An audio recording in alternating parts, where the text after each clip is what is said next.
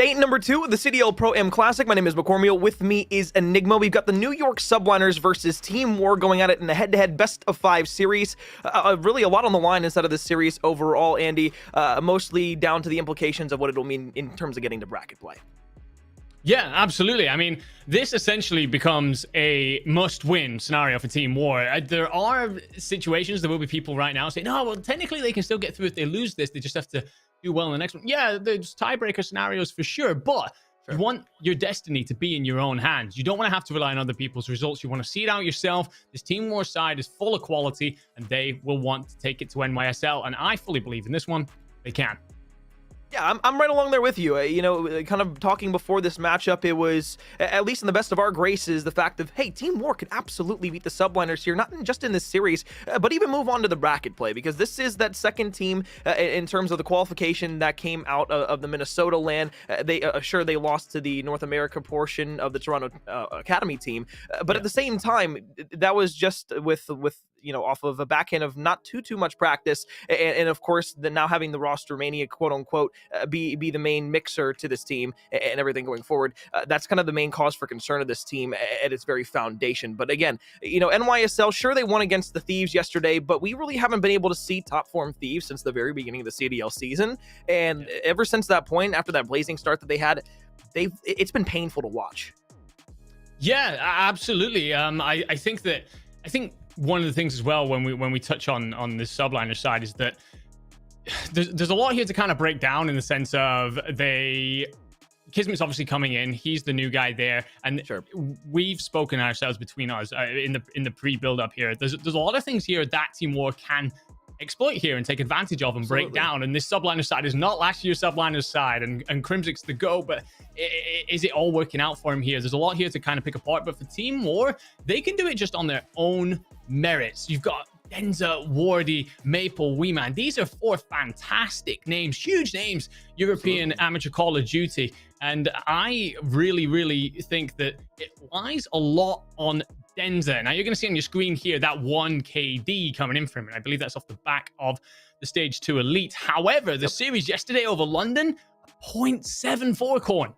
Yeah, yesterday was a struggle for Team War, for 2 players in particular. Wardy and Denza did not have a great series. For Weeman and Maple, it wasn't the same amount of struggle against the Ravens, but at the same time, there were a lot of maps that they had that could have went in their favor easily, specifically map number 1. We could talk about spawns towards the end of the game and how they only won that map by 9 points on the side of the Ravens, where Team War could have easily jumped out to a 2-0 advantage in that series, specifically after they won that round 11 S&D that followed in map number 2, but then we went back to map number 3, and it was another 2-3 heartbreaker for Team War, then unfortunately left them down with a 1-2 series deficit, and they eventually went on to lose that on a Berlin hardpoint in map number 3, or excuse me, map number 4, which I guess is kind of important to talk about, because for the Subliners, that has been kind of their best hardpoint map throughout the entirety of the year. Sure, it's been with different players. Now Kismet coming in, you expect to see him at least make that immediate impact in the search and destroys, but when we talk about that hardpoint for Berlin, if we see that inside of this best of 5 series, and of course we will in map number 4 if we get there, that is where Team War has struggled, at least against the Ravens,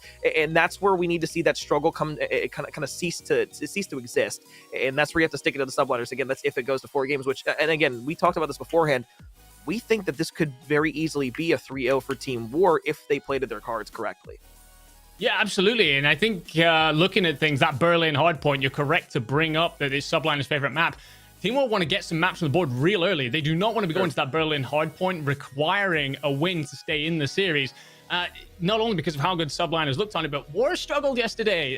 It is against the Ravens side, a very solid Ravens side. And we look back over it and break it down, and there's some glaring weaknesses for this side. One of them being P4, for example, continually got in there early. They got themselves set up. It was all one way, and I'm not sure if Ravens themselves had managed to coach this in and spot this weakness themselves, if it was just on the fly the way it all unfolded. But Team War were essentially setting themselves up to cover station, cover off the front, leaving themselves very exposed dockside, very exposed through the middle, and essentially neglecting that backside where you want to control the spawns, being easily broken, losing a whole lot of time, and then not getting themselves set up for 5 afterwards either. So there's gaps in their Berlin hardpoint. Yeah, there's gaps for sure, but it's little things like that that can be corrected over the course of multiple series, especially little things like that, and just trying to pick up where you're watching lanes specifically amongst the team. So at least in that regard, I think that's going to be something that could be fixed quite easily for Team War, and that could obviously go ahead and net them a few points there in terms of that P4 hold, and maybe get them back in good graces and stand still on the map. But just looking at this New York Subliners roster overall, it's been kind of a wishy-washy season for them because they've gone through a multitude of roster changes, and you've seen different people kind of come in and come out of this roster to try and get things better. Again, the pain point for this team has been respawns all year long, and they just haven't been able to figure that out. And as I kind of mentioned beforehand, like when you bring Kismet into this roster, Kismet has been one of the best players inside of the North America Challenger scene throughout this entire year. That is for sure.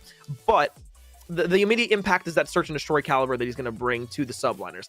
Hardpoint was a struggle, and the respawns in general were a struggle yesterday for Kismet. I don't expect that to stick around for long, but kind of one of the things that I guess goes in the favor of Team War here is the fact that for the subliner side of things, if you can't get Kismet going early in a respawn, that's automatically what you could maybe look at as a 4 versus 3 scenario, to where if everybody on Team War is starting to pick up the pace, specifically Denza from yesterday, you're going to be looking extremely good for that map, number one, especially on a Bocage that can get so mixy.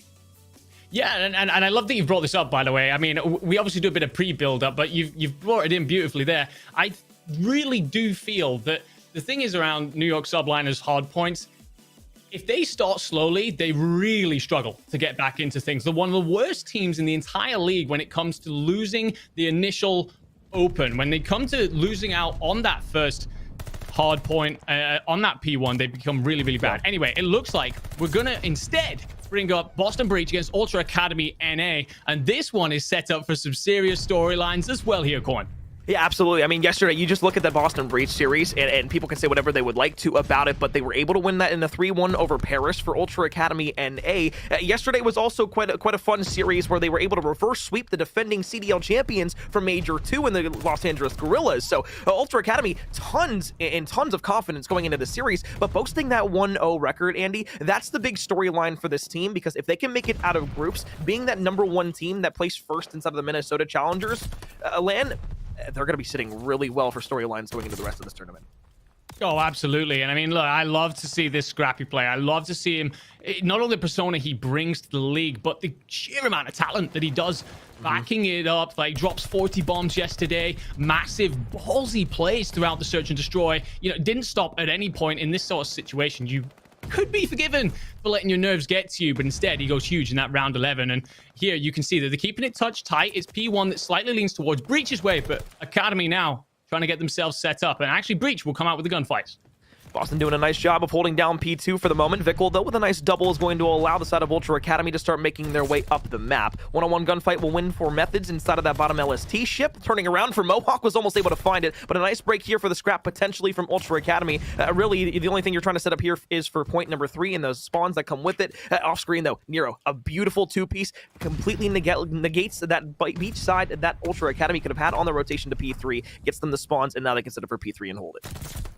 Yeah, you call it absolutely spot on. It's Nero who goes absolutely massive. And speaking of which, Capsule gets himself a 2-piece, a 3-piece, heating up early. And this is the kind of form that you don't want to see Capsule get into if you're Ultra Academy NA. He really can turn on a heater whenever he likes.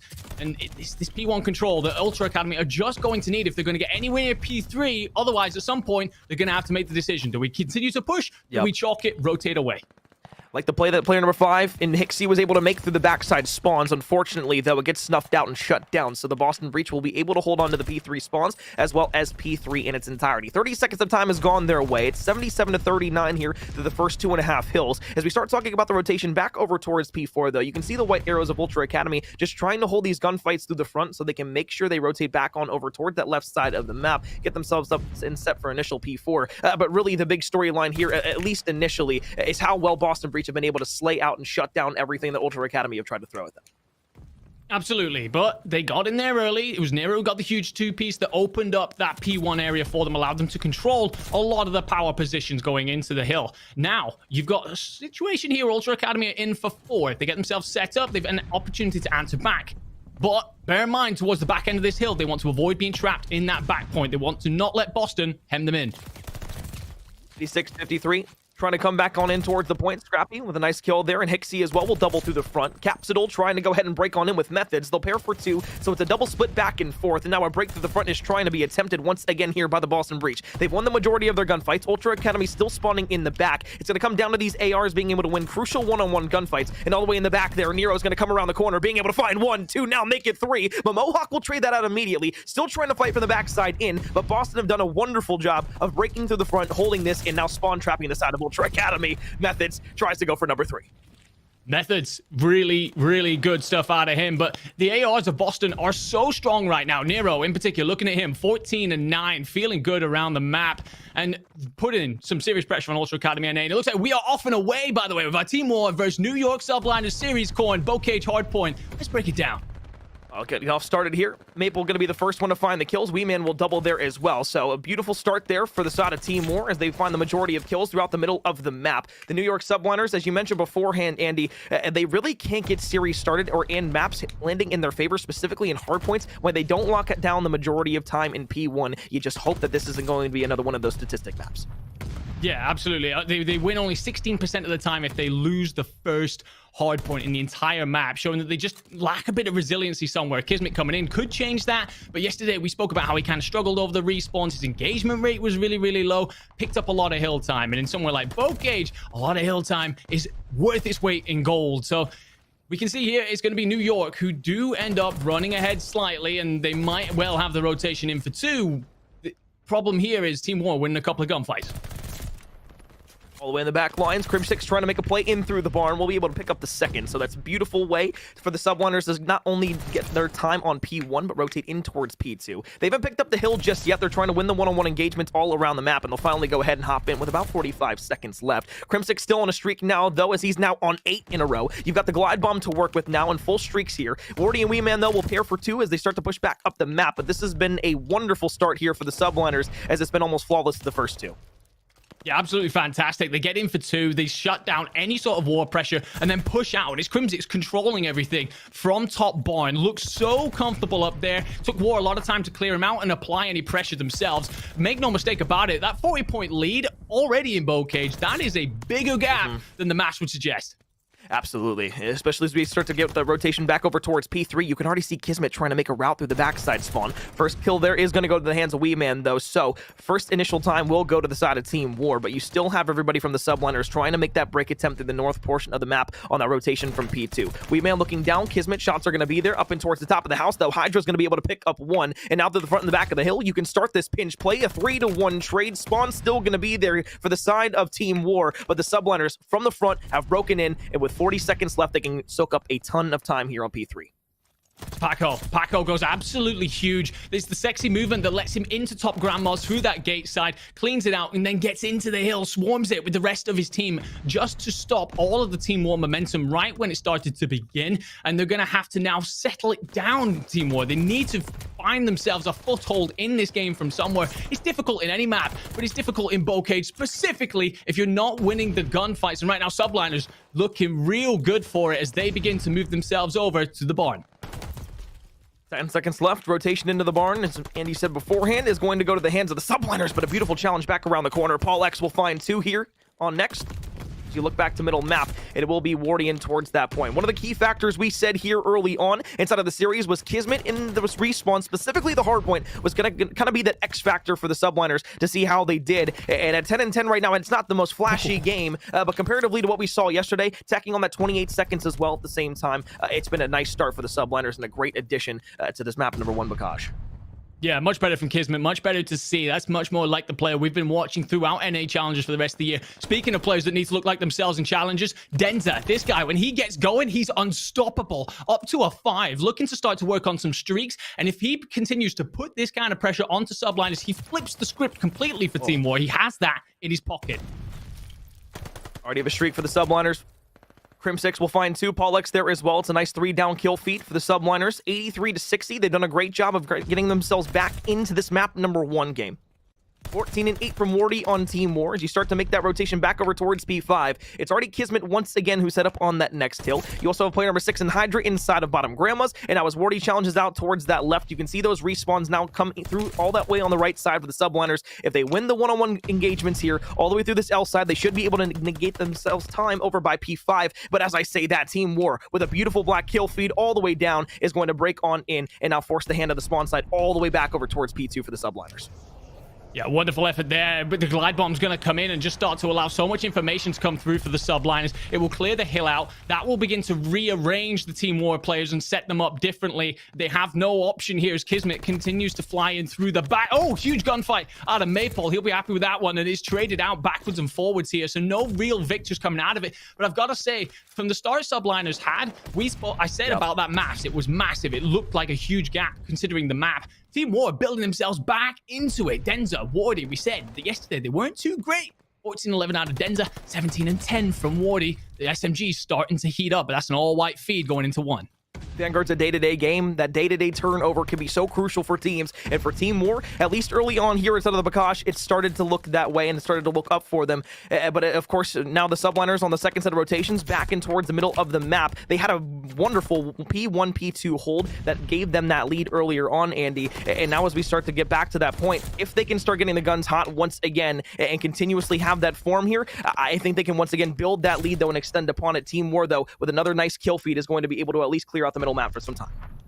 Yeah, Team War doing a much better job at just trading out the kills, taking advantage of some important power positions. Maple up in top Grandma's, for example, just slowing down New York subliners being able to put their foot down and really work through things. Crimsix, though, continues to show he's got so much smarts around the map and lines up to himself. The glide bomb has been used, but still putting out some pressure. And the thing is now, the problem is for War is it's the same scenario as last time, but a deja vu here for us. Subliners are pushed out so far. War have got so much to do if they're going to get across the map and claim back some of the points that they're going to lose here. Crim6 was on 3, gets cut down. 121, 105. Here they come from the front throw. Kismet, a one-on-one gunfight over the top of an MP40 that'll go his way. Maple back on the tank, but the pistol's going to be able to take out Hydra as well. So that's 2 quick kills for Team War, and already they've garnered themselves more time here on P2 than they did throughout the entirety of the first set of rotations when we were on this exact point. Hydra nade over the top is going to be able to break back on in. Hill time not being contested, though, at least for right now. Still a 10-point game, but they've done a good enough job of being able to clear out their side of the map for the subliners to hold on, and now it's just going to be once again that conversation if Team War can hold those P3 spawns for the rotations and of course get that initial time on the hill.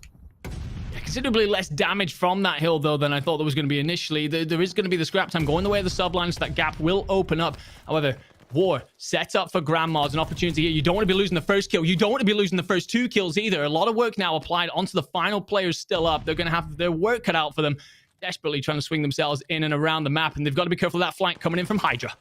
He also didn't realize that Kismet was in top of Grandma's, but as he slides down the staircase, Denzel will be able to pick that player up. Here comes Hydra, though, on the flank that Andy called out so perfectly. We'll be able to find 2. That might just be it for the spawns as they go for a 3-to-1 trade. Back to the middle, Hydra will find number 3 in a row. They've gotten themselves into the bottom of Grandma's now for the point number 3. Slides out in an aggressive challenge towards that side of the map, but with the spawns now in their favor, this is looking like a complete inverse of what we saw on P3 the last time. The subliners looking good and poised to get themselves at least another 15 seconds of time. Yeah, just that turn of pace that the subliners can bring. They just buy some time. Hydra goes on that long flank, sends it down the back of the burrows and manages to get in and around. And as he does, his team come in, collapse, apply the pressure. Team War capitulate underneath it, and it's back up to a nearly 50-point gap. Wardy will allow him a little bit of scrap time here off the back of this. But as we head back over to Barn, where it's just going to be a consistent back and forth trading process, this all of a sudden looking a bit out of War's hands. They've got to heat up. They've got to heat up now, or subliners are strolling through to the next rotation. Game clock doesn't seem to be a factor, at least at the time right now. Denza inside of P4 looks to the backside spawns. They're reading this correctly at the moment, but with a slow push, they might start to turn back around and look to other avenues and routes for players to come from the subliners. 45 seconds in, now the break comes through. Kismet the first gunfight in towards that point. Denza in the top of Barn looks for 1, gets cut out in towards middle map as Hydra is forced into a gunfight with him. And now as Maple will hold on by himself and towards the bottom of the Barn, it's a great double that comes from Weeman on the flank. And now as Maple can just sit here with his teammate inside of the point, they can soak this up. They're 30 seconds from being able to tie this game up, but this is 25 huge seconds of time here if they're able to get the scrap. Oh, I love the play there out of Maple. Just try and buy a bit more time. It is a good little period for them. Denza will back down a little bit off that gunfight. Still up, though. Weeman arrives and provides the support. It's absolutely fantastic work out of the two of them. You got to be careful of that mid-pressure coming in. But look at this. They've got scrap time left for Barn. The rotations are in here for River. This is beautiful play out of them. They will lose the opening gunfight, sure, but an opportunity here to bring things back level. They need to win these kills, though. These are big 2 kills to the front of the hill, and unfortunately, they're going to lose both of them. Crimsix, Kismet, both there. Now you have the entire hill opened up if you are the subliners. You can get all the way back down into it, and now force your hand with your ARs looking into the spawn side. Through the middle of the map, though, Weeman, Wardy, double, now going over towards the point. 1 versus 1, Kismet will wisely back off, wait for the challenge, and the rest of the team almost able to find the second, but a pinstripe kill feed allows the side of Team War to at least control that bottom portion of the map by P5. The subliners, though, now with a quick spawn, should be able to find themselves back with one-on-one gunfights. It's a 15-point game at the moment with 25 left here on P5. We'll see at least another set of rotations. We will, and it's going to be Denza trying to get in and cause some problems here for the last of the scrap time. Subliners will clear it out. Subliners actually will not fully clear it out. Wardy's going to be here to clean up the last of it. And even though there's gunfire over the top, he's plenty provided. There is going to be the support in. The 10 seconds comes in. We know that P1 next is a monumentally scrappy hill and a stone's throw away from anywhere on the map. So you don't need to rotate in early. You can arrive to this party late. And Denza's just buzzing around Grandma's, dealing with a lot of New York pressure. Finally shut down. And in we go to our 3rd set of rotations here, Corn. Man reads out Hydra, was able to pick up Kismet as well. 2 kills now 3 for the side of Team War. You look back to the middle of the map, and now you can start to plant your seed inside of point number 1 and hope that grows into a beautiful bud of time. Maple around the corner. Hydra, yet another double. He's been so big here in the late portions of this game, although maybe the statistics don't say so at 27 and 32. It's been a phenomenal game from Hydra. He's been getting 2 and 3 pieces every single time he needs to in the right portions of the map. Wardy around the corner. Another one snaps back to Hydra. Won't be able to win it. 2-2 trade. Team War still in the middle of the map. It's an 11-point game now, make it 10. The subliners have to get this rotation back over towards B2 unless they want to suffer from Team War's grasp of being able to get tons and tons of time. Yeah, War here have done the right thing. They've flipped it out, put themselves on the correct side of the map. You can see that Wardy was trying to make decisions. Do I continue to push this out? Continue to apply the pressure? No, I don't want to change the spawn side of things. I want to have the P2 tanks, and his boys are in. Although, they've got to shut Crimsix down. They've got to get him off God Tank. And Kismet has broken in through Barn as well. All of a sudden, it looked in War's hands. It's flipped completely. Subliners are in. And Kismet read the spawn. He won the one-on-one gunfight up close to the point. And now you can all just hold this tank Heglich all the way towards the back while Pollux is in the top of Barn, wreaking havoc on the entirety of Team War. So what would have been a great hold if they were able to win the initial gunfights back over towards P2 has turned into the subliners holding this from the front and now getting themselves the spawns. 25 seconds for the subliners to take map number 1. Team War is just trying desperately to get back to the point. Got so much ground to cover. They've got so much to do in order to get around. Subliners can still win off the back of this. Polex will be in the hill. Weeman on the God Tank, but he's got a lot of work to do. Finds one, manages to contest, so it will at least buy them some time for potential rotation opportunity. They've got to play absolutely perfect hard point from this point on, though. Wardy up to a 40 bomb and needs to just continue to put that down if they are going to claw themselves back into this. They're rotated in. They will have a setup. Can they hold it, Coin? Weeman went big. 6 in a row. Now it's Denza who's on 5. You look back to the middle of the map and inside of top barn. You're holding down the P3 right now. This game is nowhere near over. But as Kismet finds that kill by Kitchen, you're still going to have the close spawns if you are Team War. So if you win these initial gunfights, you pick the players in from the middle of the map, you're going to be able to hold down this hill. It just comes down to winning the one-on-one gunfights. Kismet with 2, Hydra with 1. It's a 2-3 trade, but unfortunately it's the subliners who are in. 5 seconds left. Wardy now just trying desperately to get through the front. Everybody laying down, not throwing a shoulder, not giving an angle. Everybody from the subliners winning. Kills and trades here through the front, 250 to 224, albeit it was a close and mixy Bocage hardpoint. The subliners and the CDL team will take it on the AMs in map number 1. What a match to start us off in a massive series in the context of this group. And you called it right, Hydra. His statistics at the end of this aren't going to look that great. There's going to be a lot of people on Twitter checking out the post and saying, Hydra, look at this. He only goes for 34 and 39, but puts out 4.5k damage nearly. Yep. So much pressure across the map. He's going to have a ridiculous amount of elims because so many of those are his teammates trading that out. He went huge throughout that, pushing out regularly for 2 and 3 pieces, just putting too much pressure onto Team War. Really great game, but well, might feel that they let that one slip considering they were in for 2, considering they had the opportunity there to claw up a chunk of time, and were broken way too easily. I think that could be said for a lot of the Team War holds, and as unfortunate as it is, and you say, oh, well, it was only a 26-point game. How do you mean? It's the fact that there were many times, sure, Team War was getting, 10, 15 seconds of scrap here, but it's those crucial rotations that they had early on in the game that didn't net them any time. And as weird as it sounds, that first initial hold that the subliners had kind of set the tone for the game, and it's another one of those maps here, Andy, where, it goes directly back on the point we were talking about beforehand. Subliners, they got the majority of time on P1, they won the game. Yeah, 100%. They just struggle sometimes to build themselves back into games where they start behind, and that's where we really felt that Team War needed to assert themselves immediately off the bat, and it just didn't go their way. We asked very much so for Kismet to step it up, by the way. 37 and 37 drops the most damage. Well, no, sorry, 5 less than Denza, but nearly the most damage in the lobby, the most on his team. That is the Kismet that we wanted to see come out of this series.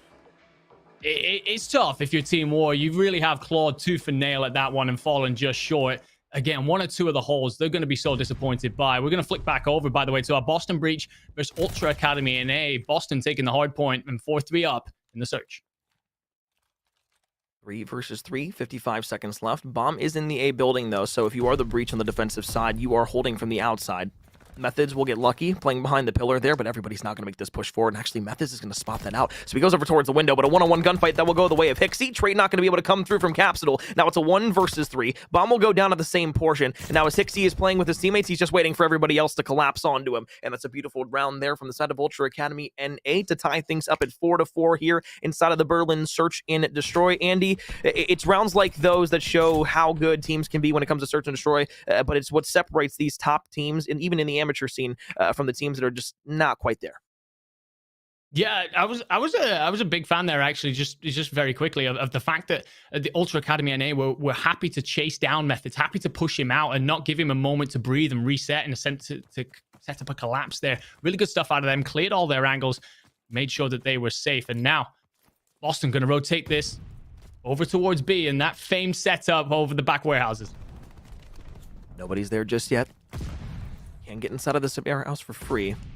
Just get in the boathouse. Now you can get this bomb down as Methods is able to find the first kill over the top. So normally a Scrappy being able to find those first bloods for the team will be the first one to fall here. 4 versus 3, 40 seconds left, and as Nero gets the gunshots onto 1, Vickle will fall. It's all of a sudden just a 2 versus 4, but as Hixie finds one with the SMG, he's already done better here inside of this map than he did in the first Search and Destroy, the last series that he played.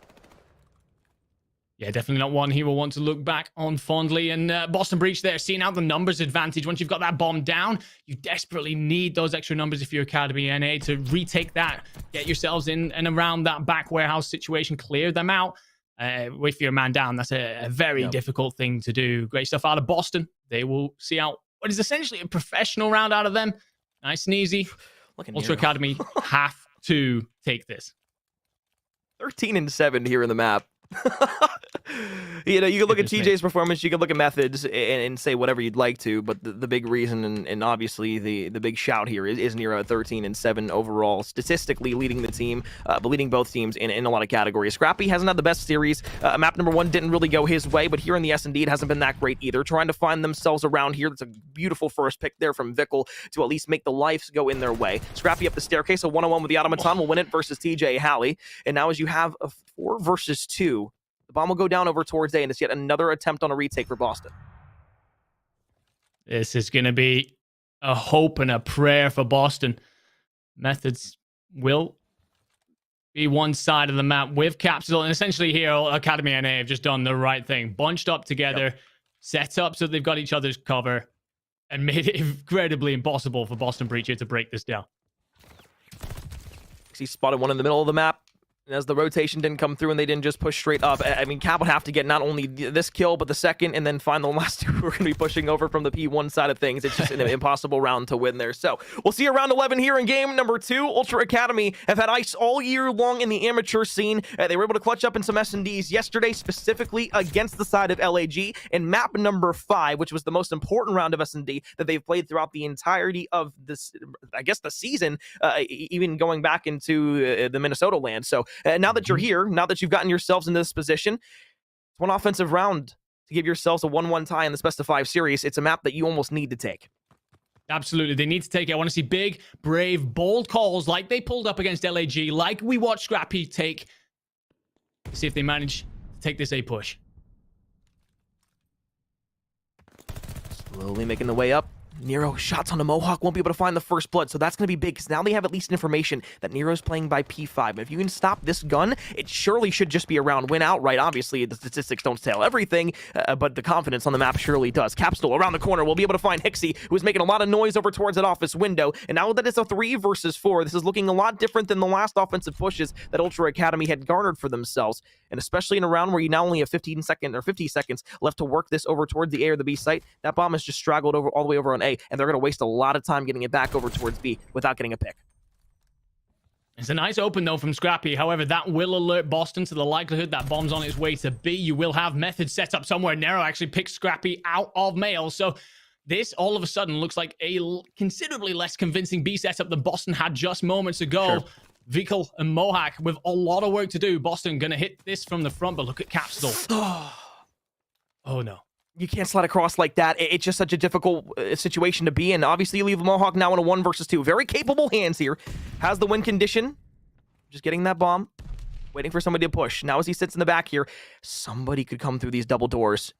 Kill him from behind, but it'll make a different push. Nero gonna get the first a little bit of information, but Mohawk will find the kill. Capsule, 1 versus 1, shots in the back. Nero's just gonna run around. It's running around the Rosie. Capsule will win it. Does he have enough time to get back over towards the site? 10 seconds left. Oh, he's got to sprint. He's got to slide. He's got to get there. 8.5 left on the defuse. Is gonna be able to take it in the final round of the S&D there. 6-5. Boston Breach will take the S&D here on Berlin, and that will give them a 2-0 series lead here on Ultra Academy NA. We didn't get to catch all of that S&D, obviously. We hopped in midway through, but the one thing that Ultra Academy NA seem to give up consistently there, the first bloods. S&D is a difficult game to win if you are lacking that numerical advantage at any point. They're giving up so much throughout those rounds, allowing Boston to essentially regroup, set themselves up, and go again. Vikal there gets it wrong as well for me. Slides out across what is a no man's land, if anything, and unfortunately, it's too much for Mohawk. Millimeters, but that is the difference when you start to play pro teams.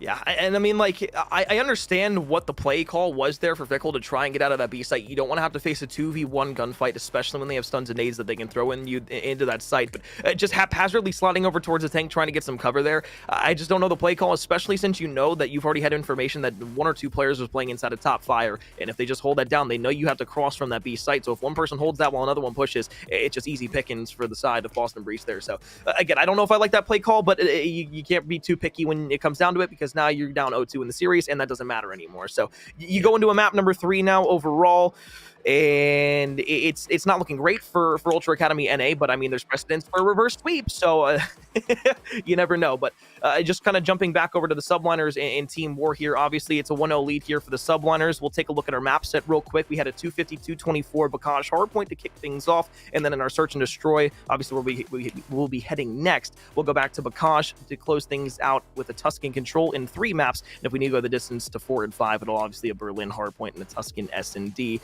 But I mean, just asking you, Andy, you know, going to the S&D here on Bocage, does it kind of favor the side of Team War or NYSL in a multitude of ways? It's difficult to say, because with Kismet coming in, I expected to massively bolster their S&D. I expected to make them much better at this mode. We saw them yesterday. It was just a snippet, but Kismet picking up the bomb and running in straight with the bomb is just going to allow these kind of positions out of Crimsix and Co. to set up and perhaps be a more solid side. Team War, the onus is on them. They need a map. We've spoken about this before we get to that Berlin hardpoint. They need to find something. Here in the round, slow defensive setup, as we come to expect here on Bocage. Bomb starting to make its way up the middle of the map. Kismet going to be the bomb carrier. We said in the pre-show it was the immediate impact, at least for what we would think, for the subliners out of Kismet would be inside of the search and destroy, giving them that prowess, especially over some of these amateur teams. But as Wardy is able to open things up with the first blood here in the round, 50 seconds left. Hydra with a sniper will find Wardy, even things out now, make it a second across the map. Okay, 2 versus 2. Hydra still with a sniper inside of top farm, trying to wreak havoc here on the muddy map of Bocage. Looks like War just gonna set themselves up here, potential retake opportunity, and actually look at the proactiveness from Denza going around the back here. He does have the Deddy available to him, and oh yes, found by Polex.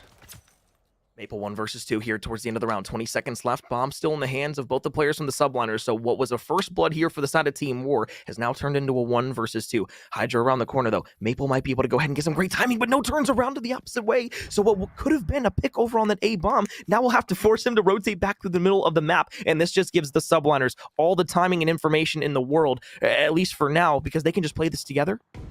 Wait for Maple to make the push. A little bit of COD time in there, though. As Maple crossed, Pollex turned away. They might think that might have been cleared for a second. They will figure it out eventually, but 25 seconds on the clock. Should hear him drop there. Maple sliding down around the corner. Might be able to spot Hydra in the corner. I think he saw his weapon, and he did. He's going to be able to find the shots, but only 15 seconds left here now to find the second player. And as Pollex is down the staircase, all he has to do is just wait for the timing here. 9 seconds, 8 around the corner, 1-on-1. Pollex is going to be able to win it without having to worry about the defuse coming through the subliners. After getting picked in round number 1, will find themselves their first offensive round. That Pollex pick on Denza in the 2v2 scenario there, crucial. I love that NY read that. They instead of trying to just get the bomb down where they could have done, they instead reset themselves a little bit. Okay, what are War planning on doing here? Or they may be trying to get in around the back. Turns out they were. They catch Denza, make it a 2v1 scenario. Completely changes the storybook, the playbook. Maple left in a tough situation. Does a good job to push it as close as he did. Just falls short. 1-0 for subliners. Making their way up the A site.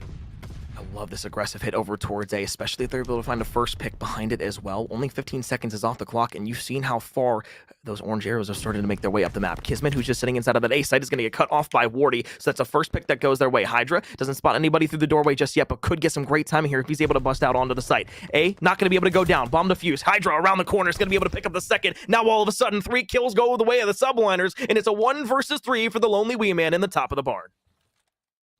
Now, I've seen him do crazier things, but this would definitely be one for the resume if he manages to hit this coin. Pollex, again, 2 huge picks, goes absolutely massive. Hydra waits on it and hits at the same time. And Wee Man will find Krim, but Krim is too good. Doesn't lose too many gunfights, even still. And subliners go 2-0 up. For a second there, it looked good for War. I thought that maybe Hydra had missed the information, but Pollex gets around, gets that opening blood, lets his teammates know, and Hydra flies on through the door. Makes it a very difficult situation for Wee Man. A 1v3 clutch there would have been a story for us to tell. That would have been a Twitter clip indeed. But yeah, as it stands, War's still looking for a way to get a true foothold in this. They keep making it close, but they got to start seeing some scenarios through. You're going to make that aggressive hit over towards A. You have to make sure you get that bomb down quickly, or you're going to suffer for it.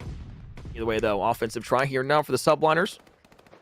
Slowly but surely here inside of the round. Once again, it's a very passive defensive play from the Team War boys. Nade over the top from Pollex. Still just trying to find some information if you are the subliners here. It was Team War who was able to find the first pick last time in terms of first blood. Unfortunately, that did turn around instantaneously after the fact, where Team War was in a 1 versus 2. So with 30 seconds ticked off the clock, nobody pushed up just yet. Kismet's the first one forward with bomb in hand. I was about to say for a second there, Wee Man got the worst timing in the world, but Maple's actually going to open up on Hydra, trying to get too aggressive and just continuing here to not give subliners too much, I was going to say. And then Pollex actually finds Denza. All yet to die here, 5 in a row. Around the corner, Crim 6, 1-on-1. Wardy's going to be able to take it in the way of a headshot. That right there is when headshot multiplier comes into effect. Paul now left in a 1 versus 3. All he needs is 2 kills here, or just not to die, because you're trying to at least get that glide bomb for yourself. You don't realize that the player's down in towards the swamp side. By that B, bomb and L. He's going to be able to pick up the kill there, get the first round for Team War on the board. So an offense and a defense go for the subliners. At least here a defense goes to Team War. They'll try an offensive attempt to tie things up at 2 apiece. Yeah, and we saw in their previous offense attempt that they do like to go quite quickly here. They like to try and get the bomb down immediately. So did they try and replicate that? They very nearly had the success with it. They just get caught out momentarily by Pollex up on that A plan. There's no harm, though, in trying it again. If you were almost successful last time out, and you can see already, Denza flying up the map with bomb in hand. They're just going to breathe, play a game of chess and checkers. Who blinks first? Hydra in the corner. Wardy's going to check it, though, inside of the shed. So all of a sudden, now it's a 4 versus 3. Team War with the first blood here inside of the round. They've gotten a bunch of first bloods here inside of this game. The subliners have just been able to make a lot of nothing out of something. And of course, That was Paul X is towards the top of the building. You look over towards that A site. Nobody pushing aggressive here because everybody on Team War has started to wrap back over towards that B bomb. So you still have Grandma control here if you are the subliners. But when this bomb goes down and you get the power positions for the side of Team War, it could be big. And Crim6 is now forced to wrap all the way back off as it's going to be a 2 versus 3. Now a 2 versus 2 though, as Paul X finds 2 over the top. Paul X has been spotted out though. He is in the 1v2. He just is going to slide away here. 35 seconds to go, and Paul here needing to bring this down to a 1v1. Finds Denza in the mid-map and does get away with his life. No trade there from Maple. Maple, though, just sitting in the middle of the map, and Pollux probably assumes that this player is going to be at least somewhere over towards the B site. So as Maple's just trying to watch across the middle of the map by the haystacks, he might get some bad timing here, though, as Pollux is in towards the top. Going to check the bomb. Nothing there. Maple will back off. Pollux actually might have spotted Maple, though, and as he won't be able to hop this bomb just yet, shots are going to be there through the black car. Almost able to win the one-on-one. Maple towards the top. Pollux there, but he's wasted enough time anyways for it not to matter for anything. Pollux yet on another 4 streak. 9-1 here in the S&D, but Team War will get their second round. We'll trade 2-2 back and forth here on the Bocage. Yeah, Paul X absolutely came to play. I think Ward there did do such a great job. Whoever shot called it, whoever decided on the rotation, the nice and aggressive rotation over towards that B side, fantastic stuff. The one thing for me, the setup was a little bit linear. They nearly get caught with their pants down trying to get themselves back into the positions that they want to be in. They get away with it. A couple of kills line it up. Paul X, though, keep an eye on him this game. He has been frying. 9-1. And of course, the player that I said, it's going to make the immediate impact for Search and Destroy for New York is sitting at a crispy 0-4 at the moment. So don't watch there. Over the top. Cast the curse, brothers. The cast the curse. It is, and it sucks, but at the same time, there's plenty of S&Ds still left to be played. It's not how you finish. It's not how you start. It's how you finish here in the S&Ds. But as Maple's in towards the top of the barn, you're looking for the player around that right side corner. MP40 going to be there, but as Kismet turns back around, it's been the game of unfortunate timings here for New York. And as finally you get 3 down, Paul X is going to be left in another 1 versus odd scenario with streaks yet still being able to be earned at 4 in a row. He has literally put the backpack on and strapped it tight here for New York through the first 4 rounds of the S&D. He has, but a 1v4, I don't think I've even casted over one of these this entire year so far. So I don't. He finds the first. He's going to perhaps get too aggressive through the second, though, and Wardy's just going to clean that up nice and tidy. Team War, such a good early game throughout this search and destroy. And I think you're right here, by the way. We spoke about Kismet. Has he improved the search and destroy of this New York side? He does sometimes have the dirty job to do. He likes to move that bomb around, and he can be one of the players being asked to throw himself in first. But right now, 0-5, you're asking for a bit more out of the player who's being expected to have an instant impact for the subliners in this mode. Finally make them competitive. Is Hydra pulling out? Is that the MP4? Who's got the sniper back out? Looking for anything, any sort of information over towards B, but most importantly, that first pick, Kismet inside yet again. It's one of those things where you expect maybe a one-on-one gunfight, but there's 2 players staring at you there. Now 0-6 here in the S&D thus far. Quite literally, nothing has gone his way through the first 6 rounds. Crim6 in the top, still trying to look down. Weeman is staring directly at where Crim6 might be. So if he peeks a little too overtly aggressive, Weeman should be able to take off the head of one Crim6 Porter in towards the top of Grandma's. 3 versus 4 now. The subliner's still down a life, but Hydra could be looking for a pick with a sniper in the back lines. Grim will open with 1, back off. Hydra's there to provide the cover fire. And this is actually something that subliners are missing at the start. The reason Kismet at the minute is being kind of hung out and left to dry is because he's just not got that cover. If you watch War engage him, they've got 1 or 2 over the top of each other at all times. Hydra and Paul X, 2v2 scenario.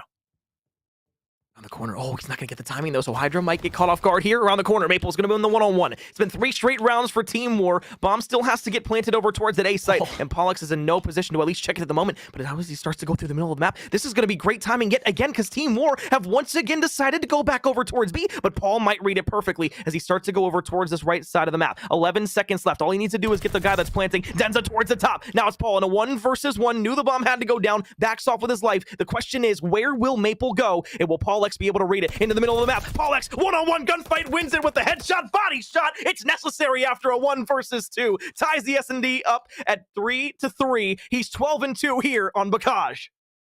It just, as soon as I saw it's Denza up in that top tower, I don't know what weapon specifically has in his hand at that moment, but if it is his favorite SMG, then it's just such a difficult spot to be expected to win a gunfight from, and he's stood 2 out in the open of it. There's nowhere really for him to switch out and just dip away from a gunfight if it does come in. Paul X gobbles those kind of chances up, and he has been cooking so damn good in this game. I really thought as soon as we saw it was a 1v2, I was like, Paul, you know, he's playing that way. He's playing that way.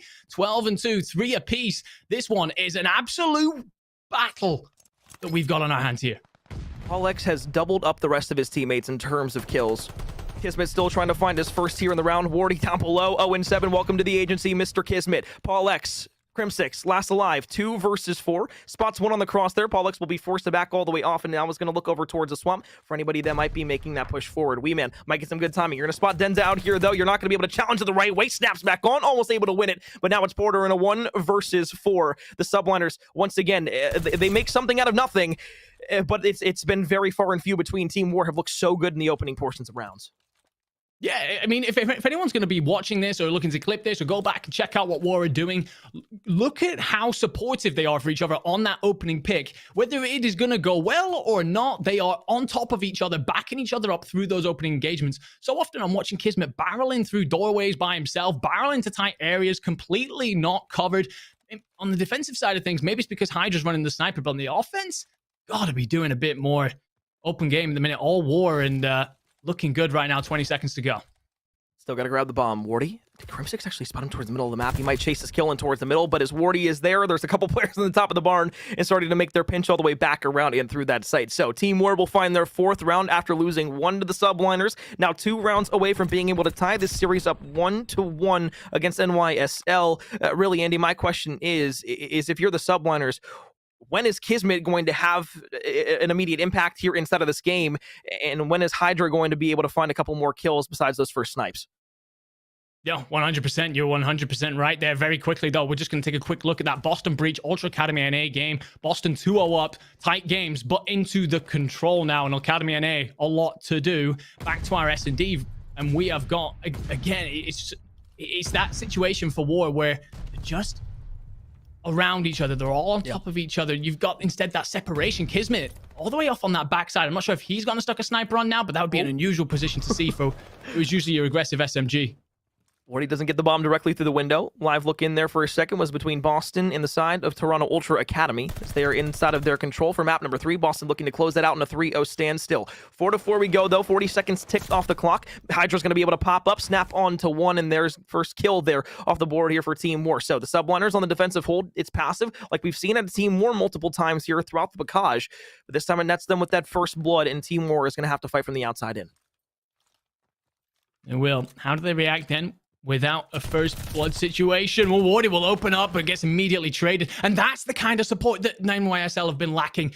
Both Hydra and Paul X swing at the exact same time. Maple left in a 1v3. We've watched him do some insane things over the years, but as he spots out Paul X, the gunfight doesn't go his way. That's his position given up. And, well, I wish you the very best, my son. 10 seconds on the clock. I don't think this is going your way. It absolutely is not. And much better. It took until like the mid game for New York Subliners there to get something going together. It was weird to see Kismet, by the way, peeled so far off, who, by the way, gets his first kill of the game, finally opens one up.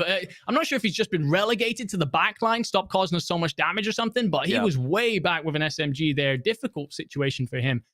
Now, can he finally start to get things moving? Sometimes just one kill is all it needs to pick your confidence back up, to get that train rolling again. Yep.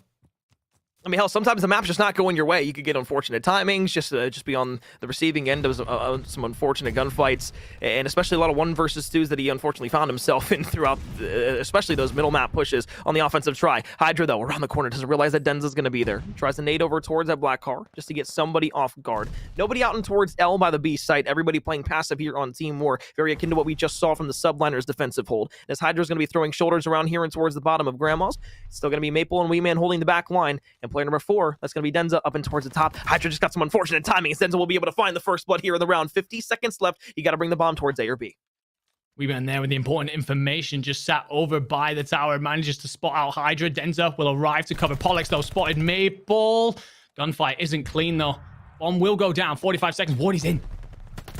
Wardy from the back. Gonna be able to find one. Crimsic, the second one up to challenge. 3 versus 2. Maple inside a kitchen, waiting for somebody to fly in. But he's gonna be the first one to make an aggressive move. Paul X tries to go ahead with the MP40. Won't be able to find it. Everybody falls. Wardy and Maple, the beneficiaries of kills towards the end there. And now Team War at 5-4 is at match point here. They're still trying to tie up the series against NYSL. But again, as Andy and I kind of went over at the top of the show, this is almost a must-win situation in series for Team War if they want to stay alive in their group and make it to bracket play. Yeah, absolutely. And it's really, really good to see them take the fight to subliners. You come off the back of that Bocage loss where you perhaps had it a bit more in your hands towards the end of the game. It's easy to become deflated. They were so unlucky yesterday. This is such an important scenario for them in the terms of their careers, let alone just their year. They're taking the fight to subliners. Wardy, 11-5, cooking it up. Nade out. Wardy jumps down. Not going to find anything just yet, but as he slides over towards the safe site, rest of the teammate is going to be here. Go ahead and give them some support. Bomb going to go down. 45 seconds left. Nobody on the back tank is going to be able to stop it this time. And this is the aggressive hit that I wanted to see earlier on the offensive side. Absolutely. Taking the fight straight to subliners, forcing them into a situation. 35 seconds on the clock. All 4 Team War players are up. Never mind. Make it 3. Pollux finds one. And all of a sudden, War need to reposition, get themselves over the top of this bomb. Kismet finds kill number 3 here inside of the S&D. Now number 4, all of a sudden, Kismet starting to feel himself. They look to the back. Nobody on the defuse just yet, but as Hydra is able to find Maple in the middle of the map. Back-to-back map 5s, rather map round 11s here on the stream. As the subliners are able to clutch up there, they will force the side of Team War to be in an uncomfortable situation that they might not want to be in. If you're going to finally show up in the S&D that you were supposed to be taking over, that's a good moment to do it. I thought that there was no way in hell. Bomb goes down. All 4 players are still up. 35 seconds on the clock before any real engagement takes place. Kismet opens up with some massive kills in Barn. Gets that Team War defensive hold splintered, smashed to bits. Another offensive opportunity for War. Is it going to be another big push towards a bomb site? Yesterday in map 2, Team War was able to clutch around 11 versus the side of the London Royal Ravens to tie the series up at 1 apiece. There's precedence for them to be able to take this. Wardy, 11-6. 7-8 for Denza. As you now start to make your way up the map, you're just trying to find your first blood here. If you're Team War, but as Crim6 is all the way in the back lines, you're going to be able to find that first blood. So the subliners, they've clutched up multiple rounds where they've been able to find the first bloods. And now that we're tied at 5 apiece in a 3 versus 4, Hydra has some more information on another player inside of Bottom Grandma. He does. And as New York here pick their moment, Kismet can fly out top Grandma's any moment. Krim is beginning to wrap around. You can see New York setting up, ready to pounce. Bomb down, 45 seconds to go.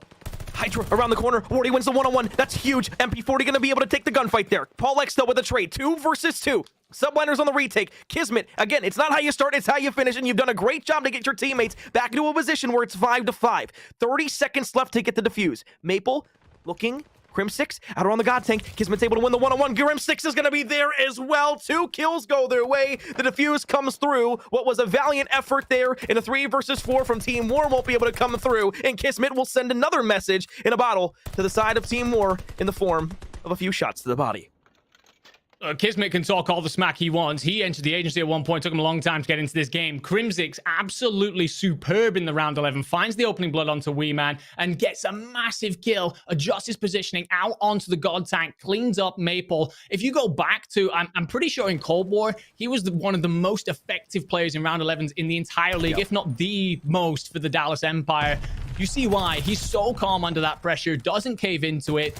Gets it done for his team, and they go 2 up in the series. And all of a sudden here, Boston Breach, Ultra Academy NA. We left this one with Boston 2-0 up. Ultra Academy NA looking good in the control here, Corn.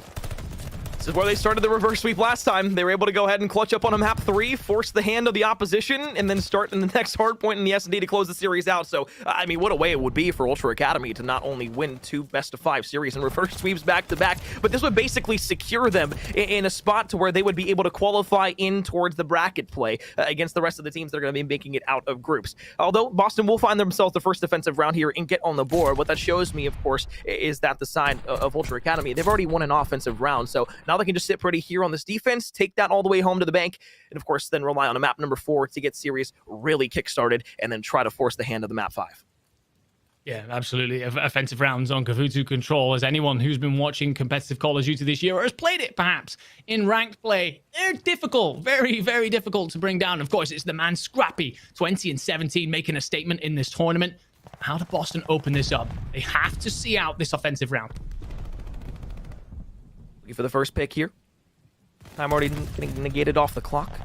Methods opens things up with a stun, but Vickle's there for a trade. TJ Halley's going to spot Mohawk, backing all the way off, so now that forces them all the way up in towards P1. This is great timing here, but really the question is, do you start to play this over towards B, maybe lose a one-on-one gunfight, and then have everybody fly back over towards A, and that's exactly what they're going to do. So as TJ Halley falls on the north side of the map, two players are now in the bottom of the LST chip, trying to run up as much time as they can, but Scrappy wins a huge one-on-one against Capsidal to now give them the P5 side of hold, and now as Nero's on the top of the boat, all he has to do is look for Scrappy here, over towards that right side, and will win a huge one-on-one as they got their first bit of progress over at that A site.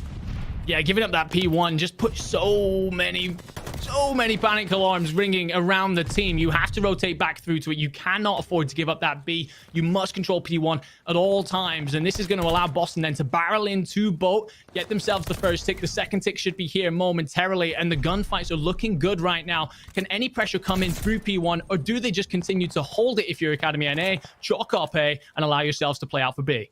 You chalk up A, you give yourselves the entirety of the north portion of the map for yourselves, you make sure you hold down your spawns, and now you can push up into the spawn side of the Boston breach, and that's exactly what Hixie has done for himself. 19-18 here in map number 3, a 2-1 lead, you still have it, but with a minute and 50 seconds left, it's a 2-life lead for the Boston breach, who have now won their first gunfight. They're going to try and get over towards P1. It's just so difficult to do, as the respawns are going to continuously keep coming in for the defensive side.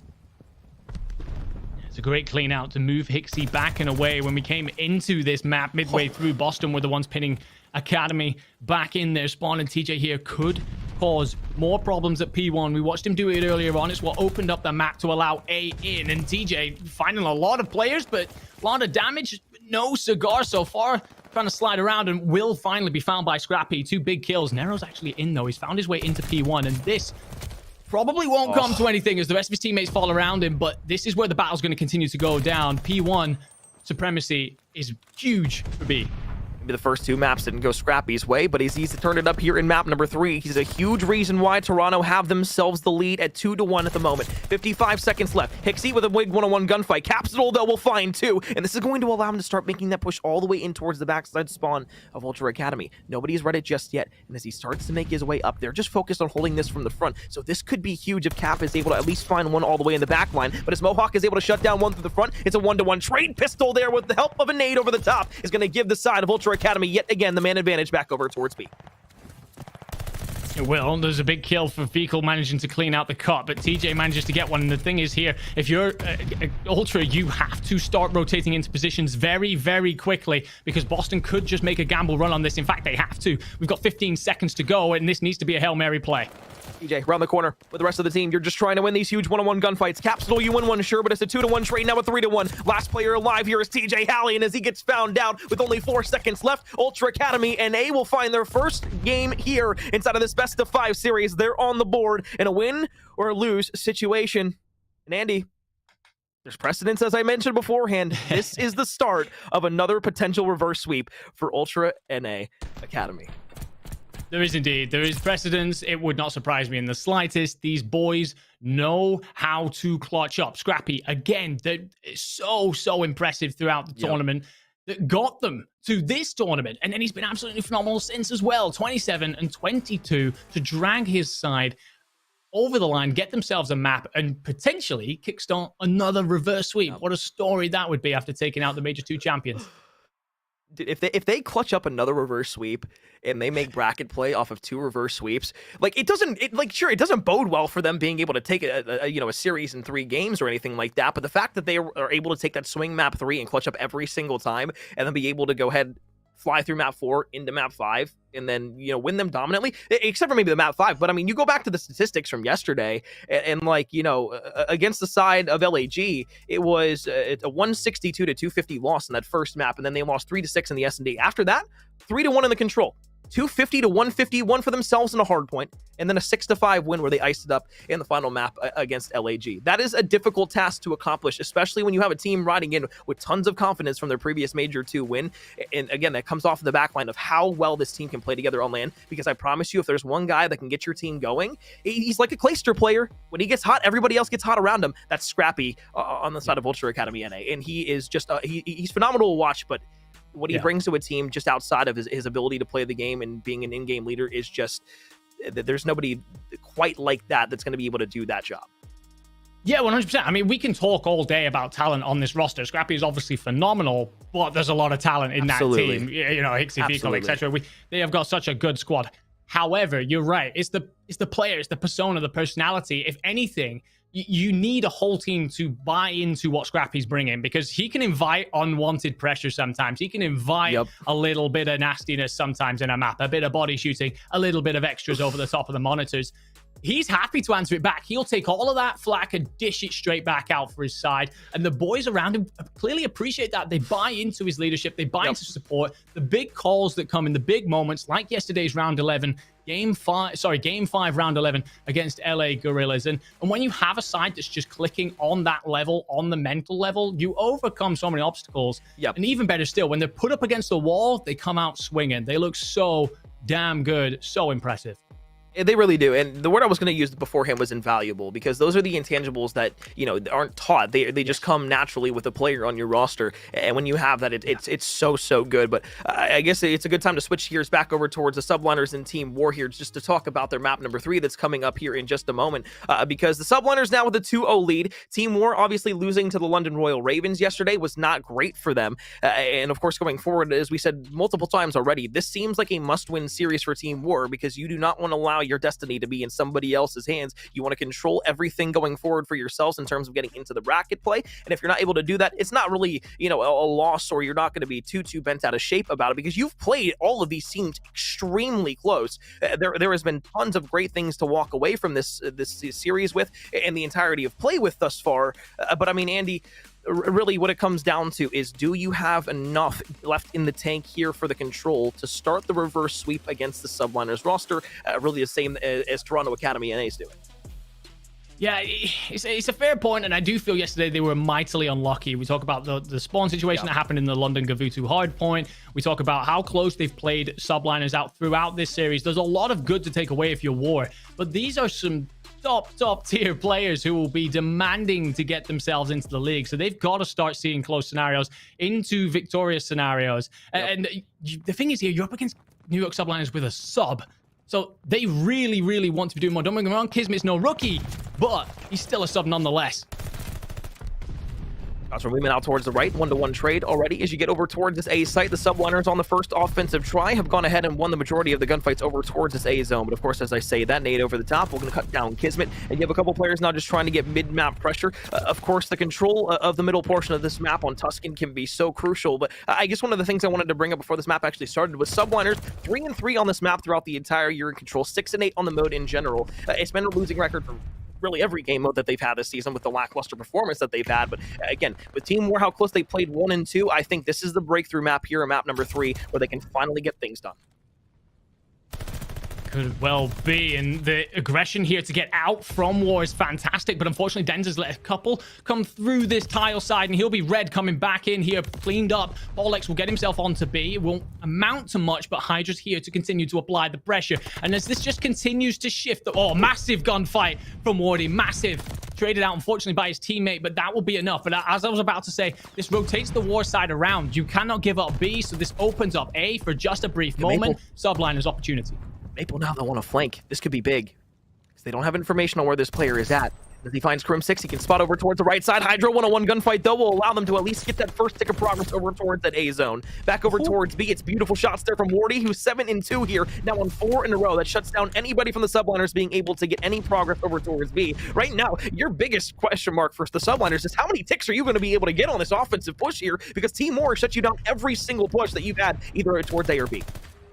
Yeah, War coming out swinging, not allowing them to breathe. We saw for a second there, Wardy, we talk about the two-piece that he picks up on B, immediately transitions himself, and we next see him up on top fire, not giving a moment's breath to consider that transition, but it's a two-piece out of Hydra that opens up mid, and A has finally been caught. A minute added onto the clock. 1 minute 20 to go. 1 life difference in it.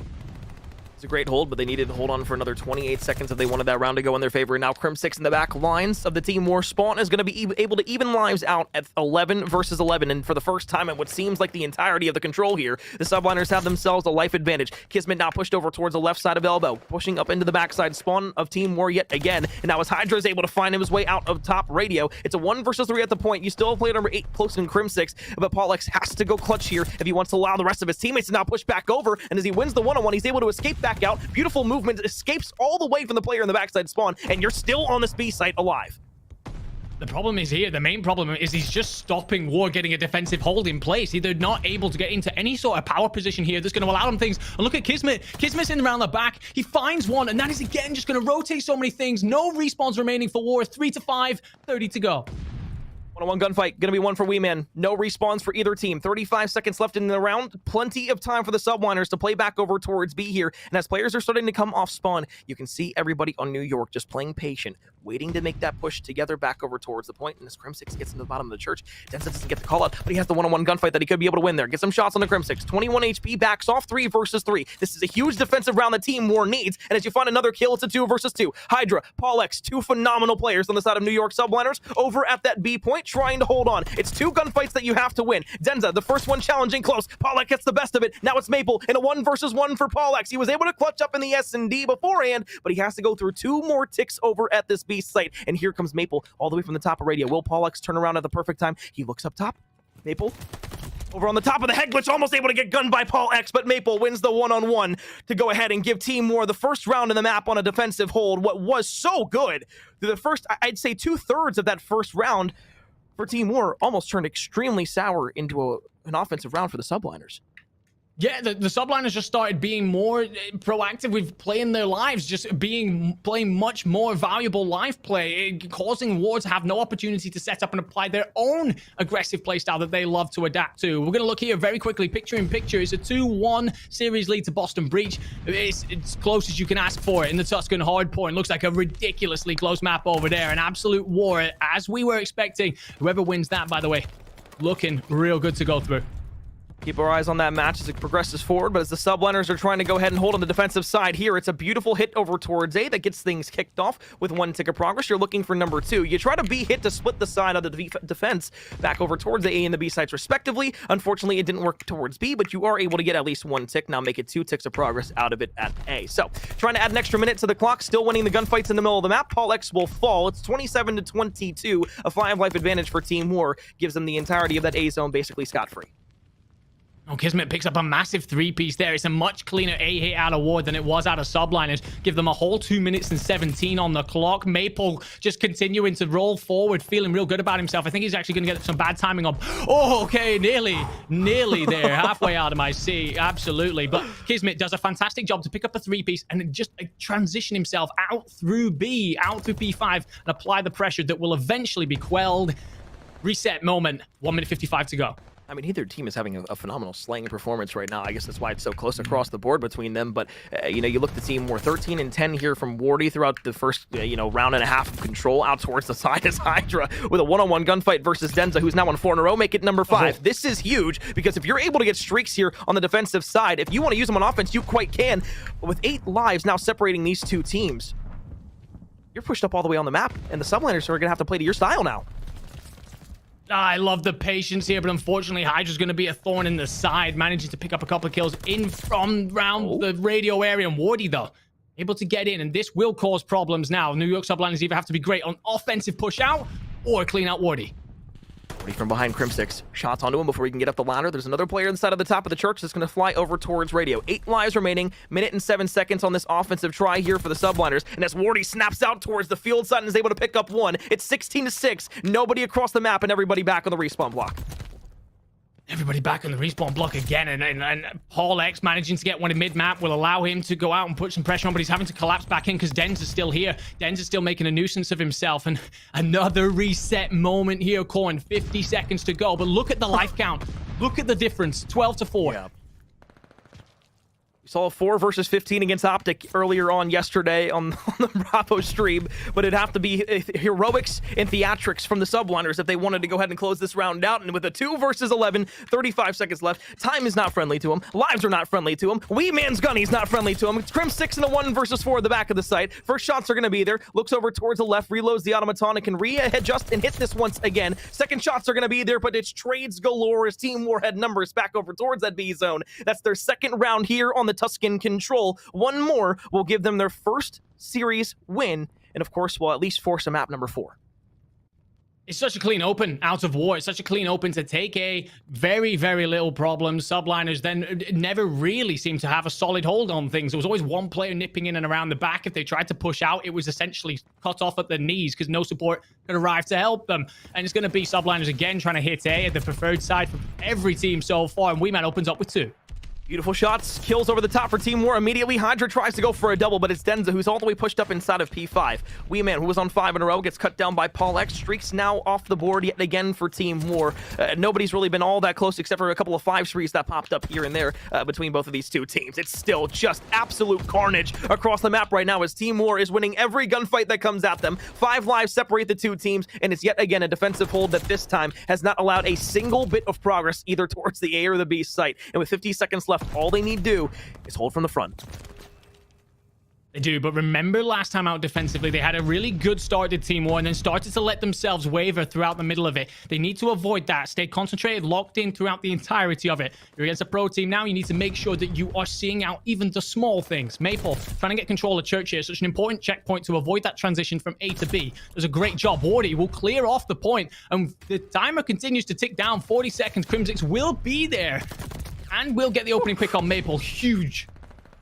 Swarm potential that Team War have to be able to collapse on points whenever given the opportunity has been massive. But with 2 ticks now looking to progress that final third tick at that A zone, Team War on the defensive side just looks to chalk this up and hold over towards that B zone. Kismet, though, unfortunate teammate from Crim6 will cut that down. 3 lives now separate the two teams, and as Team War can just hold on over towards their spawn side, it's only Hydra who's pushed up the map.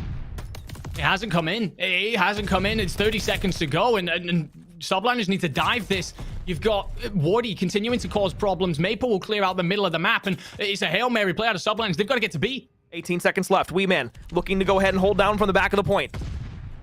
Trying to go ahead and stop this time as much as possible. It's actually the side of the Subliners who have completely negated that A zone, but it's 2 players still alive over towards this B site. Wee Man, one-on-one gunfight against Hydra, will win it with a pistol. Oh my, aggressive on the Paul X with the pistol as well. A rat-a-tat all the way to the face. And now you go back over towards B. Maple trying to make quick work of Kismet. Will be able to find it around the right side. Contest now going to come in. You know exactly where that player will be, but as Hydra is there in the last one alive, it's a flank here from Wardy that could shut it down, but it's Denza at 21 and 20 who's going to be able to go ahead and pull it through. Team War, a quick 3-0 of the Subliners in map number 3 will get them on the board in the series, and they will go to a map number 4 to try and extend it to a 5th and final map and complete a reverse sweep.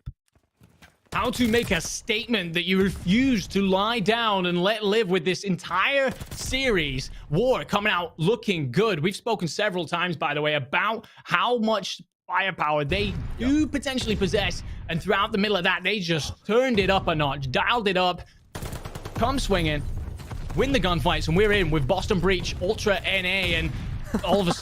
Ultra NA need to win this in order to stay in the series. It's Breach that are going to be in for P5, but as we know with this hill, good luck, son. Grenades, gunfire, the kitchen sink, it's all coming in.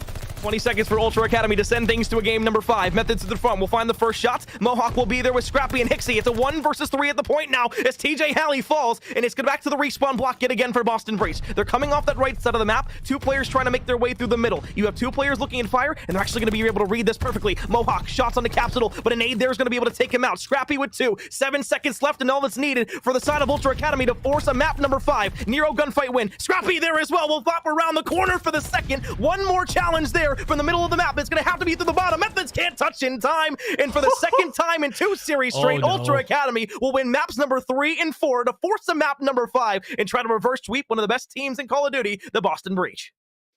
Make no doubt about it. One of the best teams in Call of Duty. This Boston Breach side have been phenomenal of late. And you had players like TJ coming out there putting up 30 bombs, 35 and 28. Beautiful out of him. Not the game that Nero will want to watch back, bear in mind. Considerably down on the damage, considerably down on the kill death department as well. Really not solid from him. But We've been here before. You've spoken about it. There's precedent. They reverse sweeped yesterday. Game 5, round 11. When you put this side up against the wall, they come out swinging with everything. Vika with a 30 bomb. Scrappy with a 30 bomb. When we came in towards the end there, Hixie picking up big plays. Oh, this side do not go away. They just do not die.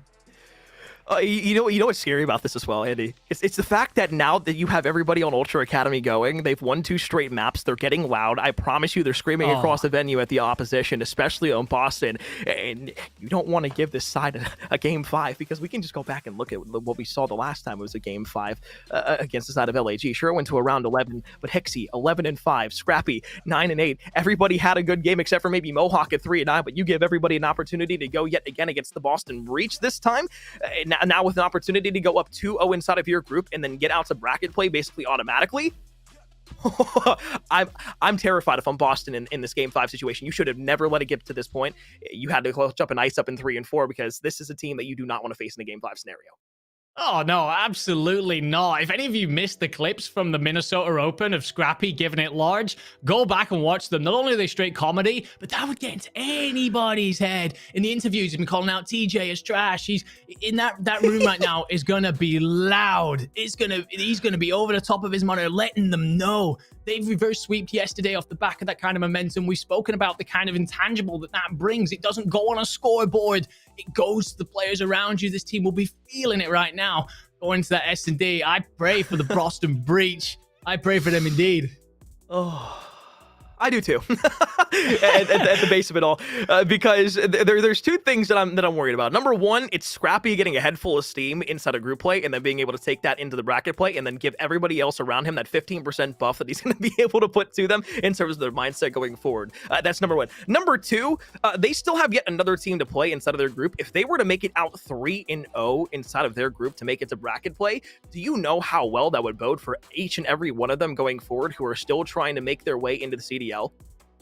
Yeah, absolutely. Huge. This is, make no mistake about it, this is the biggest weekend of their year. For many of them, the biggest weekend of their careers. A lot of these players have been buzzing in and around this level for a long time now, saying, I deserve to be in your seat. You reverse sweep the major 2 champions. You come out and reverse sweep the Boston Breach. What better way is this to say for Hixie? You know, put me into the starting lineup. Absolutely. Scrappy, come and sign him. Someone put this boy in the league. We don't have to say that because he's going making that statement himself, looking ridiculously good on the map. And if this happens, if this does indeed happen, I'm calling it a day and start looking at Twitter. I want to find out what's going on because this is going to be all over the place. Other things, other news around, LA Thieves go ahead and beat London 3-1. So that does not bode well here for Team War. The good news is that technically if Team War were to be able to come back here against New York, win this series, that would also put them at that 1-1 standstill, so where everybody in Group C would be at 1-1. And since Team War would have to play the LA Thieves after the fact, that would guarantee them at a 2-1 standstill over the side of the Thieves, and that would guarantee them into the bracket play. However, they still have to be able to come back inside of the series in order for that to happen. Team War here on Berlin against New York Subliners. We talked about this at the top of the show, Andy. This is New York's best map when it comes to hardpoint. This is Team War's map where they unfortunately suffered quite a big deficit in a loss just the other day, or rather yesterday, against the Royal Ravens to close out a series against them. Absolutely. And if you're worth your salt, you went back, you VOD reviewed, and you figured out what it was that you were doing wrong. You try and apply it right now because the Subliners, they have a fantastic coaching staff and some incredibly experienced heads looking at players like Crimsix. They are going to have seen those flaws. They're going to want to exploit them. And already off of P1 here, a lot of kills going the way of Subliners. It's going to be a narrow lead. This hill, it can be extremely scrappy, but who begins to rotate first? War looking to get themselves around the map, dockside. Nice little camera angle gunfight that goes the way of Team War. It's a 2-2 split as we go over towards a set of rotations. Hydra actually spots out Maple all the way over towards the dock side, so maybe you get some great timing here. You're absolutely going to. Hydra going to be able to pick up the first gunfight there. Crim6 in the middle of the map will find a second. So it's Team War lost about 30 seconds on Pete. Number 1 Hydra will slide in down the banister, say how you doing, knock him back to the respawn block, and a quick break there from the subliners is going to net them tons of time, but they've got great map presence now and all the power positions in the world to hold on to P2. This is what we said they need to avoid. They need to get these holds in place and iron grip them through.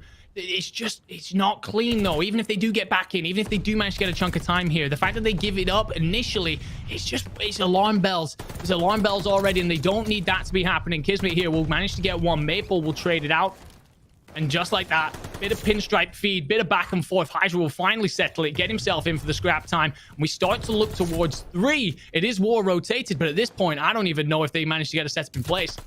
I mean, with the scrap time here, if you are the subliners, you know, you're okay with it, but Team War did a phenomenal job after that very initial quick break that came through of being able to cut everybody out of the subliners from that point and then being only able to negate them about 27 seconds of time there on P2. So that was a great hold from Team War, and now they can really focus on the big money hill that is P3, because if you win these gunfights out the front and you hold down that dock side and into fire, you're going to be able to get yourselves probably 45 seconds, maybe even 50 on this point. And as Denz is now walked up the staircase, he's going to be able to knock Crim6 off the board down a peg, and now going to be able to find a flank off the respawn as well.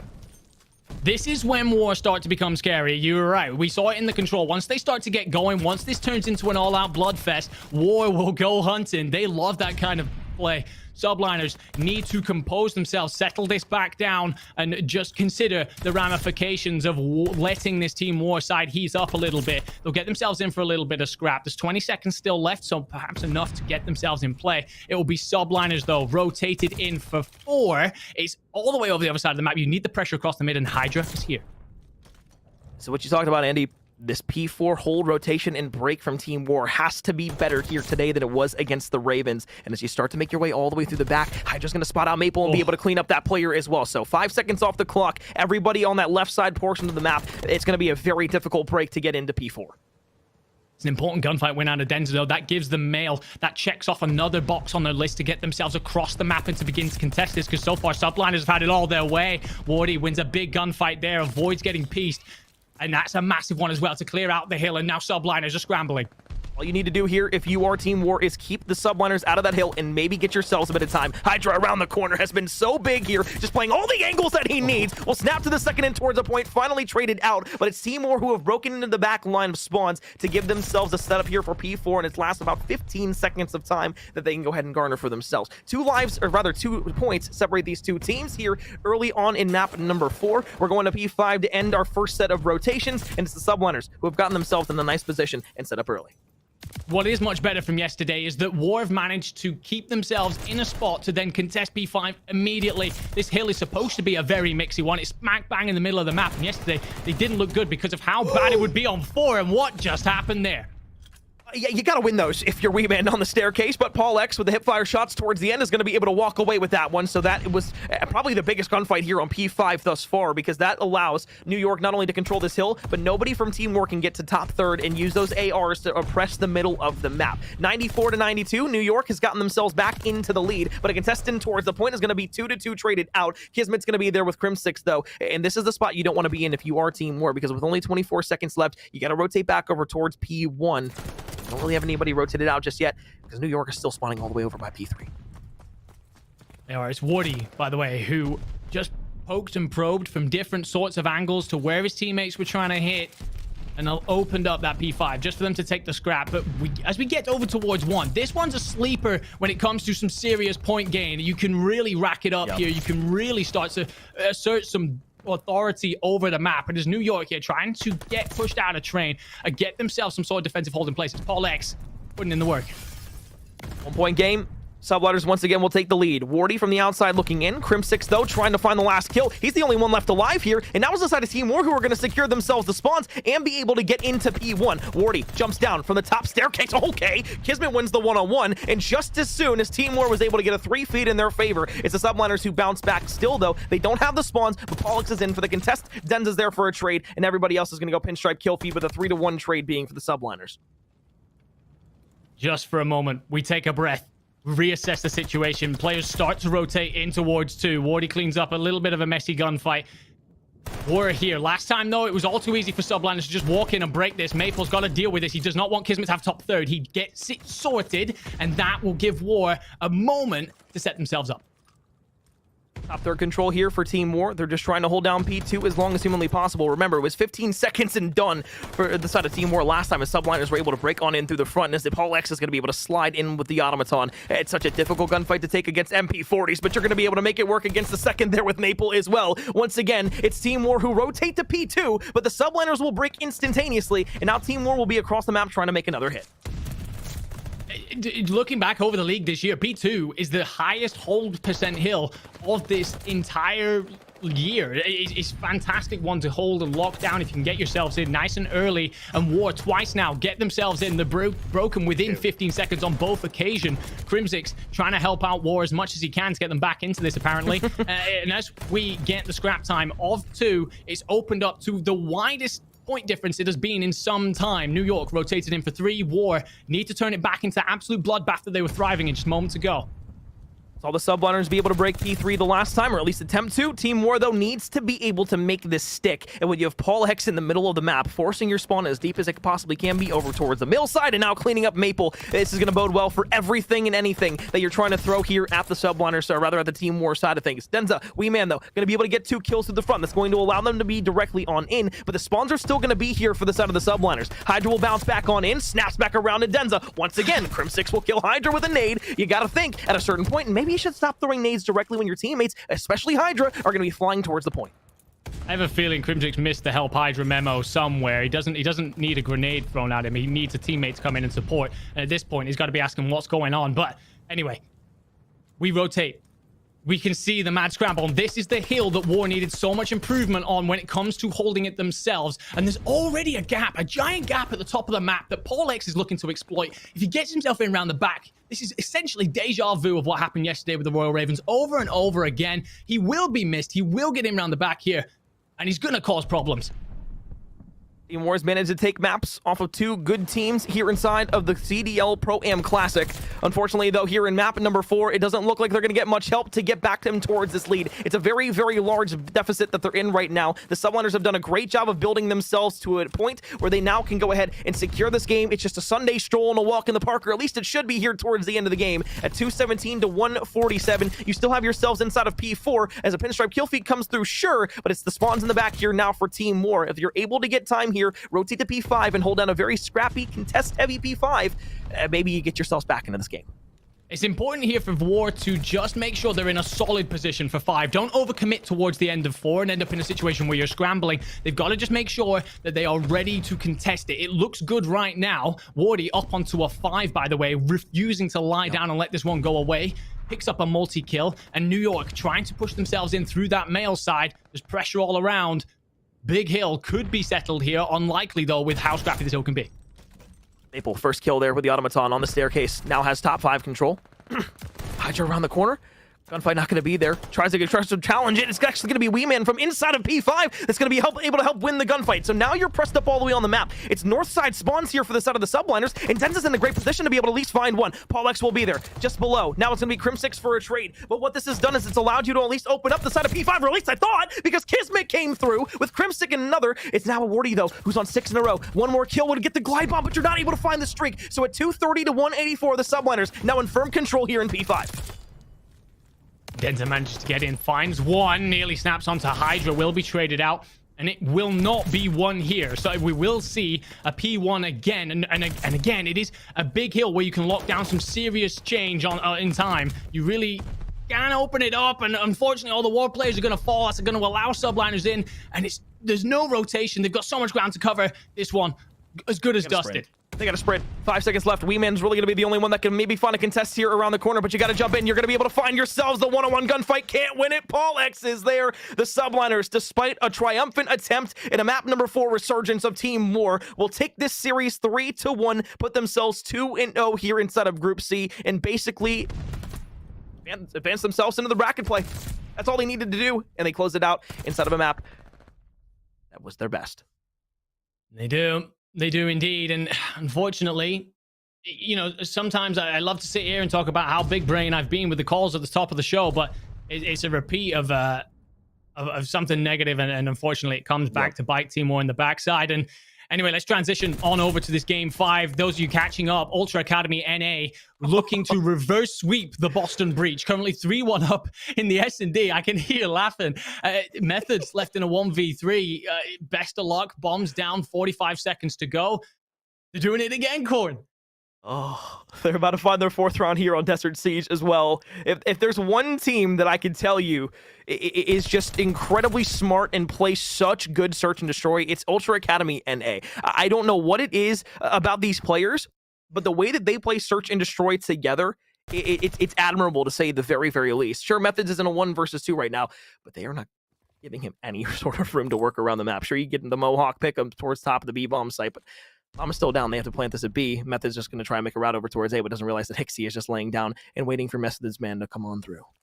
Yeah, I'm pretty sure Scrappy saw him as well. Calls him out. Bomb will not go down. That will be cleaned up. And goodness gracious me, Corn. 4-1 up on the back of potential reverse sweeping again. I mean, it's got to be loud in there. It's got to be pumped in there. We've missed the first half of this, of course, covering over the Subliners War game, which was an absolute banger, by the way. We'll get back into that.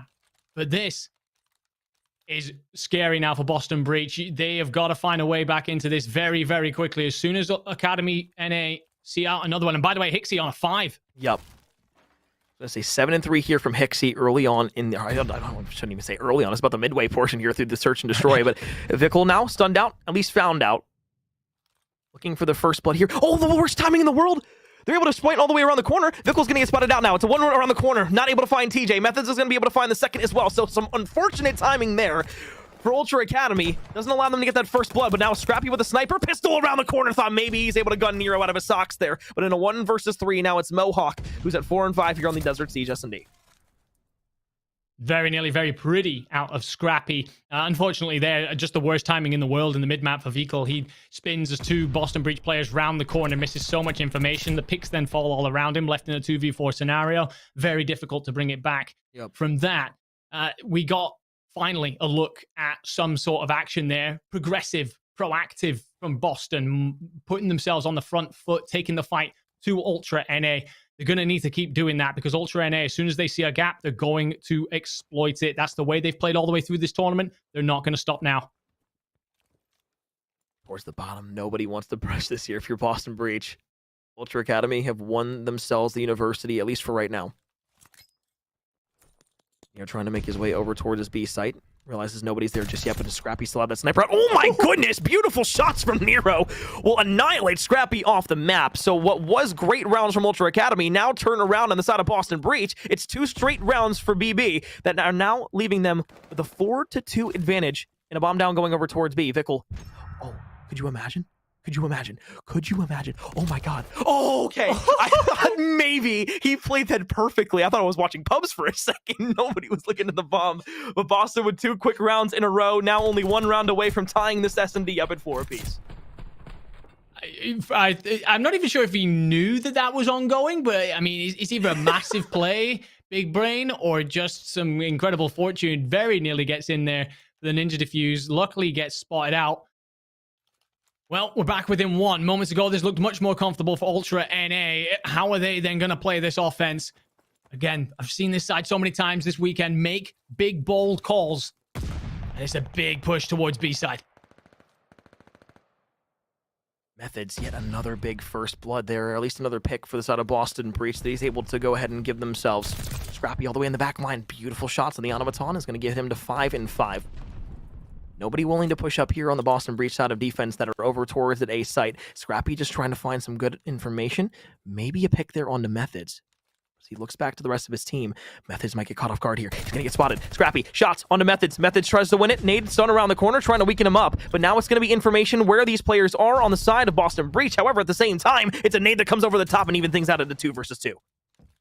It does. Capsule has the power position up at top uni. He's going to... The big call comes in. The rotation comes in from Ultra NA. They will eventually work this out, will the Boston Breach. They must figure out the timing somewhere. Nero, though, has no idea where he's checking. Backs off, and That will actually open the bomb side up. Looks like Breach are just happy to play retakes. Such bad timing, but who's going to be able to get the gunfight win here? Scrappy or Nero? They're going to both look at each other. Scrappy's going to be able to take it. Cap still the last one alive. 1 versus 2 to tie things up at 4-4. He's going to be able to win the first gunfight, but the trade is there. They played it perfectly together. Bomb goes down. Player now pushes up the map. 5-3 here. Ultra Academy NA. 1 round away from reverse sweeping not only LAG yesterday, the defending champs from Major 2, but also reverse sweeping Boston Breach in the same breath 2 days back to back.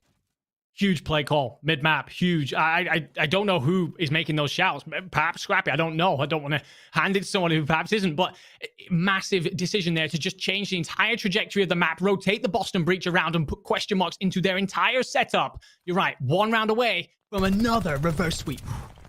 Shots from Methods tries to be the player to go ahead and get the first blood there for the side of Boston Breach, but it's now going to be Vickle, who's on 3 in a row. 8-5 here in the S&D. The second one will fall. Scrappy, though, gets gunned by Nero. 2 versus 3. Boston Breach still have the availability to win this round. 1:05 left. TJ Halley will go ahead and find the second. Vickle on the bomb site. This is going to be bad because Nero's going to be there. Now it's a 1 versus 2. Player in towards the top. Nero just trying to walk around the corner. Hawk 1 versus 1. Can't win it. Boston Breach now again within 1 round of tying this game up. 4-5. An offensive round that goes their way.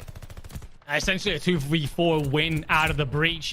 Nero with 2 massive gunfights, picks one up early on there when it looked like it was his to lose, then slides in and cleans up the back end, trades out his teammate, well, cleans up before his teammate goes down. Massive gunfights, desperately needed to be won, but it is now Ultra NA on the offensive. For a lot of teams, you would say the offensive is the disadvantage. These guys love to make big play calls, and quite often they throw the other team apart. In Bottom University, though, 3 different players from Ultra Academy NA are just going to sprint all the way out the back. Hixie's going to be the first one. Methods doesn't realize that there's a player pushing all the way around the back, but Hixie's going to get some bad timing if Methods is able to go ahead and reflank the flank. Hixie now looking all the way through. Nero will find the first one. Hixie, though, all the way in the top is going to be able to find one. Doesn't realize that Methods is still behind him, though. 3 versus 2. Bottom University now controlled by Boston Breach. 1 minute left on the clock for you to make the bomb push over towards A or B, and now it's Mohawk once again in a 1v odd. Is it happening again? Are we about to see another round 11 come through? Mohawk, I felt like he was way too far split from his side here. I felt like he was spent too long over towards that B side, away from his team, not providing enough support. He's around the back. He spotted TJ. Oh, he spotted TJ. He's going to be able to find the 1-on-1 gunfight there. 1 versus 2. Methods around the corner. Okay, Mohawk is able to win it. 1 versus 1. 25 seconds left. Bottom of the University. All he needs to do is grab the bomb, work it either over towards A or B, or win the 1-on-1 versus Capsidol. This is the biggest moment of the game. This might be Mohawk's greatest play of his career thus far if he's able to clutch it. And as Capsidol is now working his way over towards B, he might be able to break out the top. Is Mohawk going to get the timing? Is Mohawk going to get the information that he's broken it out? Trying to go ahead and plant the bomb here. He's going to go ahead, hops on it in 4 seconds. This is going to be all Capsidol's timing here, trying to go back over towards A. You're going to get the bomb off. 45 seconds left. 1 versus 1 around the corner. Mohawk wins it. 1 versus 3 to give them the 6-4 win. Complete the reverse sweep. The breakdown from Boston Breach in a series that they should have won 3 maps ago. Oh my God. What are we witnessing? I cannot begin to fathom how loud it is in the arena right now. You've got Mohawk just clutched a 1v3 to avoid sending the game to round 11 to get a reverse sweep after reverse sweeping yesterday in around 11. Oh, goodness me. Goodness me. You guys don't get to see us midway through a round, by the way. We were both everywhere. Shapes, YMCA'ing in my chair. What have we just witnessed? Okay. I love Call of Duty, man. Well, welcome to the Pro-Am, folks. I guess that's a great introduction here to day number 2. Ultra Academy NA, another stunner late there, and everybody just across the board, a good game for Ultra Academy. Nobody really fell behind. Nobody really had a pop-off game, except for Mohawk there, who was 4-9 going into that last round and was able to walk away with a 1 versus 3. I said it could be the biggest play of his career. That was a stunner there to give them not only the win in the 6-4, but to prohibit the round 11 from coming through. Andy, just looking at the statistics, I mean, I got goosebumps. Oh my God. I don't even know where to take it from there. Ridiculous. Like, you're right, Mohawk. Like, I was giving him a little bit of flack. I was like, you're too far away from your team. You're not doing enough. You need to come in and support your boys. This has gone to a round 11. This is in round 11 territory. You've been here before. Repeat what you did yesterday. Doesn't even need it. Mohawk wins 2 huge gunfights. The first one, fine. TJ gets a massive second. And then the absolute bravado to take on Capsule there. Sees it out. Fantastic stuff. This side truly have a spine to them that is just this. When we talk so often about untangibles, things you just can't put on the scoreboard, it's stuff like that. The belief, a lot of players there might just lazily kind of throw their life away. They've accepted that it's around 11. Mohawk's not had a great game by all stretches. He's 4-9, kind of been out of it for a lot of time. He's locked in, he's dialed in, sees out a 1v3.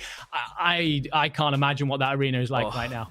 Well, I mean, the round beforehand, he was in a 1 versus 2, and it looked like he just kind of played it a little haphazardly. It just seemed a bit weird with the gunfight that he was trying to take over towards that B-bomb side. It didn't seem nerve-wracking or like he was nervous. It just seemed like he didn't have the confidence to take that 1 versus 2 gunfight. But after he found that first kill in the back line and was able to drop down and then got the 1 versus 1, Mohawk's one of those guys that just doesn't lose his ones, and that comes to fruition at the very end of the round there. It was just so perfect, I guess is the word to describe that. Because, like, yeah, we can talk about the New York Subliners and Team War series all day, but you know what everybody's going to be talking about here for the next couple of days, because I believe that actually is going to secure Toronto Ultra Academy NA into the bracket play. What everybody's going to be talking about is the 2 reverse sweeps to come back and be able to clutch that up. You just can't teach that. No, absolutely not. I mean, we are going to get to see our group graphic here, and there is confirmation. Ultra Academy NA go through 2-0. We've all been speculating for weeks about which team will end up punching through. I mean, I think a lot of people would have said Ultra Academy NA had a good chance. In the fashion that they've done it, outrageous. I mean, you look across the board at everybody else. You look to StrikeX, Ultra Academy, Team War specifically, and Ultra Academy. Both of those teams took very good maps off of the teams that they were playing. Ultra Academy EU obviously had to play Optic, Texas, Rocker, and the Mutineers in the same group, which is not an easy task to do. But at the same time, of course, StrikeX had to play Atlanta FaZe, Seattle Surge, and Toronto Ultra, which, hey, Toronto Ultra decided they could win some hard points here this weekend. So that's been good to see for them. But I mean, overall, you have at least 5 of the teams that are going to be secured. We're going to have to watch over the next course of today to see who else is going to be joining inside of that single elimination bracket once we get into the next day of play. But I mean, Andy, right now, just your thoughts in general before we go ahead and send things to a break. Misfortune for Team War. So close, but so far for the minor things that they would look to tweak. If we were to have another one of these, perhaps throughout the CDL season, then I really do think that they would come back a much stronger team and perhaps see out a lot of these close games that they've seen, work on the finer things. It was disappointing to watch them throw away the same scenarios throughout that brilliant hard point that we've spoken about at the top of the show. As for Ultra Academy NA, goodness gracious me, I love this side. I love them. They were a fun team to watch, and it'll be fun to watch them going forward throughout the rest of the weekend here and throughout the rest of the Pro-Am. In the meantime, though, as we get ready and set up for the next set of matches here on the Clutch GG community side of things, we're going to send things to a quick break. It's going to be my last series here on the stream today. It's been a blessing being able to cover the CDL Pro-Am Classic with my old boy Andy. It's been a while since we got the cast together, but I'm glad we could get it for these first 2 series. You're going to be joined by Visions next, so as we kick things to a break, we'll hope you stick around here, and we'll see you when we come back.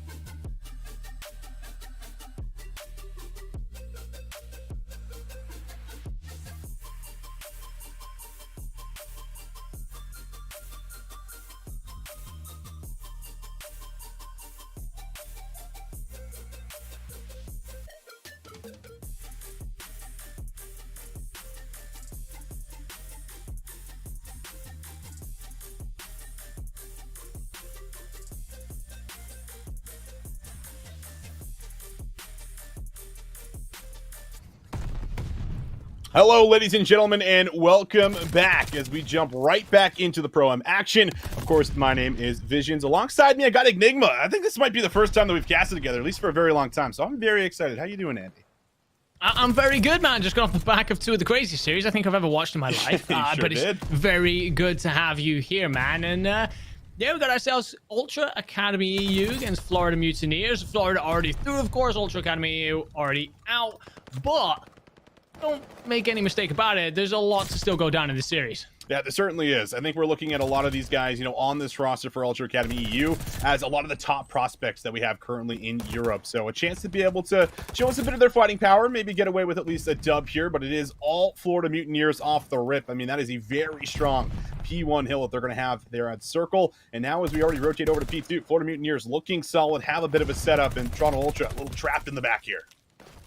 It is. It's almost as well a little bit lazy out of Ultra. I don't know why they would continue to hit P1. You've given up so much time of it already. It's getting towards the later stages. Rotating to 2. Get yourself on top of that boat that can be so dangerous for a while going on throughout the rest of this map. It's Florida who continue to bully Ultra, yet to pick up a point. 54-0 here. Ultra just can't even really get inside of the ship. Finally, we're going to have a couple players positioned up top, and they're going to be able to at least get Furious in here. So a chance to start working at a comeback. Sky's not going to let that go easy. Put some more pressure on the P2 hill. Now with about 18 seconds left, you're going to have to think about a rotation, but Ultra have no members on rotation. They're still struggling to even get some of the scrap time. They are indeed, and you're right. Florida are going to be at the one shining light here for Ultra is that they do have P1 control. They have control of the AA gun area, which will allow them to submit so much pressure over this next hill and allow them to get themselves in. But it is Rafi being picked out already. Finally, Ultra a foothold somewhere in this game, and actually if they see out a chunk of time here, there's an opportunity to rotate well into 4. They do have P1 control, so there's something to build from. Yeah, that was actually almost a really good opportunity there. Florida gets a bad read on where the push is coming through, and it's really Skies that saves the play, and now the AR is what you're starting to see what they're able to do once they get set up. But a push through the side for Vortex, seeing if he can maybe try to make some noise, break up a bit of the setup, and so far so good. He's been able to collect 2. Skies is there to make sure he still holds on to his life, looking for the second. Skies will find Beans. That's going to put him at 10-4. Still a good 18 seconds to get, and some Mutineers members already on the rotation to P4. They are, but Vortex was waiting and picked one off. Very, very proactive out of him to try and catch those Florida Mutineers on the rotation that you alluded to. And it's going to allow Ultra Academy an opportunity to set themselves up for what could be a massive money hill. You've got to be careful, though. You play it too deep, you get trapped in the back line, and it becomes a very difficult situation for P5. So then, how do Florida go about breaking this? That's really the big question here. They've been really good at holding, but now they're going to have to set up one of their first breaks. Nades and stuns are being thrown out. Dave Patty looking for that first gunfight, but instead it's Vivid that brings it. So now one Ultra member is down, but they have the spawns in the back. So they continue to flood through, but maybe this is the opening here for Florida. 2 players are going to drop. Now members pushed up through the front. Awakening trying to hold on to his life, and his teammates will clean up just about everyone else. One more player remaining, and Awakening will be able to deal with him. Now Ultra Academy stuck in a bit of a spawn trap, and it's Florida that have control of the point. Oh, this is just going from bad to worse for Ultra. Not only do they lose control of the money hill, they're then pushed into that deep spawn that I talked about. The place that you don't want to be. It's Furious now looking to rotate through the beaches, get himself around and out and his teammates to some sort of relative safety. The whole thing that actually opens that up was Vivid. He managed to pick up Rafi, who was holding down the beach, and allows his team then to collapse him from multiple sides, not just keep hitting it from those dangerous bottleneck spots. P5 will be in Mutineers' control. A long distance to cover if you're Ultra Academy EU. And you can just see the widespread through the map right now, through to Florida, looking to try to pick off everyone they possibly can, but a good kill comes through for Beans. Could open up an opportunity to get into the backflip with the spawns. You take a look at the mini-map, and the spawns have flipped. Ultra now in a position where they could break this hill, come up with maybe still remaining 35 seconds. Furious to the front, goes to the pistol. Puts Dave Patty down 6 feet under. A good play here from Toronto Ultra Academy to get into the back, and they will have some control at P5. It's a great break out of them. They managed to cover so much ground, get themselves across the map, and Vortex here, not exactly started well, but picks up 2 there in the bottom of the ship. That's beautiful stuff out of him. The third will unfortunately be too much to ask, but it has been a good passage of play, at least out of Ultra EU. Much better. Their AR is starting to get a bit of a foothold, starting to get a hold of this game. Furious, one of the men responsible for that. Ooh. And as you look for Ultra trying to set themselves up around P1 and grab that control, Florida getting bullied back a bit. They are getting bullied right now, and Furious He's got a great look at the front of this point. Florida members trying to push him out of it. Shots come through out of skies. He'll find him. And now again, staggered is going to be the Florida Mutineers roster as they wait for the spawns to come back through. And this is Ultra Academy EU coming back into this game. Only need another 10 points to take the lead. And it is all purple in that kill feed. Control is in. 30 seconds is left in Ultra Academy EU. They're going to take the lead. Rafi does a phenomenal job. After everything that happened around P5, he let his teammates go off, saunter around P1, get themselves set up somewhere else. He took control, actually, of top ship and manages to win a gunfight. He has no right to manage, by the way. Sorry, wins a gunfight. He has no right to win. And looking to continue. Finally shut down by Dav Paddy, but does enough damage to allow Furious to trade it out. Ultra Academy EU, like a phoenix from the ashes, come from nowhere and are leading this. Yeah, everyone's starting to turn up here for us. Vortex had a slow start with the sub. Now starting to get a little more involved as he gets closer and closer to the points. Seeing Furious get very confident right now on the H streak. Glide bomb in his back pocket as things slow down for a quick moment. Florida just need to get their feet underneath themselves before they really set up this push, and they're going to have to get through Furious to do it. Furious does get some bad timing. Will be tagged up fairly low, but still zoning here from the front. 40 seconds left. Furious finally dies on the 9th spree, but the rest of the Ultra members still close and nearby, and they can keep the Florida members off the point. Really can. And Rafi's having a whale of a time here. If you're unsure, by the way, ladies and gentlemen watching chat, Rafi was a very last-minute sub. Harry was initially the AR in this team, was moved up to the London Royal Ravens, and Rafi had to come in, fill some gaps. It was a tough day for him yesterday, but has really picked it up today. Florida reduced to scrap time, and it looked like for a moment this was going to be a walk in the park for them. Ultra Academy EU looking to end their weekend as quickly as they could. All of a sudden, a different script. I mean, a totally different script, right? Like, we go to the second rotation, and all of a sudden, the ARs for Florida are just not able to win some of those important battles that they were so good at the beginning of P1, P2, when they really chained up that lead off multiple hills. And now, a chance for Florida to still work back into this game. They have great control through the front, and that's going to call for the glide bomb to come through. Get Dave off of the time. That will be successful, but they still need to come up with the rest of the gunfights. Rafi through the back here, desperately looking for kills, but Beans is going to help him out, and now right back in the point will be Ultra, trying to hit that 200-point mark. And as you hear every single grenade in everybody's arsenal go off somewhere around the map, it is still going to be Ultra EU in for this point. And just as Florida looked like they had a lot of different angles to attack this one and put them under a lot of pressure, it is going to finally be cleared out. But Ultra in the best position to rotate into what is essentially the next money hill. They didn't do a great job last time out. Were broken and then pushed into that deep spawn that they've had to climb back from since. Can they do a better job this time? Well, it's not looking great to start off with. A lot of advanced pressure from Florida. Yeah, it definitely is. Vivid able to clean up one more. Can Florida work Ultra into the back again? Get them pinned back here and see if they can regain control of that lead. So far, so good here for Ultra Academy EU. 2 players are going to drop now for Florida. Skies desperately trying to hang on to his life with Dave Patty right beside him, and they will work out for 2. Maybe still a chance to keep the play alive. And yes, Florida's inside of P3. 1 more player through the back. Skies gets excellent help there from Vivid. And despite having the close spawn, Florida Mutineers yet again break through the front. Don't know what it is about Ultra, but they do not like this P3 for some reason. They may as well just give it up if we get there again and allow themselves to try and break it, because their holds are not it. Anyway, they do finally manage to bully themselves back out. It's the right time to do that so they avoid getting trapped from the deep spawn. But I gotta see someone start to hit this from a different angle. I want to see someone rotate out through beaches because they're trying to do a lot right now. And all the guns of Florida are lined up and waiting for them. Awakening will spot it. Spot that rotation coming in from Vortex. Finally gets killed. Finally, a moment for Ultra to breathe again. 50-point gap. But we're coming into a mixy hill. Talking about a gap. Vortex has found one, but he can't win the gunfight inside of the hill. That could have done wonders here to really advance Ultra Academy on the break. Doesn't happen, so now it's going to have to come by way of gunfights. Awakening through the back wins that one onto Beans with the snapper. And now 2 players going to drop here. Ultra Academy going to call yet another streak. Rafi trying to weave it inside the boat, but won't be able to find anything other than information. And a lot of trades coming back and forth here. Ultra Academy still with a lead, but Florida Mutineers, if they get the remaining of this time here, Randy, they're right back in this game. Oh, absolutely, without a doubt. And Rafi doesn't finish his kill. Interesting play. Cotton doesn't play off for him, and Ultra have decided to just scrap it completely, move away from 5. A hill that is usually so contested, by the way, has basically essentially gone completely to Florida Mutineers. They've done a fantastic job.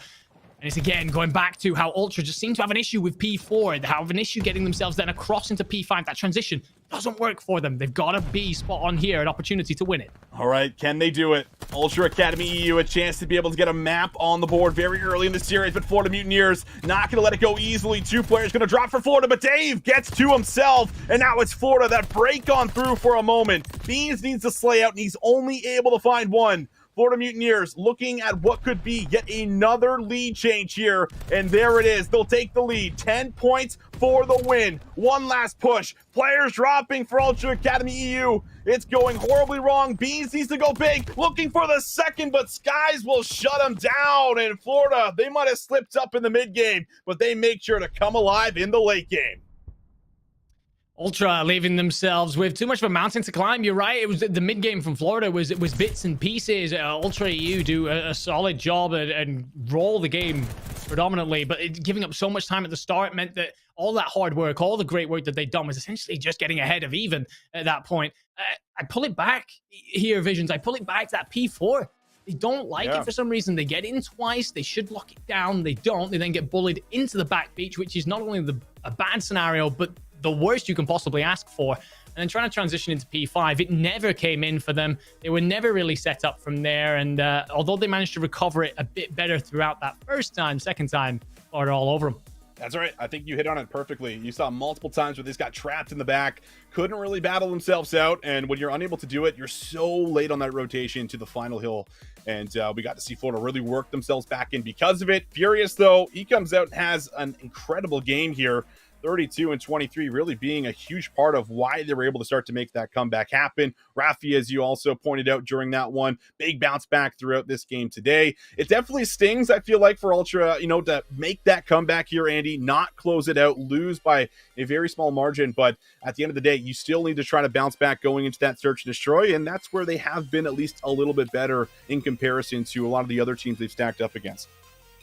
They have indeed. And well, if they are going to find themselves wavering a little bit on the respawns, then where better to pick it up and indeed in that search is. I am not 100% right now what the maps are. I believe we're going to get them right now. Perfect timing. Production absolutely on point.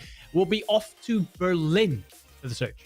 Yeah, Berlin's like a real special one that we see a ton for the European region when it comes to challengers. So I have to imagine you're feeling at least decently comfortable coming in as Ultra Academy EU here. But I feel like the big thing here is winning this map, making sure Florida do not go 2-0 up. We've seen a couple of reverse sweeps come through by the NA team for Ultra Academy, but it's really hard to do that. I feel like already being 0-2 down, already being eliminated. If you want to at least come away with the series win, then it really does need to come by way of the search and destroy to kind of kick things off, I feel like. But we're going to step away from that series for now. We're going to jump into the Strike X and Seattle Surge series, where Seattle are currently up 148-74. Nice little lead here for them. We'll see if Strike X can also start to work themselves back in. And by the way, that much of a point difference on Bocage is really, really something. And at the minute, Strike X just clearly struggling to get themselves into this one. We've missed the opening of it, but it hasn't been pretty for Gunzi. He's up to 8 and 18. 8 and 19 falls in P1. And as this turns into a complete scrap, as P1 always does in Bocage, actually going to be Strike X who hold on to the preferred side. An opportunity to set themselves up for P2 and maybe build back into this. Gunzi, one of the key players and why Strike X even qualified for the Pro-Am. Only 9 and 19 right now. But when he starts to heat up, definitely has some of those takeover moments. And the chance to be able to come away with a scrap time. Gunzi finds kill number 2, stays alive on the P1 hill. And this is going to at least shorten that lead just a tad bit. Still down by about a full 50, but they do have the rotation to do. Yeah, I love the fact that they get so aggressive and line up and essentially push Seattle back as far as they can, but the devs come in at the wrong point, and it means that the transition into 2 that they should have really claimed hasn't been as clean as you would like, but they do manage to get Seattle Surge out. They do have an opportunity now to put themselves into a better spot, but accuracy on this God Tank is finally cleared, so that is going to allow now Strike X opportunities. Can they try to come through with what needs to be a convincing hill? Mac trying to come through the middle of Barn. looks for some shots, but it's accuracy's nade that actually takes him out. A bit unfortunate. Needed that pinch to really do wonders here if you're Seattle Surge. It's now the lead closing again, down to about 25 points, and that's exactly what's left on the hill. Ramby wants to push forward for kill number 5. Will shut down the streak, but at least able to push back Seattle Surge, and Fire also on a spree of his own, coming alive at 5 in a row. Will be able to work all the way through, and it's already at the new hill. Really does need to bounce back as well after yesterday. Did not have a great day. Looking much better in this one. Nearly gets himself up to that glide. We're going to rotate into Grandma's. A lot of strike X pressure going to be here immediately. And look at the positioning from Gunzy. He's just going to take up that backside, give his team the spawns, put Seattle on the opposite side of the map. Ramby there for 2. Control now again for Strike X. A chance to be able to change up this lead. Sib from the side, unable to win that battle. Good team shots coming through there. Scunsy's going to be able to win it. And look at the feed. I mean, this is what we were missing as soon as we hopped in. We don't know what the first rotation really looks like, but you could definitely tell Strike X were being outslayed. Now it is a different story. Lead changes in. 30 seconds left on the point. Fire going for a bit of a 360 there to see if he can put someone on skates, but not going to happen. And now Fred's going to also reinforce the point here. As you can see, Seattle break on through. They do, but Strike X continues to have presence in and around this one. Fred trying to get clever with his movement and will try and slot himself into a position where Strike X were going to be bullied back into those hedgerows. They're going to now look to alleviate that pressure. This is not a situation that you want to be stuck in if you're Strike X. You've built yourself back into this game. Don't allow it to be unraveled now. Fred getting nice and wide and providing a lot of information. Fred, what work can he get done? He's got a great cutoff point here right through the front of the point. He can wrap around if he wants to, create a bit of a pinch play, and that is going to be the play. Just needs to line up the shots, tags up just about every single member, does force at least one team kill, but it's still control right now for Seattle Surge, at least for now. Silly finding 2. That's going to open up this entire right lane and could give his subs a chance to break in, but as soon as they push up, it is all white in that feed. 4 members going to drop, and it's Seattle again maintaining control.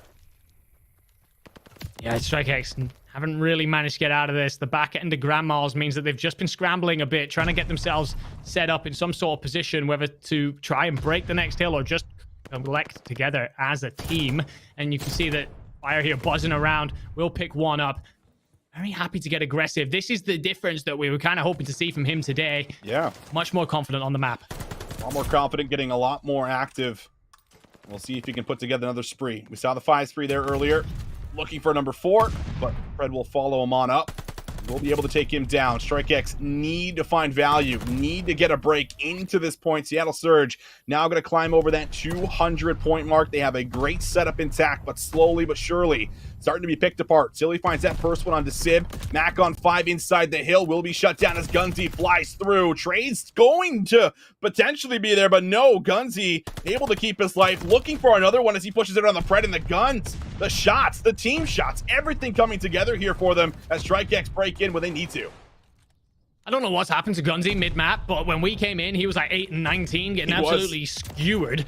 Suddenly looks great, even in that scenario. He's throwing shoulders, he's checking corners, base spread out, puts in damage with Rampy, and they get enough done, and Gunzy up to a 5. Where has this come from all of a sudden? Looking really good. This is neck and neck as we head into our 3rd rotation, what will surely be our last rotation.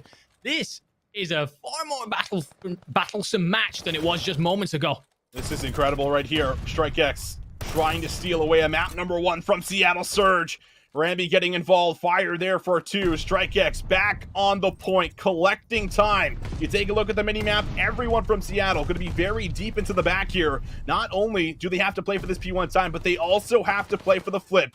Gunfights need to be won now, and they do come up with 2, but Gunzy is still alive. Looking for the second, almost turns and burns, but Silly there for the trade. Sib, last one left alive, finds number 2, but Fire right there for the trade, and we are going to see at least one more hill. We will, and it will again be Strike X set up towards that favored side for P2. The problem last time is they got a bit over antsy on P1. They were a bit over aggressive and died just around the transition point, and it's going to be Sib trying to push out through and move Strike X around for just a moment. Strike X within touching distance here. Can't afford to throw it away. Need to rotate. Have to rotate, have to get to the back, and Mac has done exactly that. Has guided accuracy along the way as well. Tagged up, waiting for the regen. Seattle Surge, they have to play perfect. They'll drop 3 players on Strike X. They have control of the spawns, and now all of a sudden the pressure is going to flip. StrikeX need to find the break. Stuns and nades being thrown out, and that very well might have just opened up the window to get inside of the hard point. And there it is, StrikeX down by about 70 points when we tuned in. Bring it back and close it out 250 to 226. I mean, we obviously missed the first point of that coming in. Usually big gaps in Bocage are not retrievable because of how mixy the map can be. Fantastic stuff to just pull it back. And I've got to go to Gunzi. He finishes 26 and 33. And if you're coming into this and you're like, I don't feel like he's done very much off the back of that, he was really booking it at one point. He was not in good shape. Picks up some massive streaks throughout the middle, and even towards the back end there, he manages to get himself up through River, a couple of kills in around the back, opens up P2 for his team to dive for the final point. Yeah, I think he was, 8 and 19 at one point in time when I touched on him. Like, not good, right? Not a great scoreline. So, rightly so, pointing him out, really being able to bring that one back. Minute 30 inside the hard point as well, making sure he's doing the objective work and allowing players, like Fire and Silly, to really slay out here, which is exactly what we get. And you also highlighted the fact that Fire did not come off a great day number one here at the Pro-Am, put out a pretty frustrated tweet. And, completely understandable based off of, how important this can be to get back into the league. But here, really coming alive, 37 and 30, right there with Miss Silly, 37 kills as well. So a big game for StrikeX, showing us they still got a little left in the tank here, Andy. Absolutely. Look, flipping things over towards Seattle Surge, Sib drops nearly 5,000 damage for the loss. So something clearly not adding up somewhere. I'm not sure if it's a complete team disconnect when it comes to taking the hills and locking them down, or just players not really prioritizing the hill too much. But at the end of the day, the Seattle will be disappointed about how they've let that one slip. Again, massive gap to try and pull back on Bocage. And we are back in with our Ultra Academy EU and Florida Mutineers game. Map 1, really close, very back and forth, but Florida eked it out in the end. That's right, clutched it up. Now this is where I feel like Ultra Academy EU, a little bit more comfortable. Did win some of their search and destroys throughout this tournament here so far. Looking for yet another. No one going down just yet. Stuns being thrown out. Just trying to search for some information on where exactly Florida's attacking from. But Awakening, he's now found an opening through Fire. He could wrap all the way through the back here. Maybe pick off a kill. But the timing, I think is brutal for him. Beans is going to turn. We'll make sure Awakening finds no value on the flank. And now they know the play is going to be. It's going to be so difficult for Florida to do anything with this, really, unless Skies manages to open things up from mid-map. But Vortex, let's get in and around the back. This pressure here now that they're starting to apply could well be Florida's undoing. The kills aren't clean, but a 1v3 for Skies. Let's see what Skies can do. Been playing a lot of S&D8s lately. Does he have a read on the second? No, but he slips away and exits with his life. Doesn't check the second corner. Not ready for it. That means that Ultra Academy EU will hang on to their numbers advantage and grab the very first round here in the map. Just a solid start that prevents that plan. Means that Florida are essentially stuck between a rock and a hard place. Do you back off amongst so much sightline, so much traffic? Or do you try and just risk a bomb plant? In the end, it's not really much of either. Ultra Academy EU seeing out a very solid start. The defense looks good. How do they play offensively? And how do Florida play counter? I always love the mind games that go into a Berlin search and destroy. Oh, yeah. And just like this here, right? Like Beans is like, all right, guys, I saw multiple members cross over to A. And if you can make a fast play and get this bomb down, you won't have a lot of defensive members to be able to protect the site. And already Skies is going to drop. And this is really the beauty of being able to make fast play calls here as the bomb is going to go down in Ultra Academy. They have the numbers advantage here in the 4v3. And teamwork coming in so well. You said it there. Beans watching the cross. So Rafi gets the opening pick and the communication comes on through. The doors are open. So Vivid is not really going to have much of a chance to hop this unless his teammates do some work in the back. Dave Fatty gets shrugged off the angle here. Still 3 members alive for Ultra Academy. And Furious popping up from the side finds number 1 and will be able to make sure no trades come in. And not enough time on the clock here for Florida to really work with. They would have to find all 3 members here in the next couple seconds. And that is going to do it right there. Rafi, I believe, grabs the last 2. Very clean round here from Ultra Academy EU. Beautiful stuff. Beautiful stuff. You're right. You're right about the mind games and how it can play into things. Beans spots it all out. Rafi picks up the first blood just when they need it, just when Ultra are looking to get that bomb down. It's super clean, and you're asking a lot there to try and retake that for Florida. You need some sort of numbers presence. They don't have it because of the loss of the first blood. See, now, confidently. Looking good so far for Ultra EU. We did say that S&D is where they've been good. Right. Could build their way back into this series. Around Florida really want to get now. Try to stop the bleeding a little bit. Awakening making his way over to A with the bomb. Door opens, and the timing for Awakening has just not been here so far in the map. And well, look at that. Vortex there to clean up too. A complete swarm of Ultra members flies into that A site. Dave Patty's like, guys, what happened? Oh, there I go too. Ultra Academy U, another clean round here, 3-0 up. I absolutely blink and you miss it. Yeah. The timing goes against a couple maybe, but it all of a sudden just completely unfolding. As you said, for Dav Patty, he probably has no idea what just happened to his round chances. We picked up mid-map, and Ultra EU look solid right now. I don't think Florida have any idea how to answer this. If anything, as well, I'm pretty sure that Awakening was expecting, well, not expecting a challenge to come through. You know, we don't do that here. You amateurs come flying out at us. Throwing them off a little bit, clearly.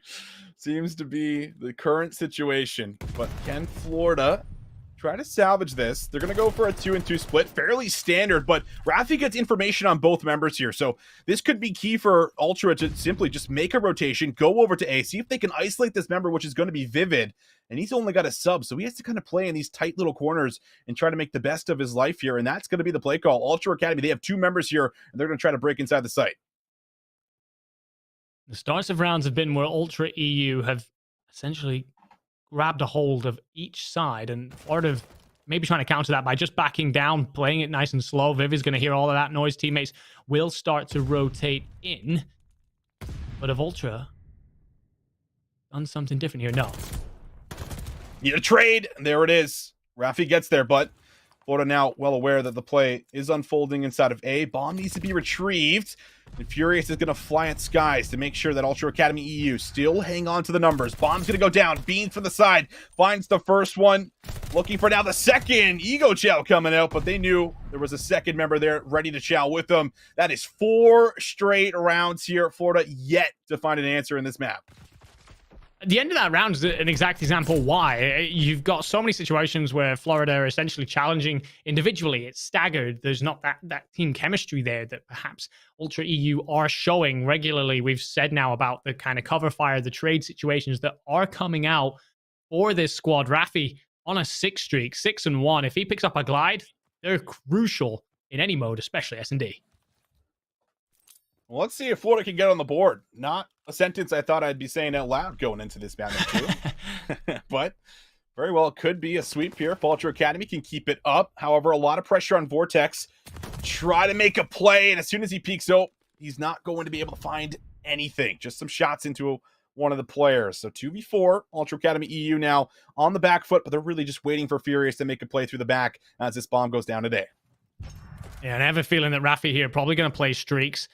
So Furious left with a lot to do to try and open this up, making a lot of noise. Dav Paddy will have no doubt heard him, and perhaps just back off here. Furious is on a 4 of his own, by the way.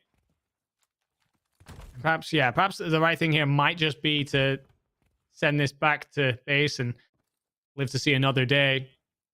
Clearly no effort to see out the bomb. Does he find him here, though? He might.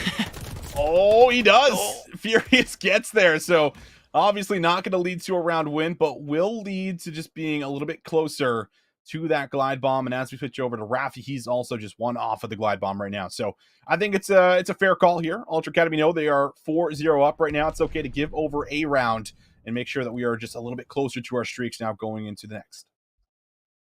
Yeah, 100%. Ultra, you have been so good at the opening of rounds. If they come out very hot at the start of this one, they've got the potential here for 2 glide bombs. It's very much so an opportunity for them to cement this one out.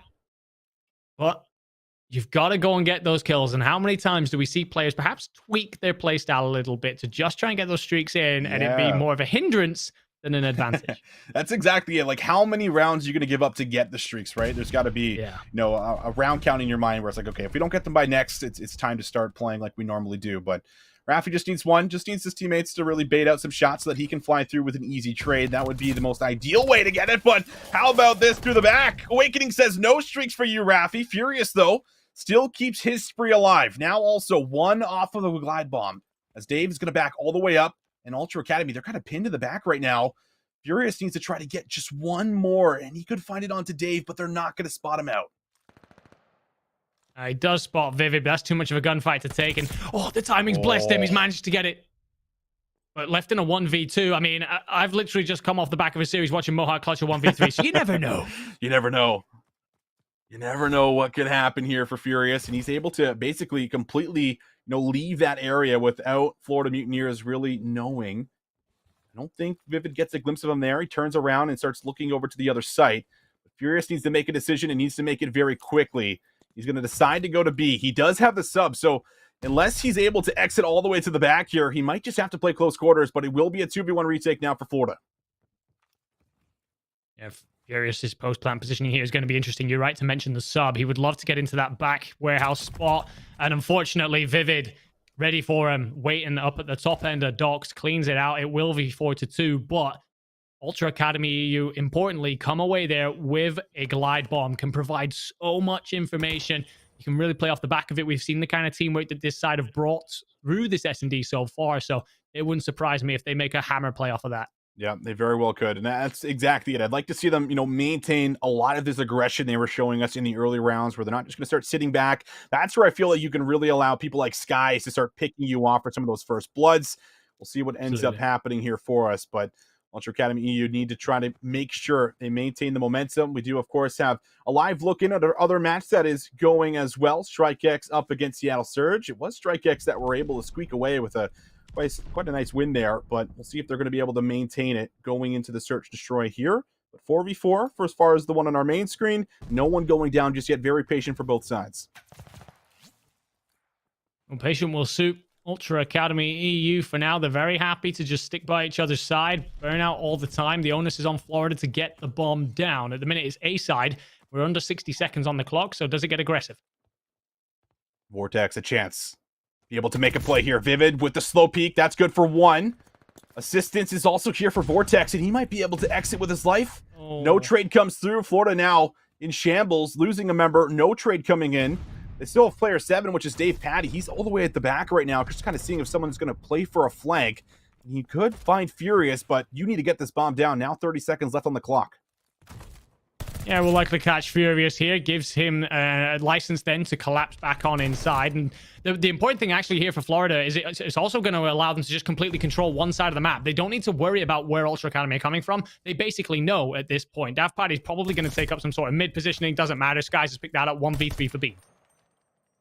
1v3. Bomb does have to go down. Stun goes out. Maybe a chance for Beans to get one. He fries the first one. Needs to try to take the player off the bomb, but Skies also has reinforcements coming in. He finesses for a second, but not long enough. Florida Mutineers now, after going down 4-0, have just collected 3 rounds in a row, and they're right back in the Search and Destroy. Now, all of a sudden, the opens just aren't as clean as they were, and that one looked good. You were right. Vortex gets the opening pick. That trade doesn't come through that I really felt should have, and Florida had a lot to do. It's perhaps, interestingly, the fact that Dav Paddy manages to clear out Furious on the wrap that gives Florida so much confidence in picking up a kill at the exact same time completely flips the script. Ultra Academy need to put their foot down again.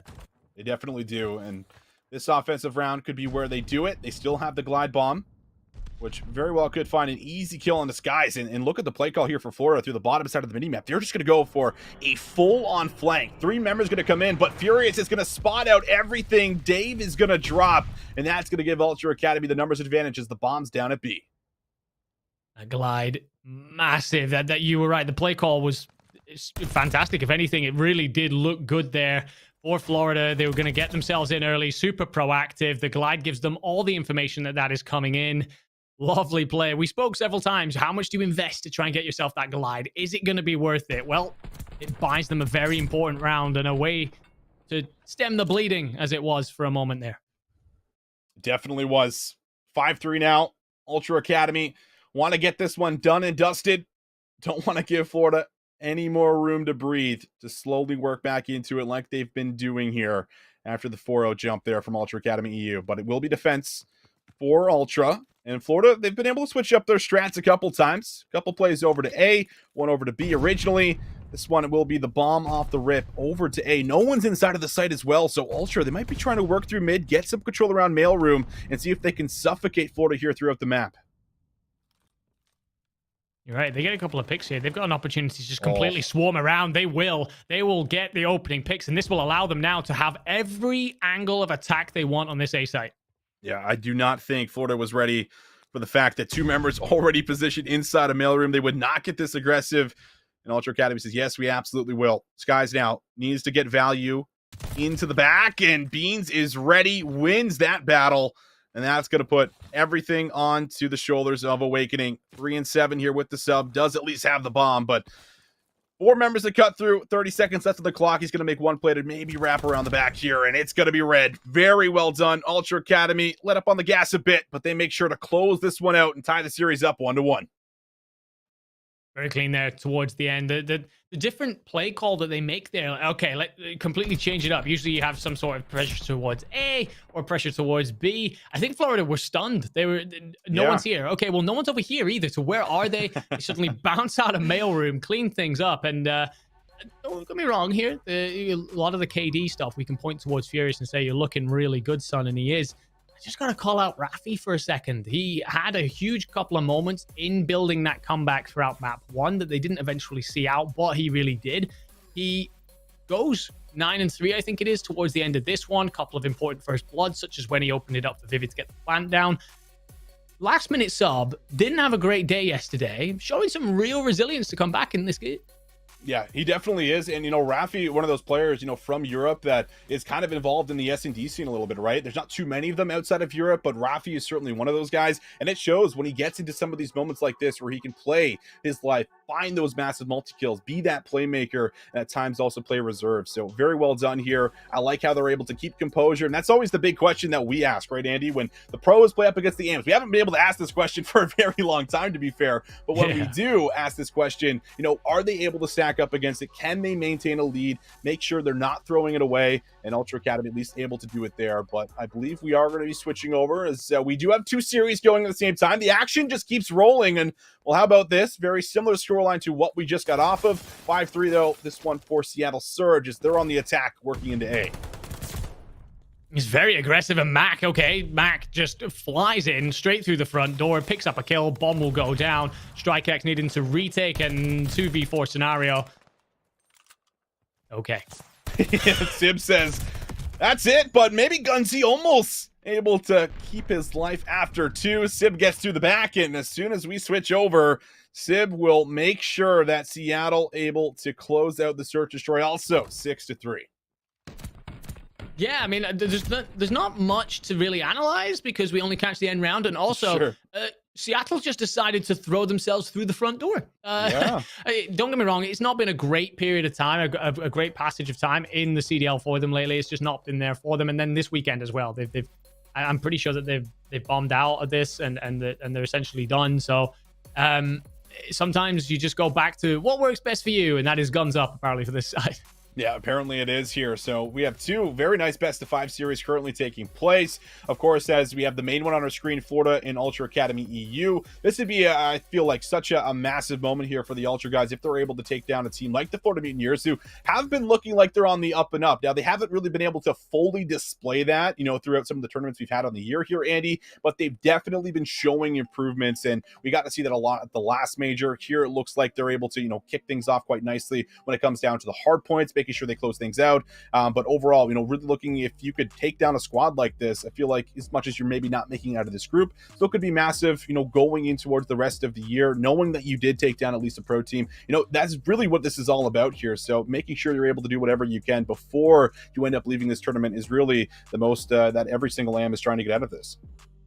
Yeah, absolutely. And a lot of these guys as well do kind of get a little bit of a free pass in the sense of like they were forced into a last minute sub coming into this. That's a difficult scenario to be put into, and to have adjusted the way they have. We've spoken about how their S&D has looked good, generally speaking, throughout the entire tournament so far. So it's just not easy to implement things on the fly with a new player coming in. So Yeah, 100%. Opportunity to take more away, learn, perhaps even make a bit of a statement of I really can mix it with some of the best players in the world. Because you're right about Florida.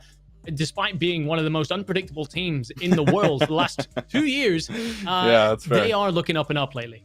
Yeah, they have been looking a little bit better here. So, I mean, this would obviously just be huge for them. If they lose this, then all of a sudden you have to wonder how Florida does for the rest of the group and the rest of the tournament as a whole. But Ultra Academy, they could put that doubt in there. They could do that here still. And to be fair, Ultra Academy EU, they haven't looked maybe the best in the hard points, but they haven't looked really good in search and destroys and controls. Like yesterday, we saw them almost bring that 2-0 lead from Optic right back into 3 straight rounds, getting it all the way to round 5. And that is versus an Optic Texas, one of the best that we currently have here. So, if you could bring some of that flair into this map number 3, that very well could be your way to take down a Florida Mutineer squad.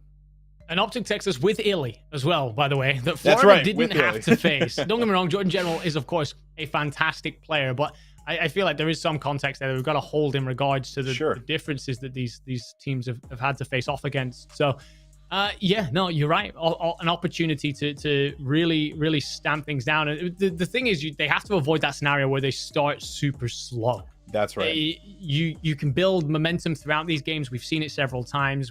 We see it regularly, in fact. But you're just asking a lot of yourself when you're stepping up a class. You are stepping up a weight division and then putting yourself up against the wall. Yeah, up against the wall, you're like learning on the fly, trying to match what they're doing. I mean, there's a lot to ask, right? And then the sub on top of it, right? So it does really feel like there's a lot stacked up against them, but they're making the most of it, grabbing that very first map in convincing fashion. It's just a matter of, I feel like, finding this control. And if you do, maybe there's a chance that you can, take this series. Still feel like it'll be really hard fought battles in the hard points, but I think you're looking at this squad to potentially do it in 2-3-5.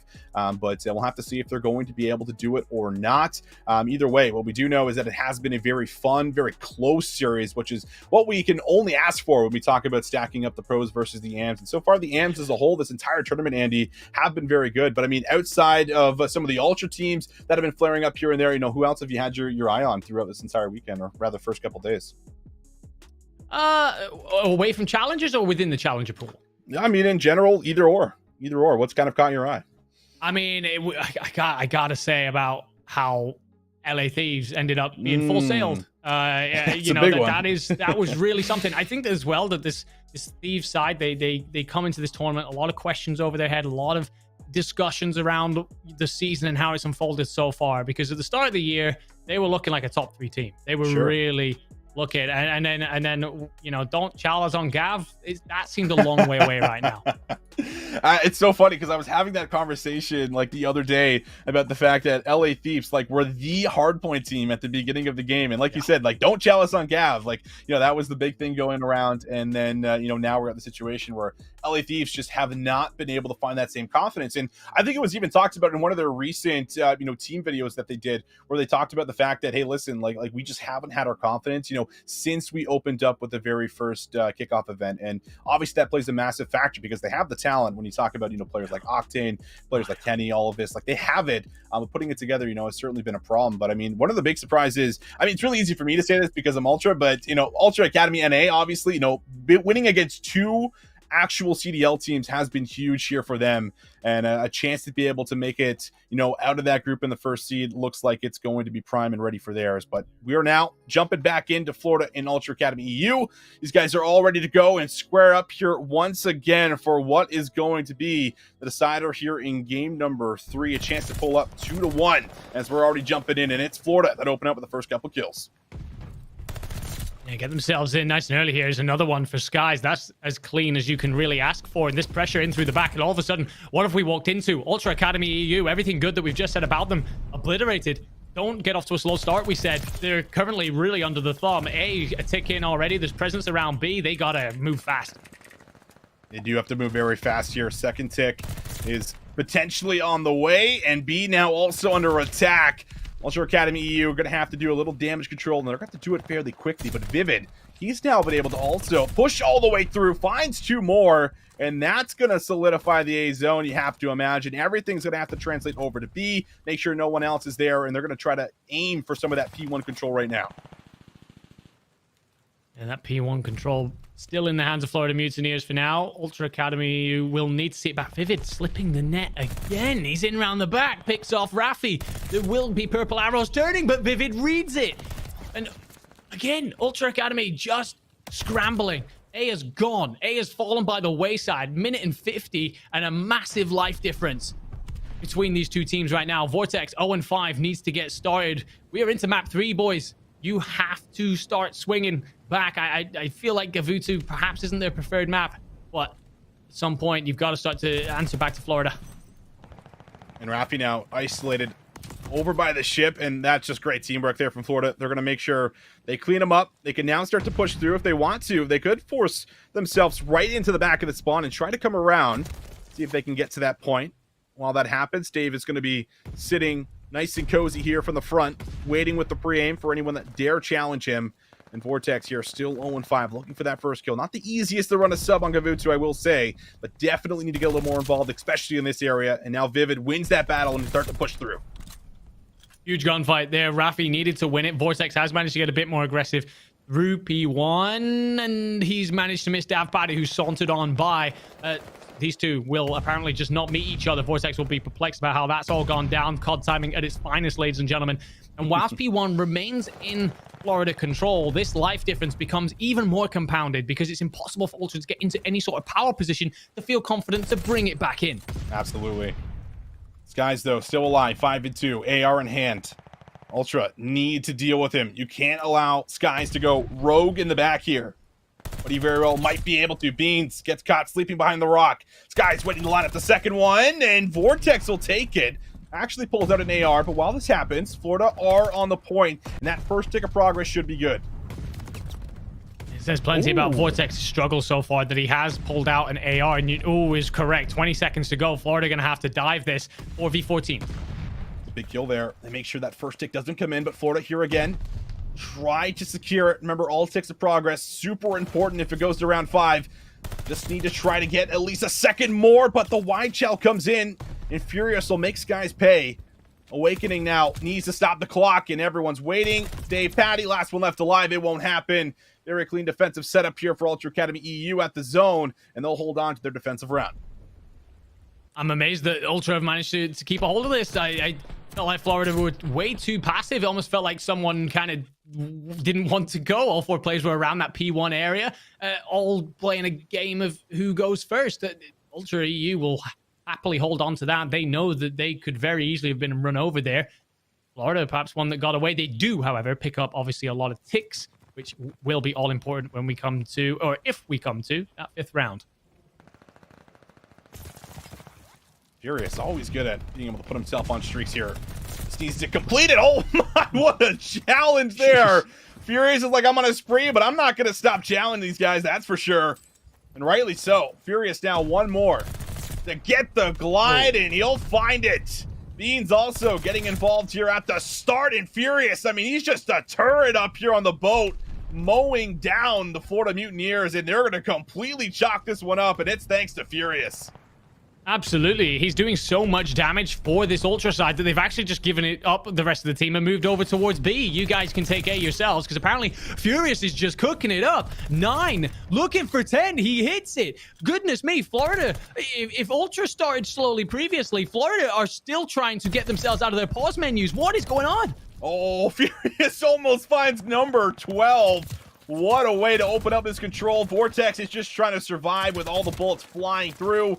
Gunfight up close will be one there from Sky. Second tick doesn't come in, but what a start here for Ultra Academy EU. Decent life lead as well. 27 playing up against 19. Florida really going to have to try to slow this one down, but Toronto's position is great, and they can set up their next attack, and they're going to with the glide.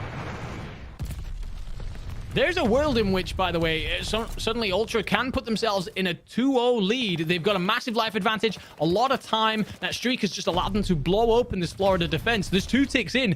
All of a sudden, Ultra are in the lead of this. How has this happened? This is completely confounding, and Rafi's up top of boat. I have no idea what's happening right now. Florida, they are falling to pieces. They need to battle off all the members on top of the point right now. Bean tries to turn. He doesn't get there. But while all this happens, Florida, they're investing a huge amount of their lives. They have 13 lives left, and we still have 1:40 on the clock here. I mean, Ultra Academy, they are in a prime position. Rafi's now even working towards another glide bomb potentially here for his team on the 5 spree. But you do get a bit of control back if you're Florida. You slow things down just a tad bit. But now Ultra Academy off of spawn, ready to set up another attack.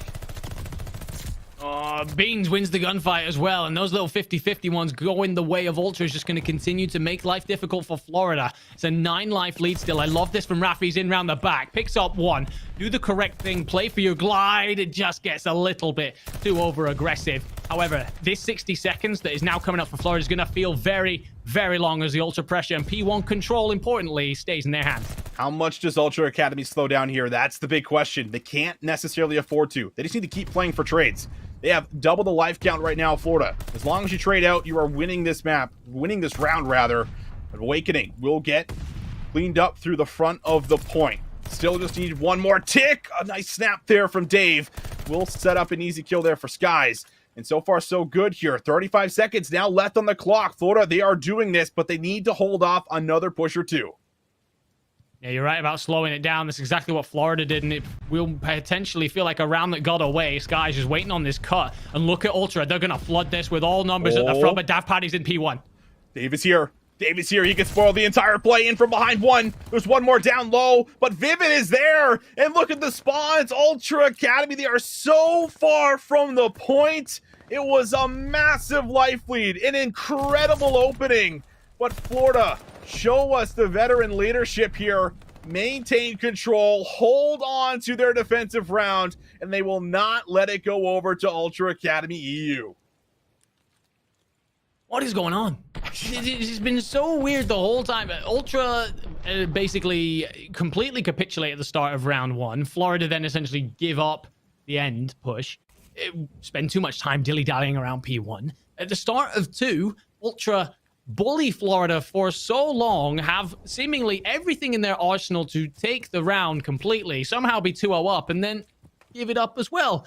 Vortex, by the way, 4 and 17. I know it's difficult to run a sub here, young man, but you have got to start finding some kills around the map. He does. He needs to start picking it up. I think he did switch to an automaton last defensive round, at least when they got to B, but needs to be more involved around the 8-point here. Rafi, not ready for that challenge. Vivid is just going to fly at him.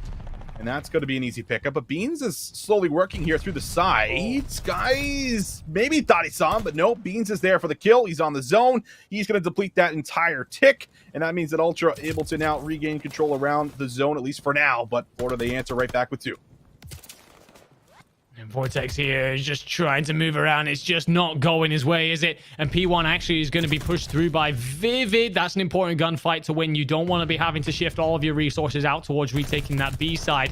As Florida here, just 1 tick seen out on A. It's slowly going up, and Paddy's presence here in cages should allow them some sort of forward pressure.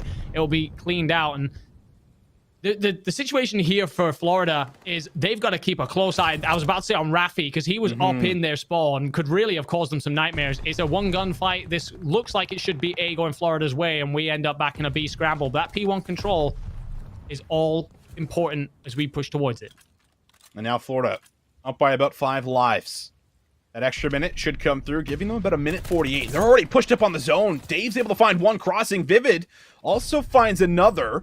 And that's going to allow Florida to slip on through, stop this clock, start working towards some ticks of progress. That first one about to be on the way. The nades and stuns just being thrown everywhere. Dave's got to play his life. That first tick almost in, but Vortex is on the point as well. Just this Mexican standoff of sorts. It just who blinks first. There's got to be an open gunfight somewhere. Awakening will pick off Rafi, and that will now put the onus on Florida. So surge on forward and open this up, and suddenly the ticks are flowing. Progression is coming in. Ultra Academy scrambling to get themselves into some sort of retake position. Yeah, big nades need to come in right now to get them off the zone. And well, Vivid on the 5 spree. Automaton, MP40, does not matter. He is in the back, and he is ready to slay out Ultra Academy as his teammates just slowly progress that B point. 5 lives now remaining, and there is too much time here for Ultra Academy EU to really do anything, and it's not even going to come by way of kills. It's by stacking the point. Florida, they'll take the offensive round and pull ahead 2-1. Yeah, that just felt like a golfing class. That one, it felt like Ultra never really got themselves a solid foothold in it. And importantly, that final kill, I believe, should hand Vivid his glide as well, just to make things even more difficult for the Ultra Academy EU side. Looks a bit weird on my... Okay, we're good. We're getting in some inverted colors. Very pretty. Vivid does indeed have the glide. So defensive side now for them. And actually, seems to look better on the offense so far. So I don't even know what to say at this point. Yeah. A little picture-in-picture action here for you guys. Again, Seattle, StrikeX still going head-to-head right now as they're now tied up one apiece. But for Ultra Academy EU, they have to try to send this to a round 5. It's going to have to come through this offensive round. It's a big loss there, unfortunately, for Furious. And there's still a chance now for Florida to make a play call to come through. Retake. Vivid, little bait and switching. Tries to come back through. Vortex holds the angle.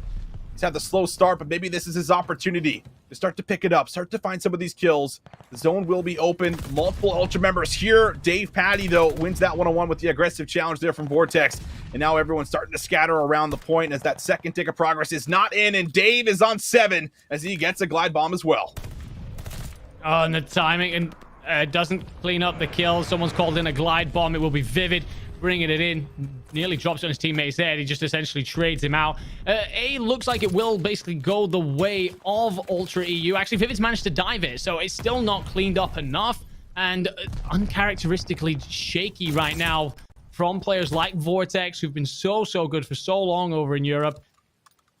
Florida looking good. Have a glide in the pocket. 40 seconds to go, and Ace still not call. They're able to get so much advancce pressure here. This is looking tough here. It is looking tough. I mean, they just made an incredible play to push through to B, make sure Ultra's not attacking 2 zones at once. And while that happens, Vivid, well, he's just been going absolutely bonkers around the A zone as he's looking to try and find number 5. There it is. Number 6 for Vivid does not come in. Beans with a nice snap will shut him down. No second glide going to be earned on that life. And maybe this is still a salvageable round here for Ultra Academy. They just need to get that final tick in. There it is, 17-7, minute 17 now on the clock. Yeah, and that final wave of over-aggression maybe from Florida, perhaps resetting, perhaps resetting the balance, because Florida had a sizable life lead. Ultra have pulled it back, now actually lead it out themselves. So opportunity. It's very difficult though. We've seen teams get close on attack and then just not see it out several times within just this game alone. Vortex in around the back. We're talking about it before. Time to finally start heating up. You are the winningest player in EU Challengers over the last couple of years. Got to start seeing some of that out of you. Yeah, we definitely do. He's not going to have much more time to display it here in this map. One really good push could come through, and Beans, I think, has found the timing to get into the back. Oh, and that's a team kill. This is setting up for what could be a successful push. Beans, though, doesn't check the player on the back rock, tries to turn, but it's too little, too late. And Dave looking to challenge out the third. 21-14 here for him. You still got insurance as well with the streaks. And it is all Florida Mutineers at the end of this Gavutu control. One final push, one final chance to try to touch, but I think the Ultra Boys know this one is also just about done and dusted as the streaks come in, the kills come out, and Florida Mutineers, they will be able to hold on here and pull ahead in the best of 5. Guys and Vivid just having way too much fun around the map in the last 2 rounds there, just streaking over and over again. The glides come in, continue to make misery an even deeper hole for Ultra EU. Really tough, and as comfortable as you like towards the end, whereas at this one point it really looked like Ultra EU could have gone 2-0 up. Yeah, it was looking like it there for quite a little bit there when they had the the 27-19 life lead, but doesn't happen, and now they're going to have to make it happen in the hardpoint and the search and destroy. But jumping back into StrikeX in Seattle Surge, it's StrikeX that do have the 2-1 lead over Seattle. Take a progress on B as well, and they're going to have a slight life lead. They have to slay out through the back here, and to do that, they're going to have to get through Sib. Philly's going to call in the glide, gives out the team information, and finds Mac on the point. The problem is you're calling in that glide. You've got little advanced pressure here, except for Silly, who was hunkered down somewhere and apparently not spotted.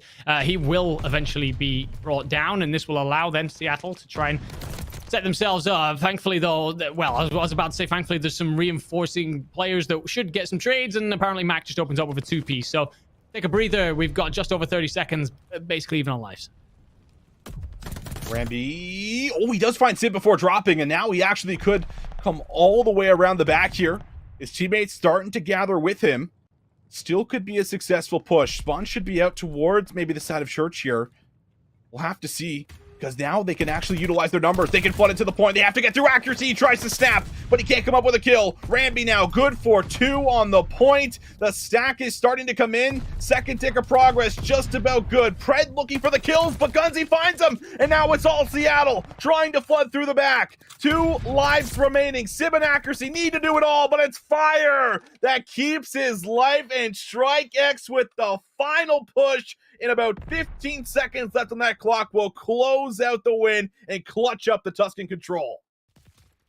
Ramby does an amazing job in Church. You said yourself, he manages to get the kill before he's brought down, and then he just assesses the situation for just a moment. We obviously don't hear the communication, but I'm assuming it comes in that actually if you get in around the back here, we're ready to hit from the front. All players come in, clean out the important parts around the map, the checklist that you want to hit in taking this. Seattle bullied back. Lovely stuff out of StrikeX. When we came into this series, the first time we saw this series, StrikeX were being bullied. Absolutely bullied across Bocage hardpoint. That feels a long time ago, taking themselves into a 2-1 lead in this series. And you spoke about him. Fire there. Positive. Much better after yesterday. Gunzy, positive. Much better after the start of that Bocage. Yeah, that's the big factor for me is Gunzy. When this team made that run, through the lower bracket, a huge part of it fell on the fact that Gunzy was just in takeover mode in a lot of those series. And as not trying to take credit away from Fire, Ramby, and Silly, everyone, is consistent throughout that map. But it's when Gunzy's able to find some of those multi-kills, when he can open up and be that playmaker and can really be enabled on the map, that's when you see the real value from the StrikeX roster, and they're able to display it there for us. So very competitive, these 2 series that we have right now for this slot right now, Andy. I mean, you actually do not know which way it's going to go. Florida maybe a little bit more convincing in that final round, but up to that point, Ultra right there with them neck and neck, and they're also going to be heading into a hard point here very soon with a chance to try to get us to another search and destroy. Yeah, we spoke before a little bit, didn't we? We had a brief moment to talk about whether or not these 2 games, with potentially little riding on it, sure, would they be dead rubbers? And no, it turns out these boys want to go tooth and nail each other. We bring up the scoreboard here of the Florida Ultra Control, and yeah, Vivid and Skies there, majorly positive. Dav Paddy, majorly positive. Looking at the other side of things, it's tough reading. Yeah, it is. It's a little tough there. Big shout out to at least Furious, who did find a couple of sprees, did go on, a couple of runs there to get some glides into play, finishes 26 and 26 here, but overall, a little bit outslayed when it got down to the nitty gritty in those rounds. And once again, a chance to be able to at least get a series win before exiting and leaving the Pro-Am here would be big here for the Ultra Academy EU boys, but it's going to have to come by way of Tuscan if they're going to do it. Hardpoint is where we're heading next, of course, and then if they can win that, I think there's actually a real chance they could win the Search and Destroy Tuscan, but can they match the slaying power, and can they have that hot start that you also touched on, Enigma, that is almost necessary versus these pro teams, so they're not just building up, a big enough lead on you where they can just stabilize and keep that and edge it out throughout the rest of the map. Coming out here and starting strong, even after a tough map number 3 is going to be crucial here once again for them. Yeah, you just got to reset. You have got to completely mentally reset going into this Tuscan hardpoint, because you were kicked to the curb quite a bit there. You mentioned Furious. He really did absolutely pop off at the start of that second round in particular. But yeah, I guess the one shining light is Tuscan is not a great map for Florida. They're currently 1 and 2 in it, so not exactly solid across the board. And if you are Ultra Academy EU, you're looking for a way to get yourself going and push this further. You've got to dig into that. Hopefully, in a way, they've done some kind of VOD work. There's a reason why this map is in the map pool, because I can't see Florida picking it. So, but it's just tough after how much they were run over in the last one. It is a little tough. We saw great starts in some of those rounds, but falling to pieces a little bit as we got later and later into it. That can't happen. It cannot happen here, or we are saying goodbye to Ultra Academy EU without a win here in their group. We'll see what they can do. And, well, we need more from the man on your screen right now. Vortex, really tough map number 3. This is where he can flourish with a sub. He's already off to at least that first engagement being successful. Ready for the second. Dave's going to get tagged. Good team shots come through. And Ultra Academy with a quick break here on P1. Oh, Vortex is messy, but he eventually gets the trade out. And Furious fancies himself with the pistol. So, okay, all guns blazing right off the start of this one. There's no backing down from Academy, and that's what we wanted to see. We wanted to see them take the fight, and they will actually manage to get a full hold of P1. So an opportunity to pick up a bit of scrap time. It will be Florida on the preferred P2 side, backing off into the deeper side of the map, and they will have church control, crucially, importantly, allowing them to lock down a lot of the routes into this next hill. All right, now it's time for Ultra Academy to have a clean team push into the back. No trades come through off the rip here, so not off to a great start, and Vivid finds another isolated member as he takes down Furious and All Awakening. While he's come behind the whole play, looking for that second, does turn. He's got so many members around him right now. Not sure who to shoot at, but is at least able to buy a bit of time, and that allows Skies now to push all the way through, cleans up the remaining members, and this has been flawless here so far for Florida. It has. I mentioned before about how it's only 1 and 2 record for Florida, but perhaps they don't mind this getting in. They tend to ban it quite a lot when it comes to the league, but perhaps it's an opportunity to practice it a bit, and their P2 holds apparently not too shabby. I say that. A bit of scrap time will go the way of Academy EU. You do have Furious moving over towards 3, and just as the pressure comes in, it will all be traded out. Awakening, the last man with any sort of forward presence, gets beaten. So an opportunity for Academy to get themselves set up well and really bring up some time on what can be a money hill. This definitely can be a money hill here, and they have some great zoning here throughout the front. Rafi about to take a peek through the middle of the map, finds Vivid hopping through the window, and that will be great to slow things down for a moment here for Florida. But a great nade responds quite well to the trade. Skies now for another. Furious needs to get some work done, and well, the break is almost too clean, isn't it? Florida able to make it happen here. And now Sky's able to push out here through mid, finds Beans. Rafi tries to salvage the play in the back, and Ultra still holding onto the spawns, are able to at least break back through, and they still have a chance to regain control of the lead. You're right. It was way too clean a break from Florida, but Academy have managed to salvage a bit of it at least. Unfortunately, it won't be the hill time that they perhaps could have had from this, but it will get them back into the game at least as we move then over towards 4. Unfortunately, all the kills are actually going to go Florida's way. So for Ultra, you've got problems, and they're not winning the important gunfights. Furious picks up 2, picks up 3.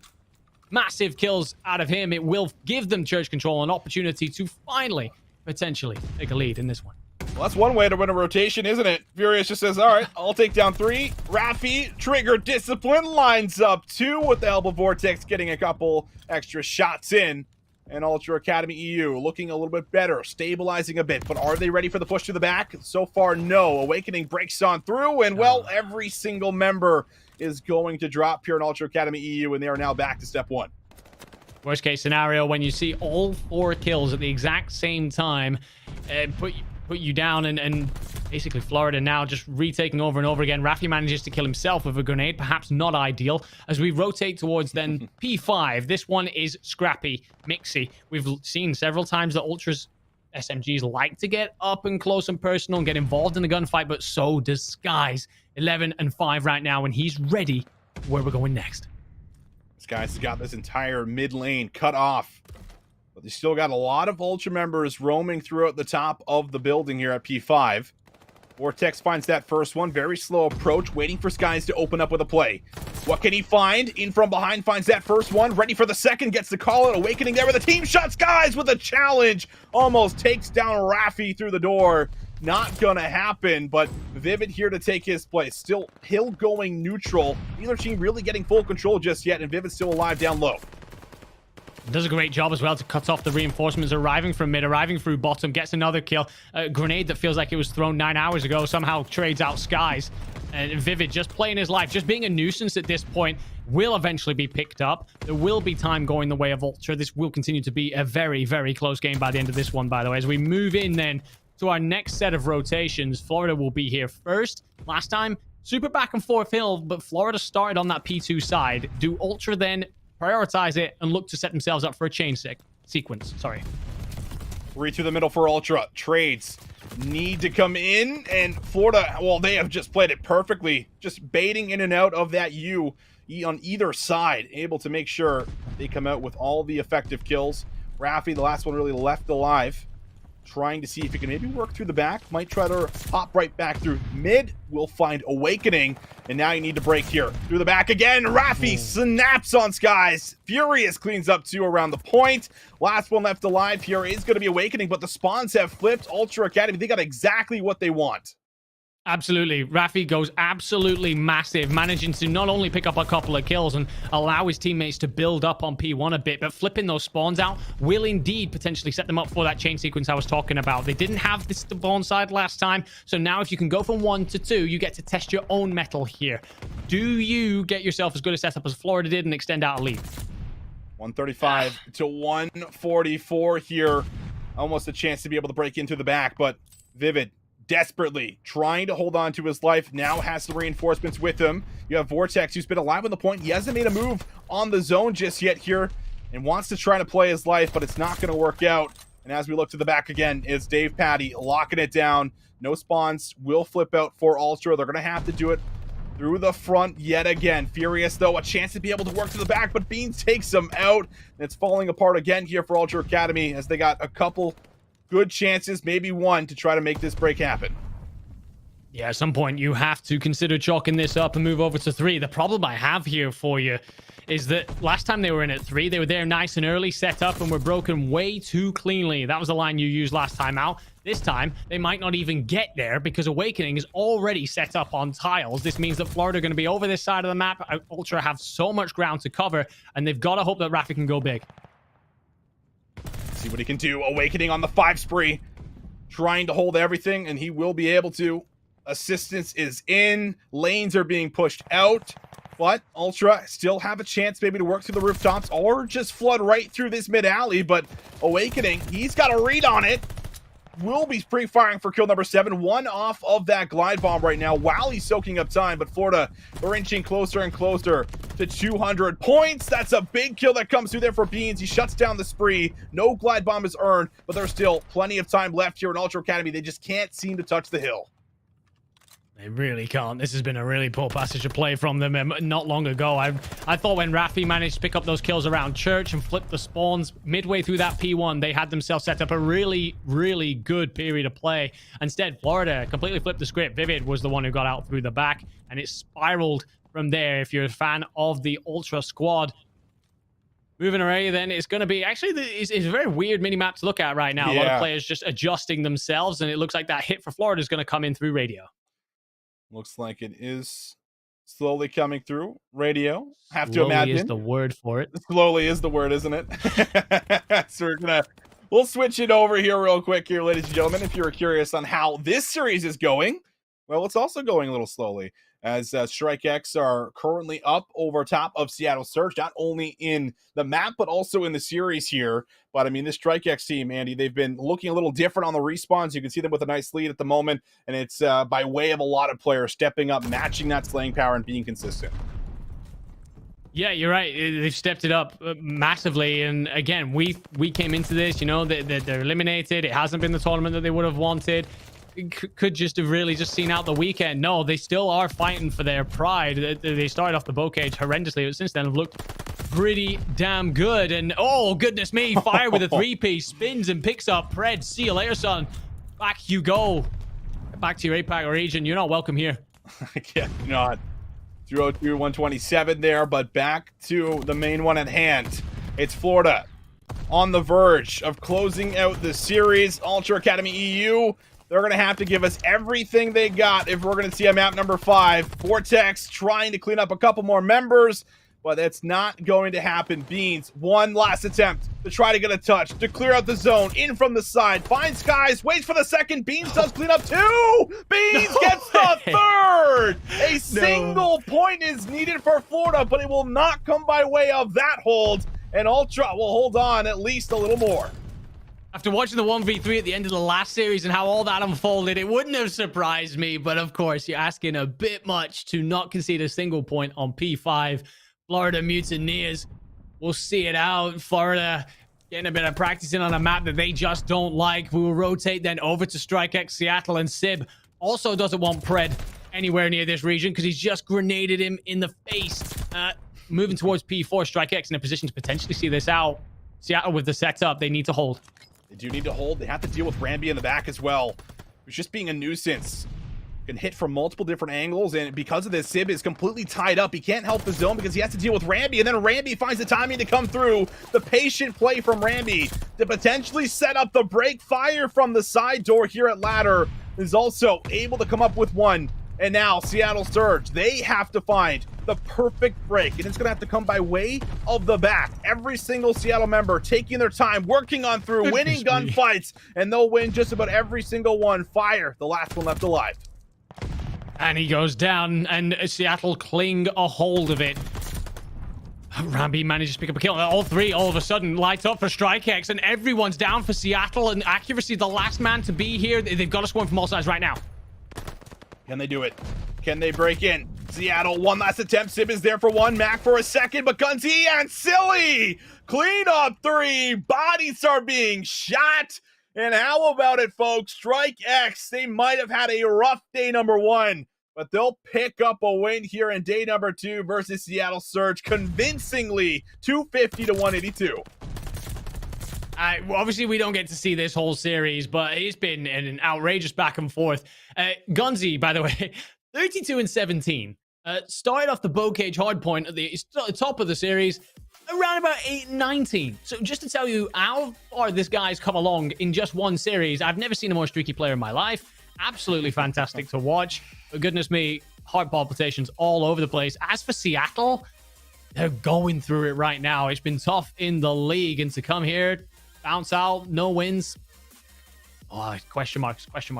Well, it's so interesting, right? Because it's almost like Seattle is like that new Florida Mutineers team where it's like you don't know what you're going to get, right? Yeah. Like there's times where they come out and they'll beat Optic, and then there's other moments, where they have a performance like this where, they do not win throughout their group. They lose to StrikeX, a team that, has also not been, ranked too highly, I feel like, throughout the majority of the AM teams coming into this Pro-Am event, but are able to upset them and are able to at least come away with the win. And as much as it doesn't necessarily, mean anything, I feel like it's still big for a bounce back for players like Fire, who was obviously very frustrated with the performance, from yesterday. You have Gunzy, who is doing the Gunzy things that we expect from him here at 32 and 17 here. And Silly also had a lot of consistent maps, with the AR in hand here. So, very interesting to see these guys come out and at least make sure they get a win and take down a pro team before exiting the Pro-Am. Yeah, absolutely. You're right. There's so many storylines that build into this. Silly, an ex-world champion. Yeah. A lot of pro players drop into challengers, realize the absolute gauntlet that it is, and then are never seen again. He's trying to prove a case for why he should maybe have a shout for getting back into the league. Fire, we all know how his season went last year. It wasn't exactly what he wanted. So, again, trying to make a bit of a statement for himself.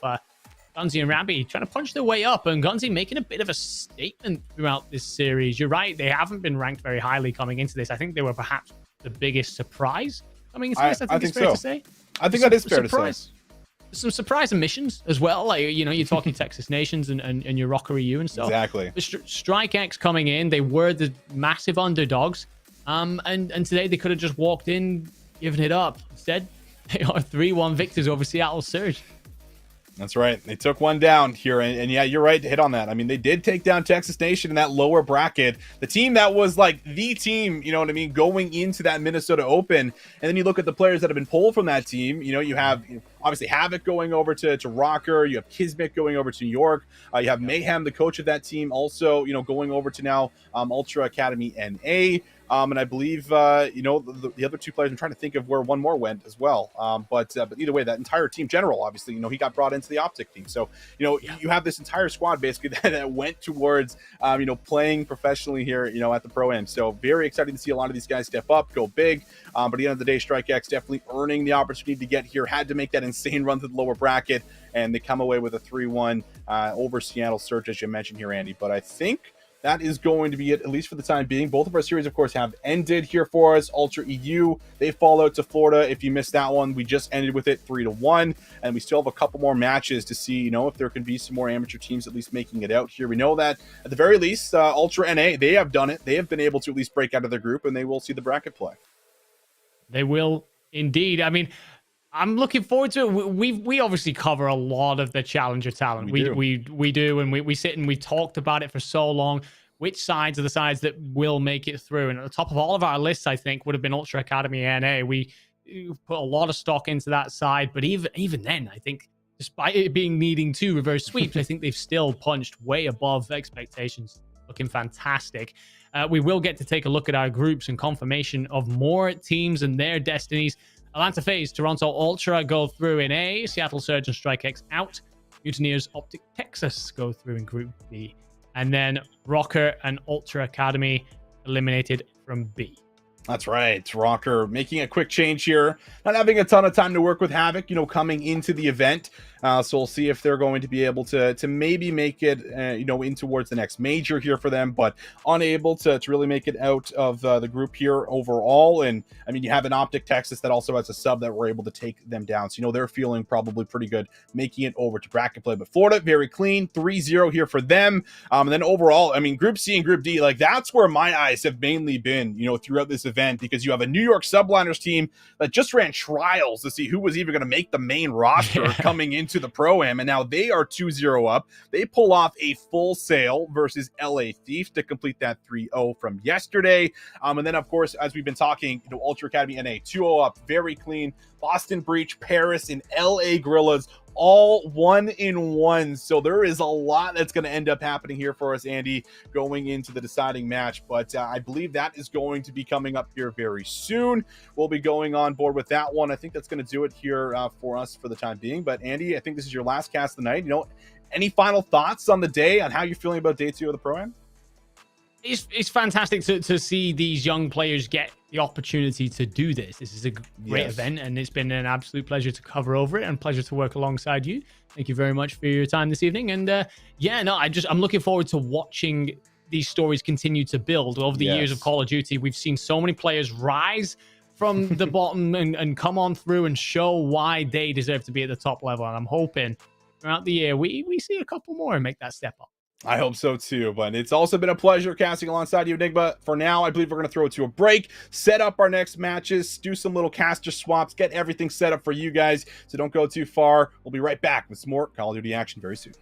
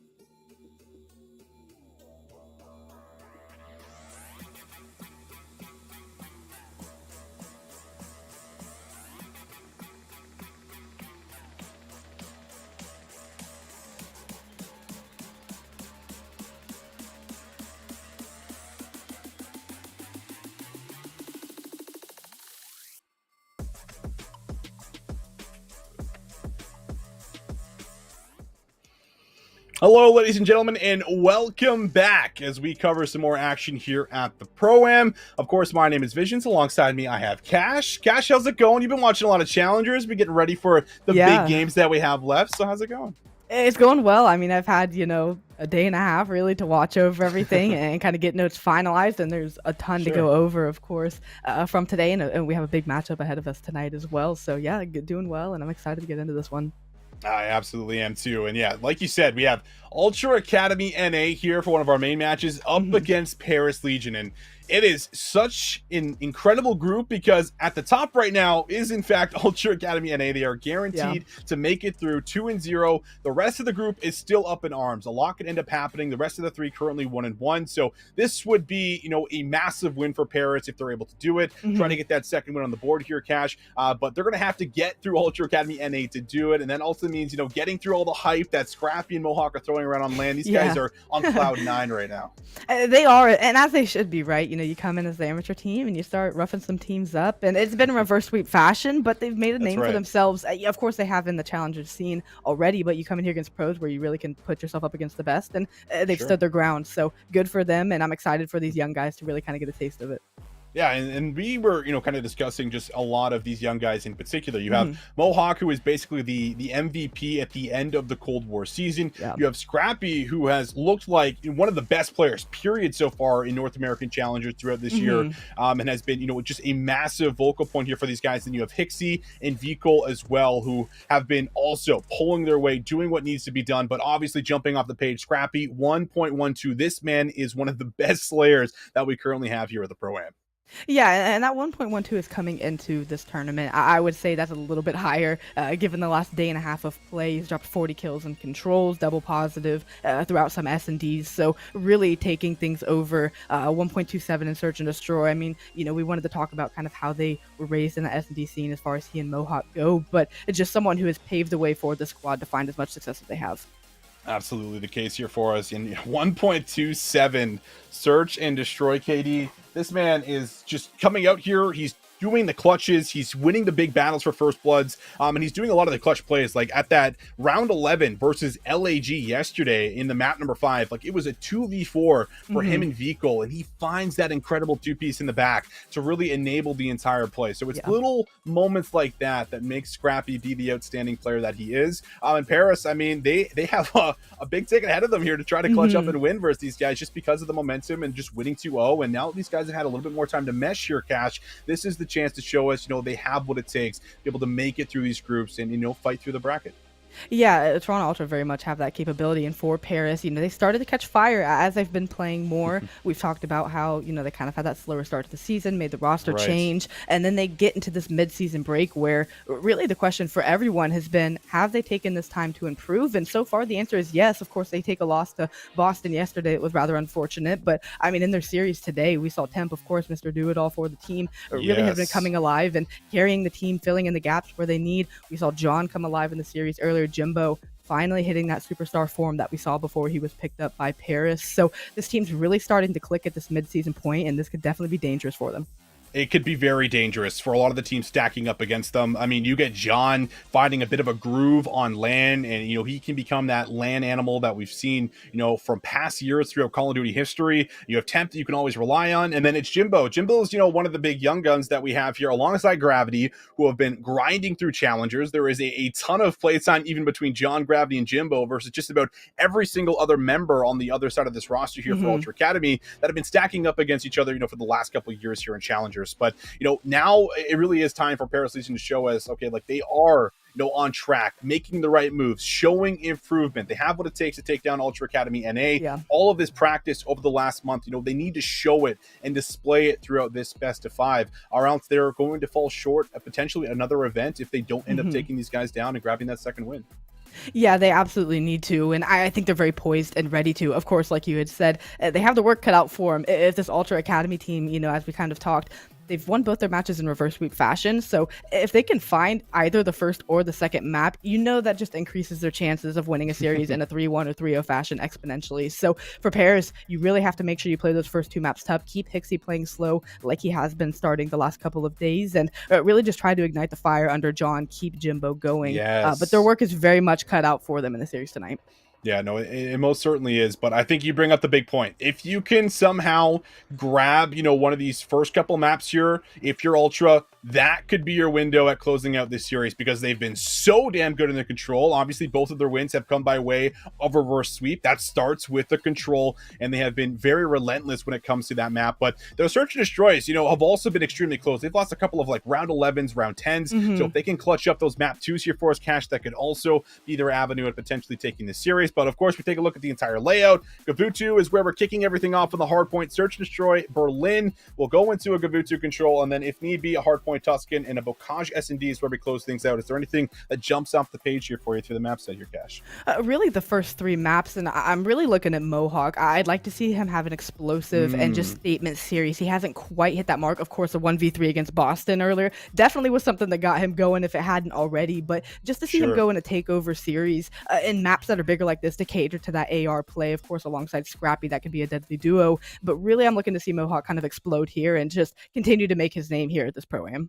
Yeah, and Mohawk has taken, a little bit more of a reserved role, I would say, this year compared to last year where he was playing with Spart, Prolute, and Saints. Like, those are a lot of objective players and very selfless players that you have on the roster, where here it feels like everyone kind of takes turns on the Ultra Academy team on who's going to pop off. Sometimes we see Scrappy come out and drop 40. Sometimes we see Vikal and Hixie come out here and get very involved in the hard points and be very aggressive, opening up with those objective kills, getting you the time. And Mohawk has kind of just fulfilled this role where he's controlling spawns, he's playing slow, and he's trying to put his team in the best possible position and to set them up for success compared to last year where he was just known as being a slayer, kind of just going rogue around the map. You could always rely on him to cut off rotations, to win you big battles. It's been a big change up, it feels like, fulfilling a different role here so far throughout Vanguard. Absolutely. And again, like you said, that's alongside all of these other players as well. And, thinking of the other 3 players on this squad, Scrappy has been finding success in the high risk, high reward plays in the S&D vehicles, kind of been that plugins, do it all kind of player for the side of Toronto Ultra NA, where, whatever the team needs, he's been filling in there. It hasn't even been the most impressive stat lines, but providing intangibles that only Vikal has been able to do for the squad. And Hixie, of course, coming alive in the respawns as well. So a very well-rounded squad going into tonight. Paris, they've got to come out hot and really contest this team from the start. Again, it's such a coin toss series because both teams have been hitting form in this tournament as of late and as of today. So really it could go either way. But yeah, the ARs for Toronto Ultra, if they can win and help get one of these maps secured early, this could definitely be great for them. That could definitely be the case here for us, but it looks like we are still waiting to load into these games here, guys. So for a moment, we'll step away. Don't go too far. We got incredible matchups here for you guys. Still 2 best of 5s late into the day here on Charlie and Delta to see who can make it out of the groups and who is going to be able to go and fight throughout bracket play for the weekend. So we'll step away. We come back. More action. Don't go too far.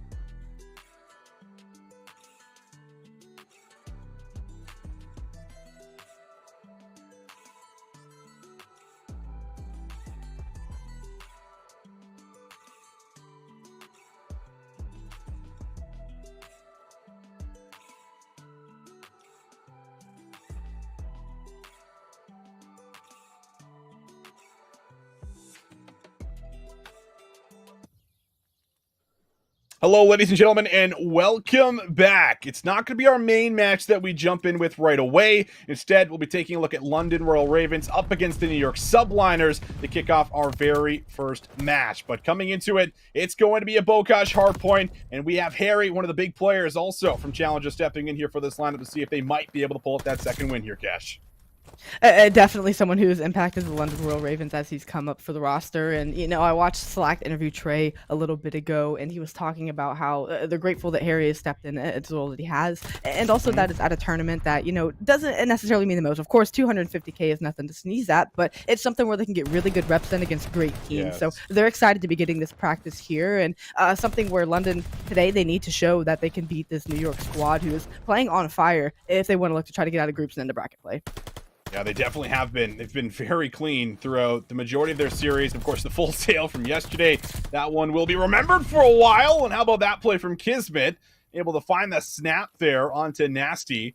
We'll be able to buy just a little bit of space for some of the members to start to work up on the map here for the side of NYSL. But now right into the point, it's going to have to be down to London here to try to salvage the play, but they will not be able to win the battles. And this means that time now going the way of New York Subliners.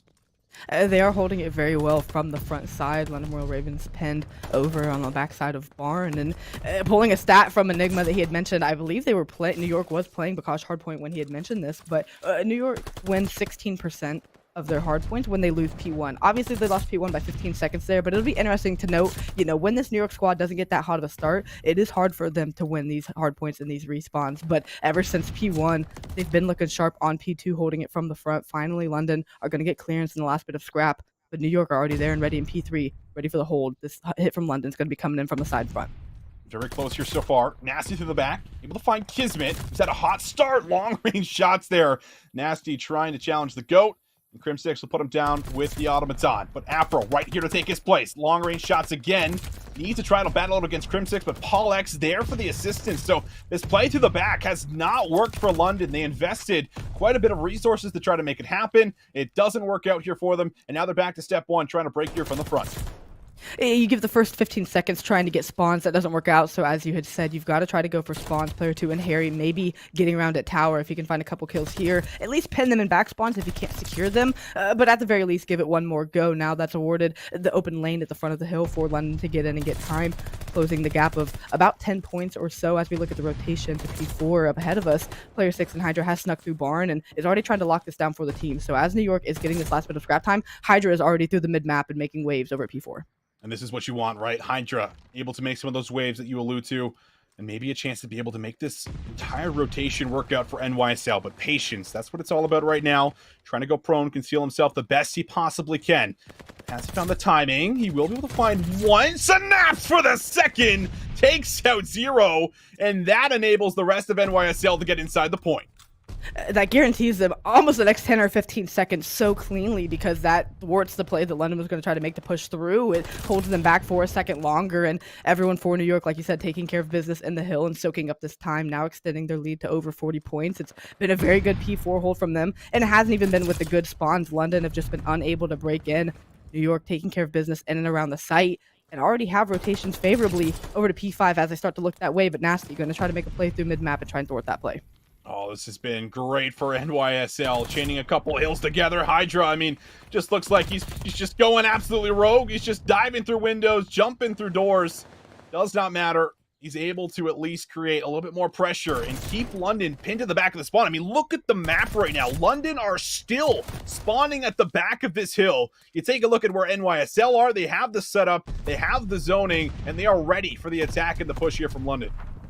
New York are doing a great job at covering all lanes and funneling London through the middle of the map. They tried to get spawns for P3. That didn't work out. They tried to get in and around P4. They kept them funneling through that one lane on those far left spawns. And now, as a player drops in the back, they just rotate and pick up where the lane is opened up. So London have really only had one choice. They haven't been able to get behind a big play to open things up on the hill for them. It has been all subliners, all of this Bocage hardpoint. I mean, London are starting to forget what the hill even looks like right now. This has just been almost a straight 100 points, it feels like. Hydra, I mean, he's starting to trick shot off the staircase. He's got the sub now, ready to challenge Afro again. And kill number 4 now in for the spree as Kismet's getting involved. Paula, I mean, every single player on New York right now is just not losing gun battles. Everyone's starting to take over, and London Royal Ravens, they are still yet to get a point that is a full 60 for New York. And a nearly full 60 coming off of P4. And now the last time London got a fairly substantial amount of time was P1 into the beginning of P2. So they're going to look to try to replicate that here. But the kill feed, all white once again. Hydra trying to get streaks but not able to collect. And oh, well, it doesn't really matter at this point. The rest of the squad also doing their job around the map, shutting down London Royal Ravens' attempts to get any kind of map positioning. They've just had every head on a swivel. Everyone looking around and getting the kills they need. It seems like it's 3 for 1 in the feed every time we look at it, and well Vision, the scoreline reflects that. Yeah, I mean, wow, just wow right now. Like, New York, they have just completely turned this one around after what was, very back and forth to the first couple of hills, has now just turned into an absolute train wreck here for London Royal Ravens, as they can't hold the spawn. They cannot break a hill. And this is where they're going to have to do it. They have the spawns here at P2. They have players in the back. They cannot afford to let New York to get back here. But again, Paul X wins just unwinnable battles. Needs to try to find Afro as well. Almost does it. 8 HP for Afro to try to hang on to those spawns. And now London have a bit of control finally and can take a breath. And Paul trying to make that play around the back, it forces not only at this point in the map 1, but 2 arrows to turn around for London, so they can't focus on the rest of the transition and getting a good hold on P2, and it just forces them to take gunfights that keep them off the hill. Now they're locked for P2 and have held off the first wave from New York, so this is the first bit of substantial time they've been able to get in quite some time. Still looking at a 100-point deficit, but you hear players and people talk about that Bocage blender where once you get in that cycle, it can be so hard to break out. London trying with this P2 to get out of it, but once again, it is a clean break coming in from New York, and they're just keeping London on the rear foot. And, a little bit of a slow start here for Zero at 13 and 22. Usually one of the big players that is always consistent for London, not having it, certainly hurting them, and it's showing on the scoreboard. Now almost 200 points here for New York. Remaining couple seconds will be secured here for London, but they don't have any players in a prime position to really break open this setup here from New York. Zero finally getting around the back, has to win this battle versus Crim6. He knows he's back here, slowly but surely working at him. While this happens, time is still going over. Zero finally gets involved in the play, goes to the pistol for the third, but he sets it up for his teammate. Afro is there, and London break on through. A big 2-piece like that from Zero can just kickstart this London roster, and with him being the in-game leader that his comms are through the roof right now, trying to get his guys fired up around him. They're doing just that. They've gotten the most substantial amount of time these last couple of hills than they had since the start of the game. Though New York has crossed the 200-point mark, it may be too little too late, but at the very least getting the guns warmed up, is the subliners only needing 45 seconds here to close this one out. London, though, starting to hit a little bit of form, maybe just a bit too late.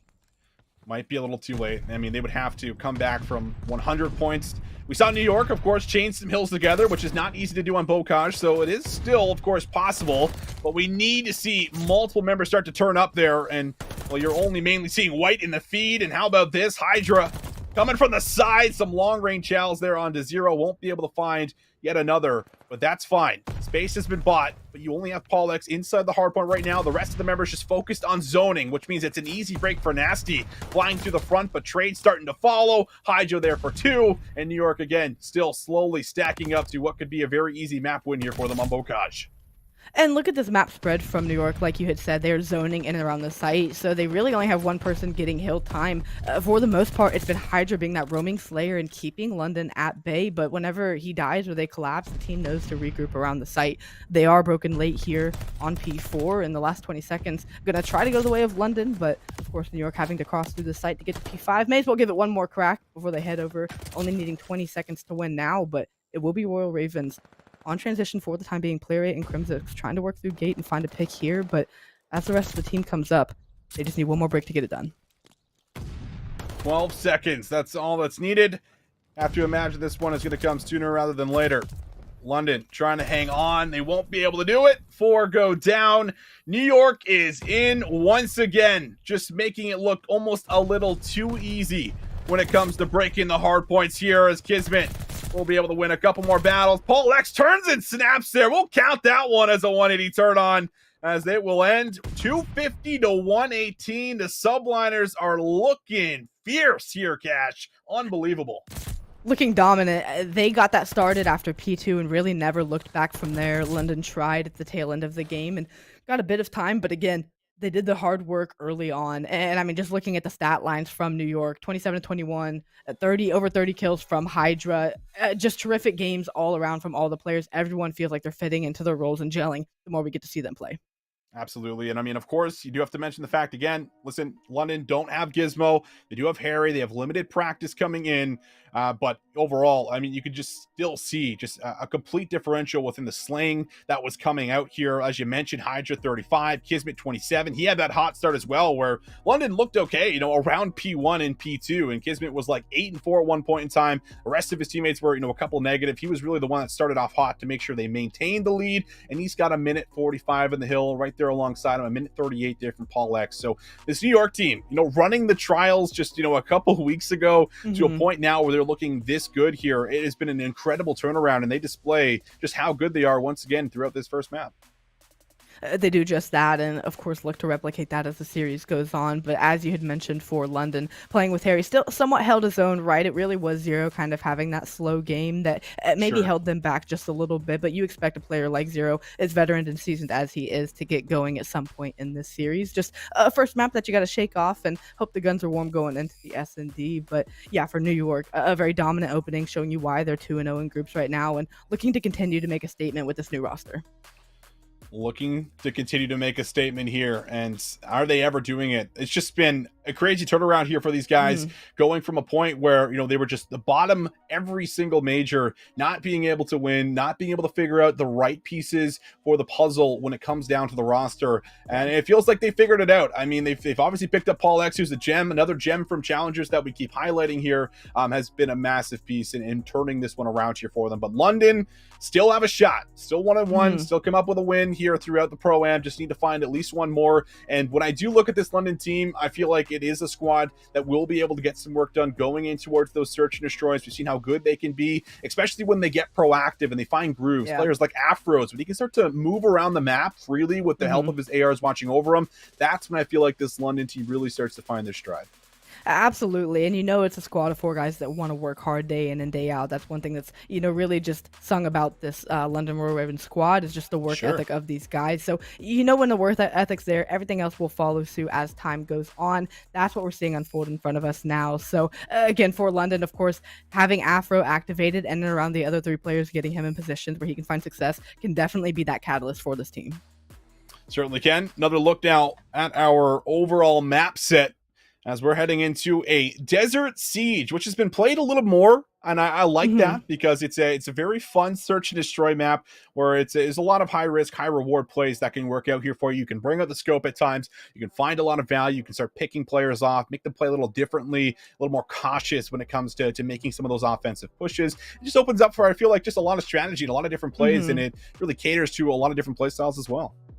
And I feel like this map, at least a touch more than others as well, is so dependent on the first blood. Of course, we've seen some crazy clutches go down on this map, but really that first blood usually comes in and around the mid-map, and there is so much to clear out if you happen to lose that map positioning that it can be critical to winning rounds. You know, like you said, you expect some players, whether it be with the automaton or the sniper, sitting at one of those top lanes of the map and locking things down. But like you said, it definitely rewards players for high risk, high reward, but by the same token, it is a high risk play. Exactly. I mean, if you just end up, you know, funneling into iron sights and preamps over and over and over again, then it can be really costly, especially when those trades aren't following through, you know, right after one another here for us. So we'll see what happens. I think that, you know, you could at least approach the map, you know, very differently based off of your playstyle. When you do have a scope that's really hot and starts to find those kills, like all of a sudden, you know, working around the B site becomes a lot easier. And even if you want to just play through A slowly, you can work those picks, make teams over rotate sometimes defensively, and really just turn it into a guessing game. I feel like that's really the big thing when we talk about Desert Siege and we talk about Berlin, because both bomb sites are, you know, basically attackable and are just as easy to get into either one. I feel like it does open up for a lot of those mind games where it's like, okay, are they actually coming here? Do we need to stack resources here? Do we need to rotate? It constantly calls for those questions when you're on the defense, having to try to read the play, you know, as you see it. Yeah, absolutely. And that's what makes Desert Siege. I mean, it's growing on me a bit. The more we see it, Me it does too. grow on me a hair. But like you said, having access to those bomb sites, it just allows for, again, that guessing game. I couldn't have said it much better myself. You really just start to wonder, okay, well, in the clutch situation, you see less people committing to one bomb site and really trying to play the mid map because you just aren't sure. And worst case scenario, you guess wrong and 2 players are sitting there. Best case scenario, you just kind of hold tight and wait for something to happen. So as I see it more, it is growing me. I have to be honest, but it's definitely one that'll be interesting, especially against these 2 squads. I mean, you look at Paul X and what he can do with the sniper, and of course Trey, Zero, absolutely electric with a sniper as well. Teams we've seen, some people stick with the sniper too long, and that can end up costing them. But there's no better teams than these 2 that have a gauge for when to pull it out and when to really start firing with it. But like you said, if you can get a hot hand with the scope, that can really put this map away. Yeah, and that's where I'm a little biased, right? I like these larger maps just for that reason, where it's like, okay, we get to see the sniper battles. Exactly. It's always so fun, right? Like, it's like, just give me the sniper POV. I just want to see what he's looking at, where he's going with it, what he's doing, how he's playing. Exactly. It's just always so much fun. And obviously, I think that just comes to the back end of Cold War. We didn't get to have snipers, so it just feels like there's just that much more excitement whenever we get them here in Vanguard. And while we'll most likely get them going in towards this one, just waiting for it to start. Of course, for our other series, it has not started just yet. For any of you guys wondering, that is the main one that we're, of course, trying to stay on board with. But for now, we'll be just kind of looking over this London versus NYSL series until that one gets started. Then we'll be giving you guys picture-in-pictures, hopping over, giving you as much action as possible coming in. But as we're waiting here, do you have any predictions for me, Cash, with this series overall, or even just this map? You got anything for me here that you think might go one way or the other? For London, again, I mentioned Zero with the sniper and how dangerous he can be. Afro can always make big plays as well. So for this map, I might be leaning a bit towards London, but I think for the series, I'm feeling New York, just how they've been clicking, and especially how Hydra just played that respawn. He's someone, if he starts early and hot, it's very hard to cool him off. He can have a big night. You're absolutely right there. Paul X does have a sub, not the best weaponry for the angle that he's trying to work into the back for a pick, but might still be able to find some value. Zero gets a little glimpse of Hydra, but won't stick around to hold the angle. Information here for both sides going to be given, but this bomb still inside of University has a chance to go to either bomb site. No first blood coming in yet, so that's really what we're waiting for here. And it seems like once the first blood goes down, a couple gunfights tend to follow, especially in and around the mid-map. Hydra opened things up early, and that's going to open up the A side as well. Krim with a beautiful nade to follow up. The bomb will be going down on this A site, but Trey also gets found out over on that street. So in a 1v4 situation is going to be Afro, someone who could very much make it happen, but might just be a bit too much to ask in this first round. New York take it. They do take it. Very impressed just with the patient play coming through for New York, understanding that, hey, listen, they have a sniper. Let's play this one slow. Let's use our nades and tacticals to really push them out of some of these power positions. And we get to see it there in the final 30 seconds of that round where everything just slowly collapses for London Royal Ravens. And it's a flawless first round, 2 kills apiece here for Crim6 and Hydra. But now it's up to London to see exactly what they have in store for us in their first offensive round. And I think Zero is going to make sure he keeps that scope out, still looking for some picks. Having a look down range, his teammates look to be somewhat leaning towards this B site. Nasty bomb in hand, just trying to get some nades over the top for some information. Pollux playing a tight corner here, but gonna stick the objective early, and it is not going to work out as Pollux pops on the bomb and pops 2. That will be the first opening blood for him. 3, and he's gonna go for the ace. If Zero's alive, he's in the back with the sniper, so it is a game of cat and mouse. Give it to him as they try to hunt him down. It's not gonna happen just yet. Zero will be able to find the quick scope onto Kismet, but boom, there it is. And Paul X with 3 just runs through London's setup one by one. The snap onto the second, absolutely beautiful. Hydra in the back with the scope of his own here for the subliners, able to find kill number 3. And I mean, that was convincing as ever. The first 2 rounds have opened the same way. It was somewhat slow to start, but as soon as they found the first blood, 2 fell very quick behind that in succession. So the answer for London Royal Ravens is going to be trying to find a first blood of your own. Obviously, you've been down 3 lives after the first 45 seconds of a round. You've got to find a way, especially on defense here, to get a first blood and get out with your life. But aggressive through the mid-map is going to be the subliners, looking like nearly the same play they made last go-round. First pick, good for Harry. Afro also now able to push up a little bit. It's a great look over the middle of the map here, but that nade is going to now force him to come all the way back. and he will be able to do so safely. While that happens, Harry finds a kill in the Crim 6. So now finally, a much more positive round here for London, as Pollux can't win that at range with the sub, and it all comes down to one. Hydra might just look to play his life as he's 3-0. Laps coming in around him, and will be found out there in the mid-map. London respond, and wouldn't you look at that? It was behind a first blood. They got some more site control over on the A side, and that round turned out well for him. Now, just down 1. New York have the lead 2-1 here in map 2 S&D, and players starting to get a little bit warmer for London Royal Ravens. Of course, Crim and Hydra being the 2 for New York with the hot hands to start, but it's Harry and Zero with 2 and 3 respectively as well. And Harry on a 3 streak. You were saying Hydra could potentially play streaks, but now Harry's in the position to maybe bait out a couple kills and slow pay for some streaks of his own. So we'll see how this offensive attack goes. Nothing came to fruition last go around, but playing patient in the mid-map is going to be the Ravens. Oh, a little bit of bad timing there for Afro. Turns as soon as Pollux turns the corner. Nasty's able to read. Crim 6 on the push through there on the staircase. So 3 versus 3. We'll see exactly where London want to bring this bomb to, because they're kind of just positioned in the middle of the map right now, and they might rely on Zero to maybe work for a pick, get some information. They're not pressed to make a play by any means just yet. They still got 55 seconds on the clock. Not pressed, but pinned back, and that's something New York's going to take advantage of. If you can stay up at this 50-yard line of the map, that really takes away either bomb site without finding a pick. Nasty does find Hydra crossing over the B bomb site, but the other 2 players follow closely in suit. Getting the bomb down.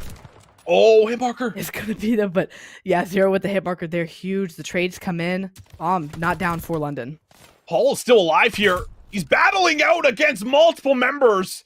Zero, I think he wants to just hit him with the pistol, and he will, but boy, oh boy, was that dicey. Paul's just playing like, all right, he's just going to hold the angle with the scope. I'm going to wait for the regen and maybe try to get out, but just a veteran play from Zero. Puts the pedal to the metal, rushes him with the pistol, and makes sure there is no outplay potential there for Paul. London answering with 2 rounds of their own against New York, and like you said, just a heads-up play from Zero to realize, okay, he's got to be 1 shot and a half, so I'm just going to chow him with the pistol and win the round there. But neither team, except for New York in the first offensive round, finding much offensive success. It's really been about the battles going down after the first blood. New York going to look to try to get objective down again on this offensive go here in round number 5. And once again, it's aggressive through mid-map. Last go around, it was London who found the first blood, but subliners giving this backup and trying to maybe work towards this A side a little bit more. Not giving away information yet. They're trying to work it up this top side. Very patient. The subliners have been here through the majority of their offensive rounds, not trying to rush anything, just taking their time working into sites. But Kismet now starting to feel like he can inch up a little closer to this A site. Afro's going to tag him up just a bit, down to about 70 HP. Nades are going out back and forth, and Harry's connects. So bomb now down. Paul can't find a trade. 4v3 here for London, and they're in a great position to watch over the A site. They are, and they also know Paul's position. Harry finds another kill, so a 4v2. Make that a 1v4 now for Crim. Bomb all the way over on the A side, and, well, Zero's getting some shots in there, and we'll take him down finally. But London also play that patient. They force the mistakes out of New York and then can play accordingly. They win 3 rounds straight and find themselves with the lead here. Oh, the pistol. This pistol hits a little different, you know? Like, it really does. Whenever I use this thing, I'm just like, is this a pistol or should it be in a different category? Because this thing, you're pulling it out, you know what I mean, across the map. A punch, man. Yeah, he's 1 shot, but still. I mean, I'm always pulling out my AR there, but no, not with a pistol. You can pull it out here from time to time. London, after what was a really slow start, looking like they might just get steamrolled heading into this map number 2, have now been able to pull this one back a little bit. 3 rounds in a row. Kismet finds the nerdiest angle ever and full takedown Afro, and that's going to give them a very early first blood here. Kismet's first blood, and it keeps Afro at 0 kills for the search and destroy, someone who can make major impacts for this London squad and search and destroy specifically, but is going to get sent back to the respawn screen. Now a 4v2 for London Royal Ravens here on this offensive go. Zero's position, of course, found out, but look at New York just playing so patiently. They know they don't have to make the play. Let London come to them, and they should be able to walk into pre-games at this point. Very clinical play for a search and destroy out of the subliners. Harry desperately searching for someone to give him a peek so he has a shot at being able to turn this into a 3v2. And will he check his left corner? Nope. No, he will not. Hydra with 2 in the round, looking for number 3. Not even going to happen. New York with some nice aggression there at the start and able to take away a lot of the map here. Ties us up at 3-3. New York is playing with great tempo. They're really, like you had said, getting aggressive there early on and then slowing things down in the mid-game, forcing London to in turn get over-aggressive and overextend. So subliners tying things up at 3-3, but it's felt like they've been a bit more in control of the map presence, at least so far in this Desert Siege. London, though, keeping it close and staying within striking distance. We're all tied up here at the mid-game. All tied up in what really does feel like a must-win for London, going down 0-2 to a streaky and hot New York team. Could be the death of you here in the pool. But it's a good start here for Afro. 2 players end up dropping. Hydra doesn't even really get a chance to shoot his gun back, as now Afro is no longer on the donut. Might be able to find 3, and yes, Afro is going to find 3. Looking for the ace. Last one left alive will be Paul X, who's got a sub and once again is stuck in university, but does spot out Afro as he gives him a chance at getting all 4, but won't be able to get it just yet. They know he's in here, and he is very much stuck. Pollock's just dancing around, and like you said, the MP40, not going to be able to chow too much at range, and yeah, going to get found out. Afro, I believe, is gifted the ace. A couple team shots make that a bit easier, but London respond to the big round to go up here 4-3. Yeah, big round from Afro. All 4 players. I mean, every single New York player trying to work here through the trains just did not even stand a chance. I don't even think Hydra got a chance to even shoot his gun back at Afro as he picked up that second.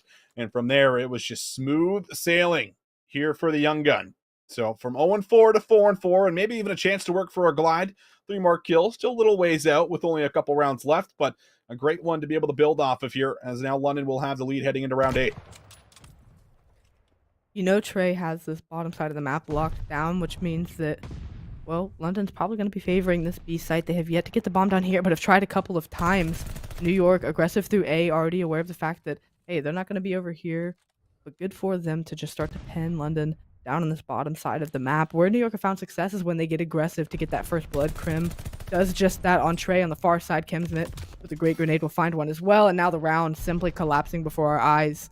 New York look to respond here and draw things up 4-4. They do just that. That looked really funny from Nasty's POV. He's like, all right, guys, I think I might have a plant here at B. And then one by one, every single member falls. No plant angle here for Nasty, unfortunately, as that is another one of those flawless rounds that we saw in the very first round here from NYSL, not dropping a single member, clean the whole way through. They shut down the streaks, and they do it by way of aggression. Again, just picking their timings to be able to push out together, play for those trades if need be. In that case, they don't even need any of them. And now we're all tied up here at 4 apiece as New York, they're back on the attack. And it seems with these kills that they've been coming in such flurries that you haven't seen anyone take a route Desert Siege with the lanes being a bit more open. It is a bit harder to find those routes and make a flank play happen, but we haven't seen that. It's been pretty straight up and down search and destroy. Hydra responding with a snipe. Trade the first blood out, but really the mid-map battle is what's needing to be won by these teams to get map control. London Royal Ravens get that, the bomb goes down, and now just in a 1v3 situation left is Hydra. Quick from London Royal Ravens once again, very clean round. Wow, what a play from Afro again. I mean, you just have to highlight it from 0-4 to now just making some of these game-winning plays here. Finds this angle to push up through the trains. I think gets information on both players with the way that he looked over at the trains, but took the bomb player down first, gets out with his life, waits for the regen, waits for his teammates to get into position, and they play out those trades effectively. And now that's going to put London on map point here, a chance to tie up the series going into round 10. Everyone for London now having a fairly solid series. Afro, of course, who was at 0-4, now 6-5 for the team, has come alive effectively. Nasty with a cheeky angle over the top to try and get Krim. The nade doesn't connect, but before anyone drops, Nasty's like, I'm going to get this bomb down, please, for a second. Stay up for me. Okay, bomb's landed. Now we can do whatever. And now here comes the break-in from New York from the back. All right, 1-for-1s here across the board. So far, 0 with the pistol. Nice shots on the Kismet, but Hydra will equalize it to a 2 versus 2. 30 seconds left. Hydra's going to hop on it here for a second, but maybe second guessing. Afro needs to get eyes on bomb, needs to try to find him. It's being defused. Crimson's battling from afar. Hydra sticks the defuse. And NYSL, they get it, and they're sending us to around 11. And Hydra readjusted his angle to be hid behind pillar. You saw them give it a look, and well, they didn't see Hydra. I love the play to stick that, really just selfless and going for the objective and sending us to around 11, like you said. Big plays from Hydra that win you series, and this, what could have put the series at 1-1 now, could be going the way of New York to put them up 2-0 here. A huge round ahead of New York to try and go up. Round 11, and it's been a common trend, it feels like, for a lot of our series here in the map 2s and the map 5s, and we are not complaining whatsoever. But New York have looked a little better on defense than they have on offense. We'll see if they can make something happen at A. The shots are going through. Harry almost cleans up that kill, throws a Hail Mary out, but A not going to connect. Clean shots onto Hydra there. A lot of damage being done, just no picks coming through just yet. And New York still committing to this A site. It is a 3v3, all players. I don't think they realize how close they are to one another. Afro trying to shoulder out and find the kill. The bomb does go down. Kismet essentially stuck, but finds the kill to free himself. Nasty having to overlook and make something happen, but a huge kill by New York to make this post-plant setup that much easier. Oh, it's a 1v3. It's all down to 1. Oh, Zero snaps on the head of Hydra. Needs to slip away with his life. And it looks like he might have done just that. Has he finessed and bamboozled New York subliners? Kismet's going to come back, but the double chow is in. And there'll be no shot, no chance. And New York subliners able to clutch up again in the map number 2. Win 2 straight to take that one, and though it was a pretty handshake round going back and forth between these squads, it still felt like New York was in the driver's seat given their map positioning and presence for a majority of that search and destroy. Still valiant effort from London, but you feel like that was yours to lose and it slipped right through your fingers. Hydra at 7-7, but having a big performance as well. Kismet also started that one off slow at 1-5, finished 7-7, and of course the heroics there to get the bomb down. Not only to play his life and get it, but to find a kill as well. That's right. Finding the kill and being able to just make multiple clutch plays happen there throughout so many rounds here on both sides. Afro as well, you know, starting off really slow through the first couple of rounds, starts to come alive near the end. We saw Zero get a little hot with a scope here and there, but not enough consistency to really drive that one home. And then you look at New York and, well, there was no real standout player. Everyone was involved at all times, but Paul definitely getting a lot of damage in there, almost, you know, inching in at 2K, but 1,800 there for him. Not too bad whatsoever. And now NYSL, a very, familiar territory overall here, Cash, where they are 2-0 up in the series, and they have a shot at being able to potentially put this one away going into the Gavutu control. Yeah, you're going to go into a map 3 where, again, the ARs are going to run true, but Hydra still makes his impact found as well on a map like Gavutu. So really excited for New York here to see if they can close this one out in a 3-0 fashion, continuing the trends that they have set so far in this pro-am of just hitting stride, finding form. I'd want to be 3-0ing teams as we get closer to bracket play, and they're doing just that. They, of course, handled and take care of business in map number 1 by over 100 points, goes to around 11 for map number 2. And here for map number 3, London really have to try to make a stand to prove that they can come back here and get a win and try to get out of this group. That's what they're going to have to do. I mean, with the sub, with everything that's happened, limited practice, it's a tall ask, but it's necessary. I mean, if they want to make it out of groups, make it into bracket play, continue to compete throughout this weekend, it has to come through. There's no other way to say it. So we'll see if they can dig deep and try to make it happen going into the Gavutu. I feel like, we didn't get the most out of Zero, but it was on a Bocage. A map like a Gavutu, that could be a little bit better here for him, where he can start to create some space, get into those power positions, really take over the map here. But I really do feel like Zero needs to find that groove if London is going to be able to somehow start to make this reverse sweep happen. Yeah, it's definitely going to be starting with him, and then the young guns around him, will follow suit. But Zero is one of the rare talents in the league that can really just enhance the play of everyone around him by being that leader and that veteran player. He's been playing with these young guys and having to kind of pave the way for them as well. So if he can step up here in map number 3, I expect the rest of the team to follow suit and continue to play well behind him. Yeah, we'll see if they're going to be able to do it. For now, I believe we're going to take a bit of a break, get ready to set up our next map. Unfortunately, the Ultra Series has not kicked off versus Paris, so we're still waiting for more on that one so we can continue to flip through the action. But for now, we'll get ready for map number 3, and we'll be right back with the Gavutu control after the break.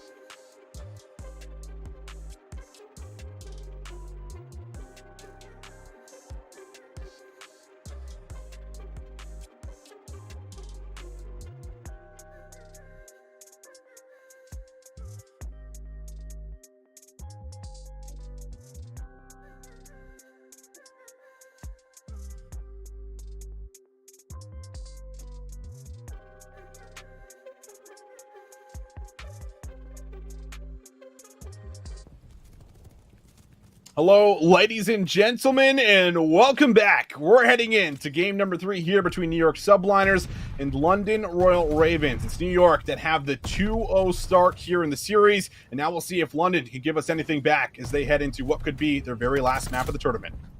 As we had mentioned before going into the break, I's really going to be on Zero here to step up for the team and get things rolling for them on a map like Gavutu, being the AR that he is.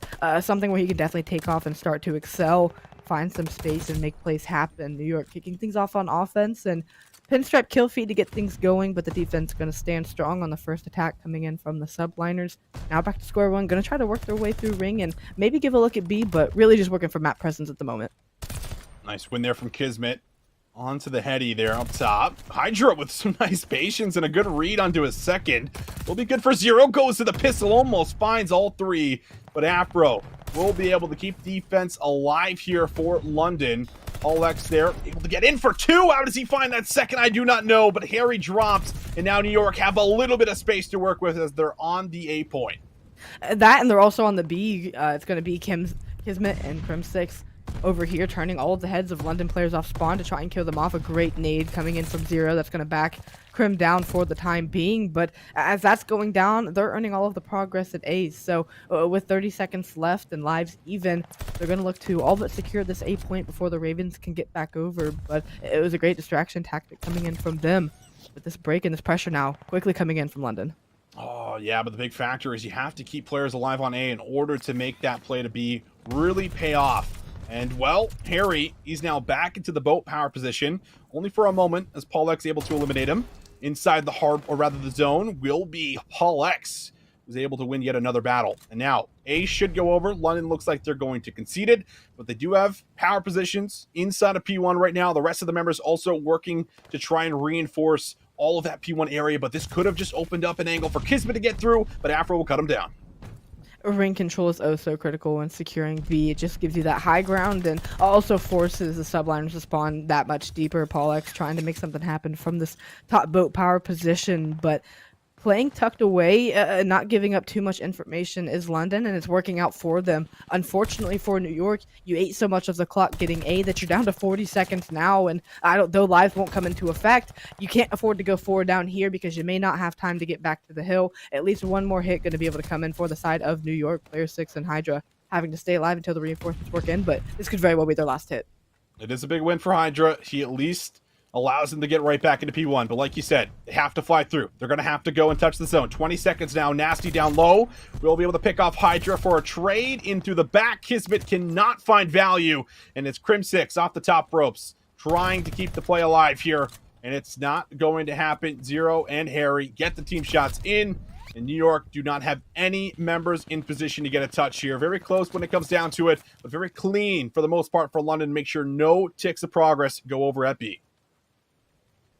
A great defensive round to open up, and a good response from London after the first 2 maps to come out here and get a good solid defensive hold on control. Now they're going to go over to offense and try their hand at it, but as you had said, holding the subliners to not getting any progression at B is going to be critical as this game continues to go on. Even if they can find 1 tick over there just to give them that slight advantage if they edge toward around number 5 is going to be oh so critical. And of course, Afro now playing much better at 6-6, starting off here. Harry at 7-5. Everyone for London looking sharp to kick things off. Yeah, this is where you look at Afro to be one of those players that can just get a lot of work done in these tight little corners, little doorways. You can finesse your life, but hasn't really been able to find any members here so far on New York.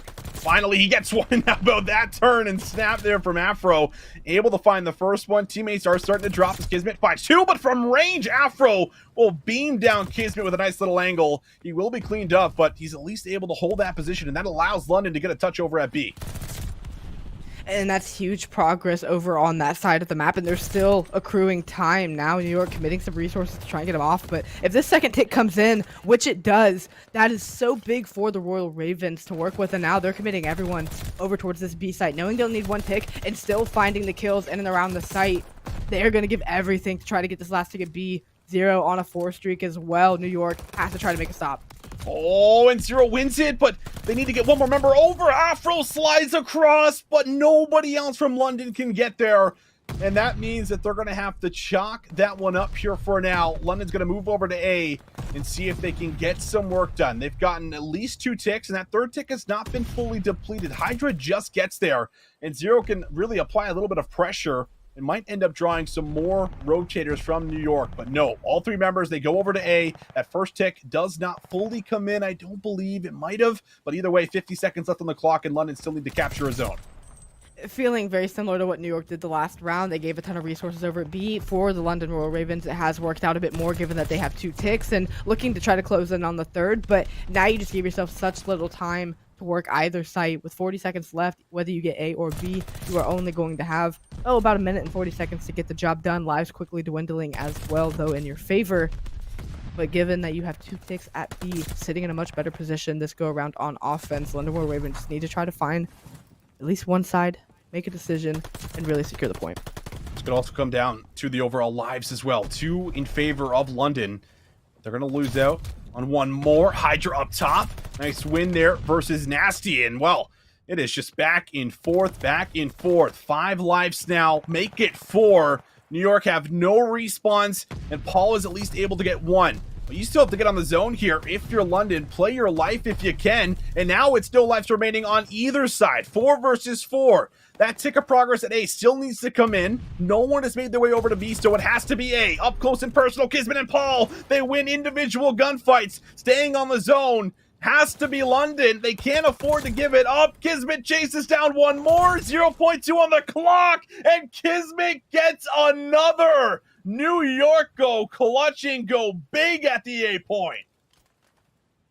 Take care of business to win that one. And I said how important it was that they had gotten those ticks at B. Well, they couldn't get A, but at the end of the day, they do walk out with 4 total ticks of progression, so that will put them up for the time being. But New York, as you had said, clutching up and going big. Kismet ending that round on a 3 streak to ensure that London can't get the A point.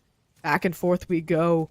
New York on offense once again. We'll see if they opt to maybe hit this A side a little bit quicker and try to secure themselves time over B site progress. But it's going to be a bloodbath here on A to open things up. New York trying to get on the site, but it's London with control early. Ooh, Nasty. I don't know how he stayed alive there, but finally slides out. Paul X will punish him. Down low will be Afro. He's going to get some nice assistance there from Harry. Helps him out a little bit, and we'll be able to at least back up with his life. So New York did not look too convincing their very last offensive round. This hasn't been the best start here for them so far. 0 ticks of progress and already 35 seconds gone from that clock. Hydra wins a big gunfight up at ring, so I expect this next hit to be looking towards B, or at the very least Hydra keeping ring control. That will help them even as they try to go over to A. But as we see these players come up off spawn, working towards this B site once again are the New York subliners, and with some people here but no information acquired, They're trying to make something out of nothing. Hydra going big and, well, can pop a 2-piece just about anywhere. That's still going to leave Kismet alive and on the point, securing B. Another thorn in the side of this London Royal Ravens defense. 3 players now trying to flood into A, and they got the player killed off boat, so they're going there. Yeah, this is good. Kismet's going to end up dying completely fine. Doesn't get the tick of progress, but it allows New York to get over to the A zone. But now they need to capitalize on this time and being here first. That first tick almost in. Still trying to slay out, and there it is. Still fine. 3 now down. They're going to be able to push up a little bit across the map, but Zero will hold his ground and make sure it's not going to be easy for NYSL just to start rotating wherever they want. Tick of progress going oh so slowly because they do just have 1 player sitting on the time and accruing it. Now Krim on it as well, but still not quite closed in on the second tick of progression. London have a chance to collapse back on this hill with 18 seconds left. New York find themselves in the same position they did the last go around. The clock coming into effect more than anything, in London finding a couple kills in and around the A site. That's going to be 3 down in the feed and 9 seconds left. They have to fly at this. You're London. Just hold your pre-aims. Hold your pre-aims. Don't let Kismet make magic happen. And he'll go for a 0.1 touch. Player follows. But London, clean as ever here once again through their defensive rounds. And NYSL not opting in for a stack at the zone is really what it's going to come down to. And London are able to get back through. That truly is. You had said that Kismet, stays alive. And even though he died over at B, you said that granted New York time to get it, but they only ever put 1 person on it. So opting not to stack is going to be interesting as we start to move in towards this late round. Of course, London at match point here, they'd have to win an offense to take it, but they opt to do the stack. Well, maybe that could work out a little bit differently for them. They would have the defense guaranteed here, as New York was only able to get 1 tick of progression over at the A site and none over at B. So really, they just need 1 tick for the Ravens to secure this defense for round number 5 if we go there. But they're going to try to put it away here and draw the series up 2-1. Oh, and Nasty gets the glide bomb. 8 in a row here for Nasty. Something different when he pulls out that automaton. It might be able to stack that one up a little bit more, maybe even double digits, as he's just solo capping this B point, or 8 point rather, excuse me, and we'll be able to put up a tick of progress. But now NYSL, they're a little split. They don't have a lot of map control right now, and they have to start dedicating their resources into B to make sure there's no early captures from London. But Afro in the back, here to surprise NYSL for 2, looking for 3. Crim 6 gets the 3rd, but we'll be able to find a couple of trades as now Nasty stays alive on the spree, and we'll be able to almost put in that final tick. Like you said, London there had such map control, pressed well beyond the 50-yard line of the map. Their furthest back player was at the A site. Afro slipped through the cracks at radio and was able to shoot 2, almost 3 players in the back. So for London, where they've stepped up and started to pick up more of the map, they've punished New York dearly for it. Now having just under 2 minutes to work this B site, they stand a very good chance here. Nasty, of course, with full streaks and still streaking.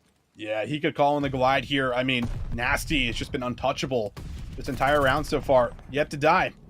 But a minute 40 on the clock. Nasty doesn't want to play for the push through, wants to try to regain control in and around circle, which I think is the right call. Make sure your reinforcements can get here safely. Make sure you hold on to that life lead. But will he opt into using the glide? I think the answer is going to be yes here as he prones. And there it is. All 4 members of the back here for NYSL. They cannot stack. They have to scatter. And, well, they do not scatter. The glide finds 2. And London, they are going to sprint to the zone. They're going to sprint to an Afro, try to get out ahead just to cut Hydra down before trying to get on the point to contest it. But now kills starting to go the way of New York. 3 for 1 in the feed. That is going to be everyone killed. So you invest a streak, and now your furthest player is Afro at Ring, who finally gets chopped down. So you tried to close it out if you're the Royal Ravens. Fortunately, you are still at 4 lives, and you still have a minute to work with on the clock. But this next push has to be good because the collapse across the map is coming in from subliners quickly. Oh, Zero is able to find one down low. Good shots on the Crim 6. Almost takes him out. Doesn't fully come through. And now Afro, little ring around the rosy. Doesn't get the best of Kismet. So stuck in the spawn right now will be London. But because they've gotten the majority of the ticks of progress, they will have defense heading into the round number 5. It's just a matter of maybe making one last push across. The problem, New York, they have so much map control. And every single time you try to cross somewhere, it feels like NYSL, they have the line of sight. Yeah, they're just trying to find an open lane here at Beach. They got the kill on Ring. Now just trying to work the pick on Crim 6 over at Tank, but they are opting to give this one more push as now they are quickly marching across the map. They still know Crim somewhere low beach and going to try to find him before they look to advance, but Crim 6, of course, playing a wonderful job playing his life here. still finding kills to thwart this playing with 10 seconds left. I don't think it's going to come to fruition for London. We should be going to around number 5, but as we had talked about with the picks working out the way they do, London should have defense secured. Yeah, they're definitely going to have defense going into round 5 here. New York just unable to get, enough work done, even sometimes around the A point, which is now going to draw the question, can they actually come out here, get aggressive, get some ticks of progress? Because a huge problem here for them so far, Cash, is the fact that they have been slaying. They've been winning sometimes the initial battles around the point, but because they don't stack more than one member or they don't get enough map control as they have one member getting progress for you, it feels like London are able to break back through. So we'll see what changes. Maybe they go and opt in for something a little different. Either way, London, they've been so convincing on defense, and New York needs to show us potentially something a little different.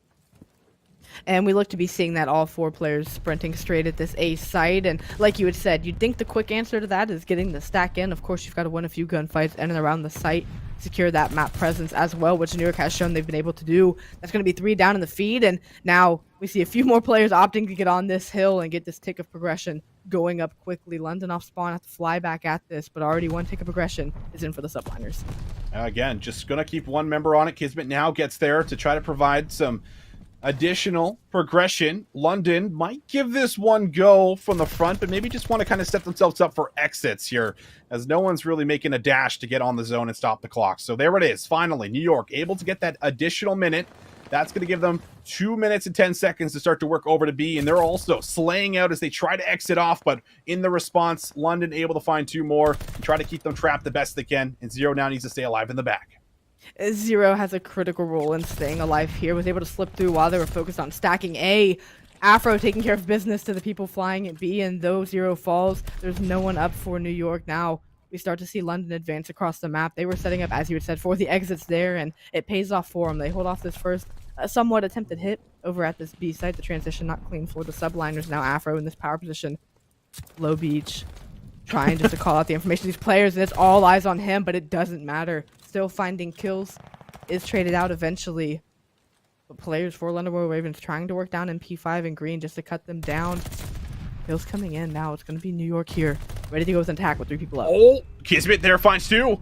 Zero, the only one up right now, is being attacked from the side. Kismet ends up finding 3 on this push. And all of a sudden, New York, they can maybe make it happen. Spawns in the back right now, but Crim6 has the cross. Crim6 will find 2, able to play his life. And there's only 0 up on the map. The stack is in right here for New York, potentially, if they want to get on the zone. But no, they continue to zone around B. Second tick is in. It is all NYSL as Paul goes to the pistol for 3 in a row. And my goodness, New York, they turn it on. They take control, and they'll steal away the series. Before Paul X went down, they were on a 10 streak to close that out. You had asked the question at the start of the round, do they opt to stack and try to make this round close out faster? No, they opt to go with what they know works for them, and that is playing the crosses, locking down the lanes. It started with Crim6 finding those picks, people running across the ring, and it closed out with Paul X finding tremendous kills everywhere else around that site. So one that felt like it could have gone London's way given how they were playing it and finding more offensive success, quickly turns the other way as New York take that offensive round in a round 5 fashion. Oh, wow. I mean, a map that was basically looking like London's the entire way through, just with the differential between the offensive and defensive rounds. Like London were getting very close on some of their offensive rounds. New York, for the majority of the time, they just could barely even capture the A point. But there is just a spree that they end up going on, multiple members end up going on, and that's what gets a little dangerous at times. When you're playing that defensive at the back and you're only relying on individual gunfights to come through, you're not relying on routes or pinches, it can get dangerous like that, and you can start losing those battles. You spawn out, you have to regain control, you have no idea where the opposition is going to be, and you have to rush to the zone. So incredible stuff there for New York, just to completely take over. Like, that's that X factor we've been missing throughout all of Vanguard, but this roster here, Cash, they are certainly bringing it, and they are showing us what they have available to themselves. They have incredible talent, and they're coming out here and absolutely taking over. Yeah, they won that one in such a dominant fashion the last round, especially when they decided to collapse on that B site. Like you had said, all of the pieces are here for this New York squad. Here, is it a honeymoon phase? Is it something that they can keep up? Of course, you Sure. hope for this New York squad. It is something that they can maintain. The more teams that find success in the CDL, well, the more competitive it is. And so we would love for this New York squad to find traction and get going. And for London, for the time being, given the substitution 2 days before the Pro-Am, of course, some work to be done as well, but still a very valiant effort from them. Round 11 loss, and the Search and Destroy took it to a round 5, and the control just wasn't quite there for them at the tail end. Like you said, when it came to straight up and down gunplay, New York had their number tonight. They did. They had their number. And again, this is a London Royal Ravens that does have a sub in. Harry, one of his first showcases here, at the CDL level. I think definitely came out, performed at a couple of these maps throughout, multiple series here through the group play. But unfortunately, just not enough altogether here for the squad to try to get those reps in fast enough and, make up for what Gizmo typically brings to the roster. But 3-0 New York subliners, I mean, it's still like saying it out loud, Cash. It's almost hard. I'm like, is this real? Is this real life? Are they really up 3-0 in their group? Yes, they are. They went flawless. They're going to have the number 1 seed from this group going into bracket play. I mean, you really just can't say enough good things about this team. Yeah, you can't. Given a team that, wasn't winning hard points to start the season, now dominating hard points that we saw in the series tonight and leading their group, a group with LA Thieves and London Royal Ravens at that, two reputable teams, and really leading kind of that top mid of pack for the CDL. A great turnaround showcase this weekend so far for New York, and really we are just getting started. We are just getting started. That is one of our matches now done for the final block. We still are waiting on the Ultra Academy NA up against Paris Legion. That's the one that should be coming up here for you guys next. Don't think we've had an update on that one for a little bit. Last we know, it was supposed to be started. It hasn't started, but it's supposed to still happen. So, hey, we'll hopefully get to that one so we can display it. I know that's the one that a lot of you guys have your eyes on here, as it's a big opportunity for one of the challenger teams going into the Pro-Am to potentially come out and also capture that first seed with a 3-0 victory in the group. But for now, we will step away. We'll wait to hear what happens with that next match, and hopefully we can jump into it very soon. Don't go too far.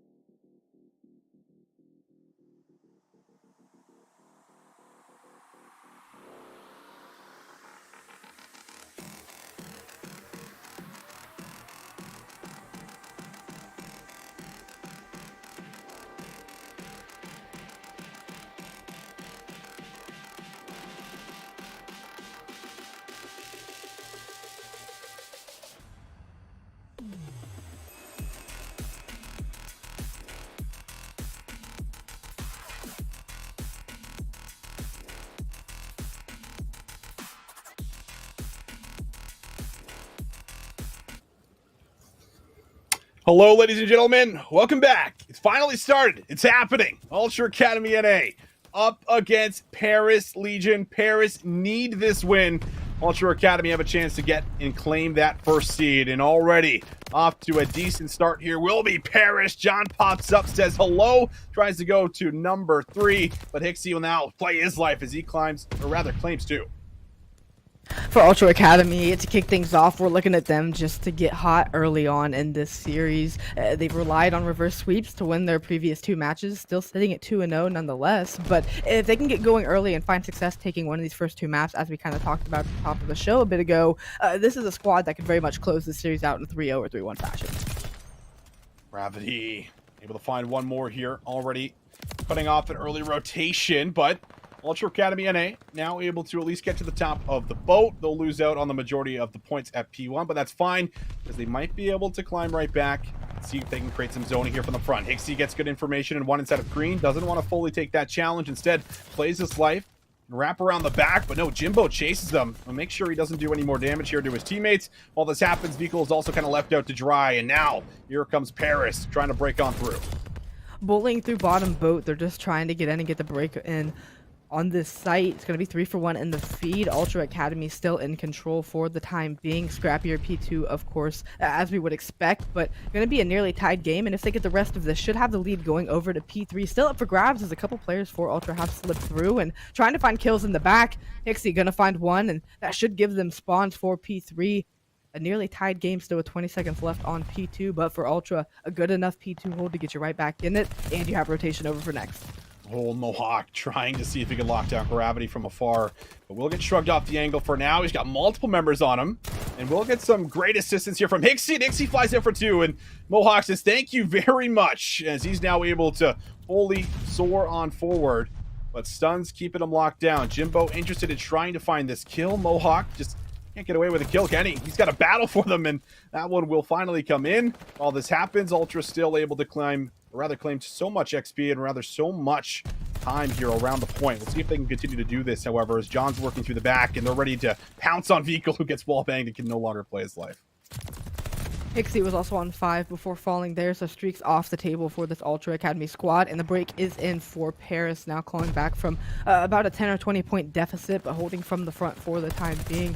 Ultra Academy just looking for an opening to try to get through, but Jimbo locking it down, and he has been a superstar for this Paris Legion squad this weekend, and I look to see that same kind of pace and tempo as everyone else around him is stepping up as well. We know what Temp brings to the table. John has been catching fire as well, and of course Gravity playing super solid in the respawn. So this Paris Legion squad looking very poised and capable to take this hard point here, but a lot of work ahead of them as we rotate over to P4.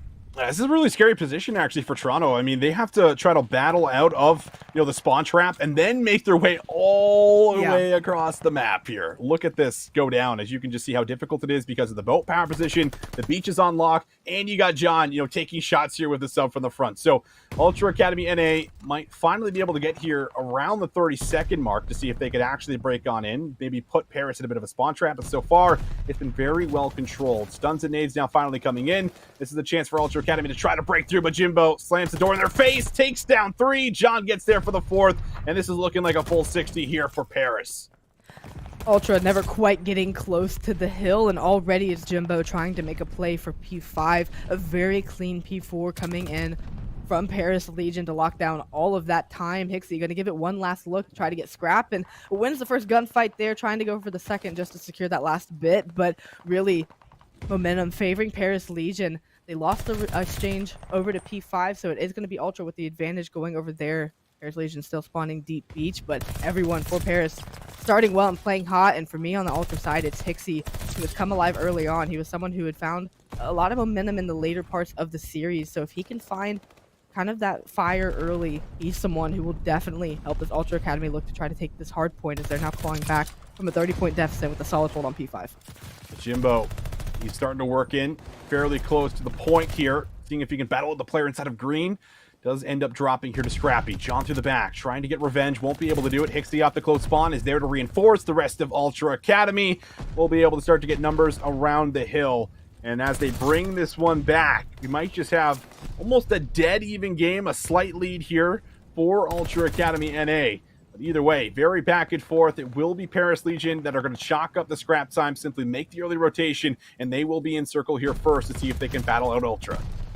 It was a scrappy P1 that went majority of the way of Paris Legion last go around. They both just hand shook full 60s essentially on P4 and P5. Ultra going to look to try to get more of this P1 time taken away from Paris this go around, and Scrappy going to open things up with a kill and ring, and Hixie try to chow him but going to get cut down early.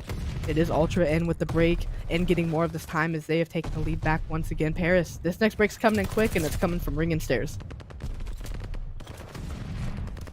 See if he can try to play his life a little longer. Vikal does. Gets the automaton. Finds the kill. 5 in a row. Slow start here for Vikal. But now starting to pick it up. And, well, because of it, Ultra Academy NA also starting to take a little bit of control around the scoreboard.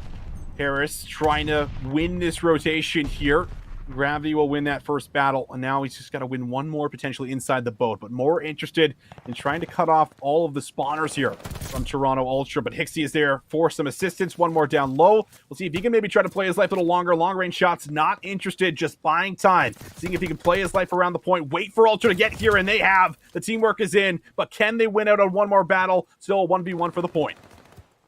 A battle going down between Mohawk and Temp, and the battle is going to go the way of Paris Legion, but they've given themselves a 40-point cushion to work with, getting a majority of P1 time after a full 60 on P5. Paris' turn to respond in this as Ultra Academy are close to eclipsing that 200-point mark, and really both teams showing out in this initial hard point. Kill feeds going even either way. Players absolutely putting on performances, but for Ultra Academy, you hang on to the lead for now.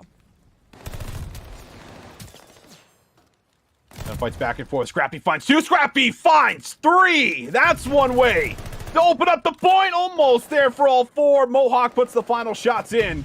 And Scrappy with the glide bomb in his back pocket. I mean, I can't tell you the amount of times I've seen Scrappy have maybe a slow first rotation, but then starts to pick it up in the second.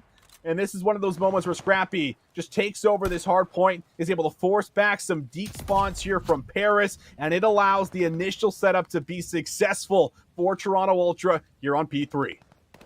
Scrappy's been a shining star for really just a standout talent for everyone and every roster this weekend, and he turned things up to 11. Well, the rest of the squad will follow suit, and now a 50-point lead growing well over that 200-point mark.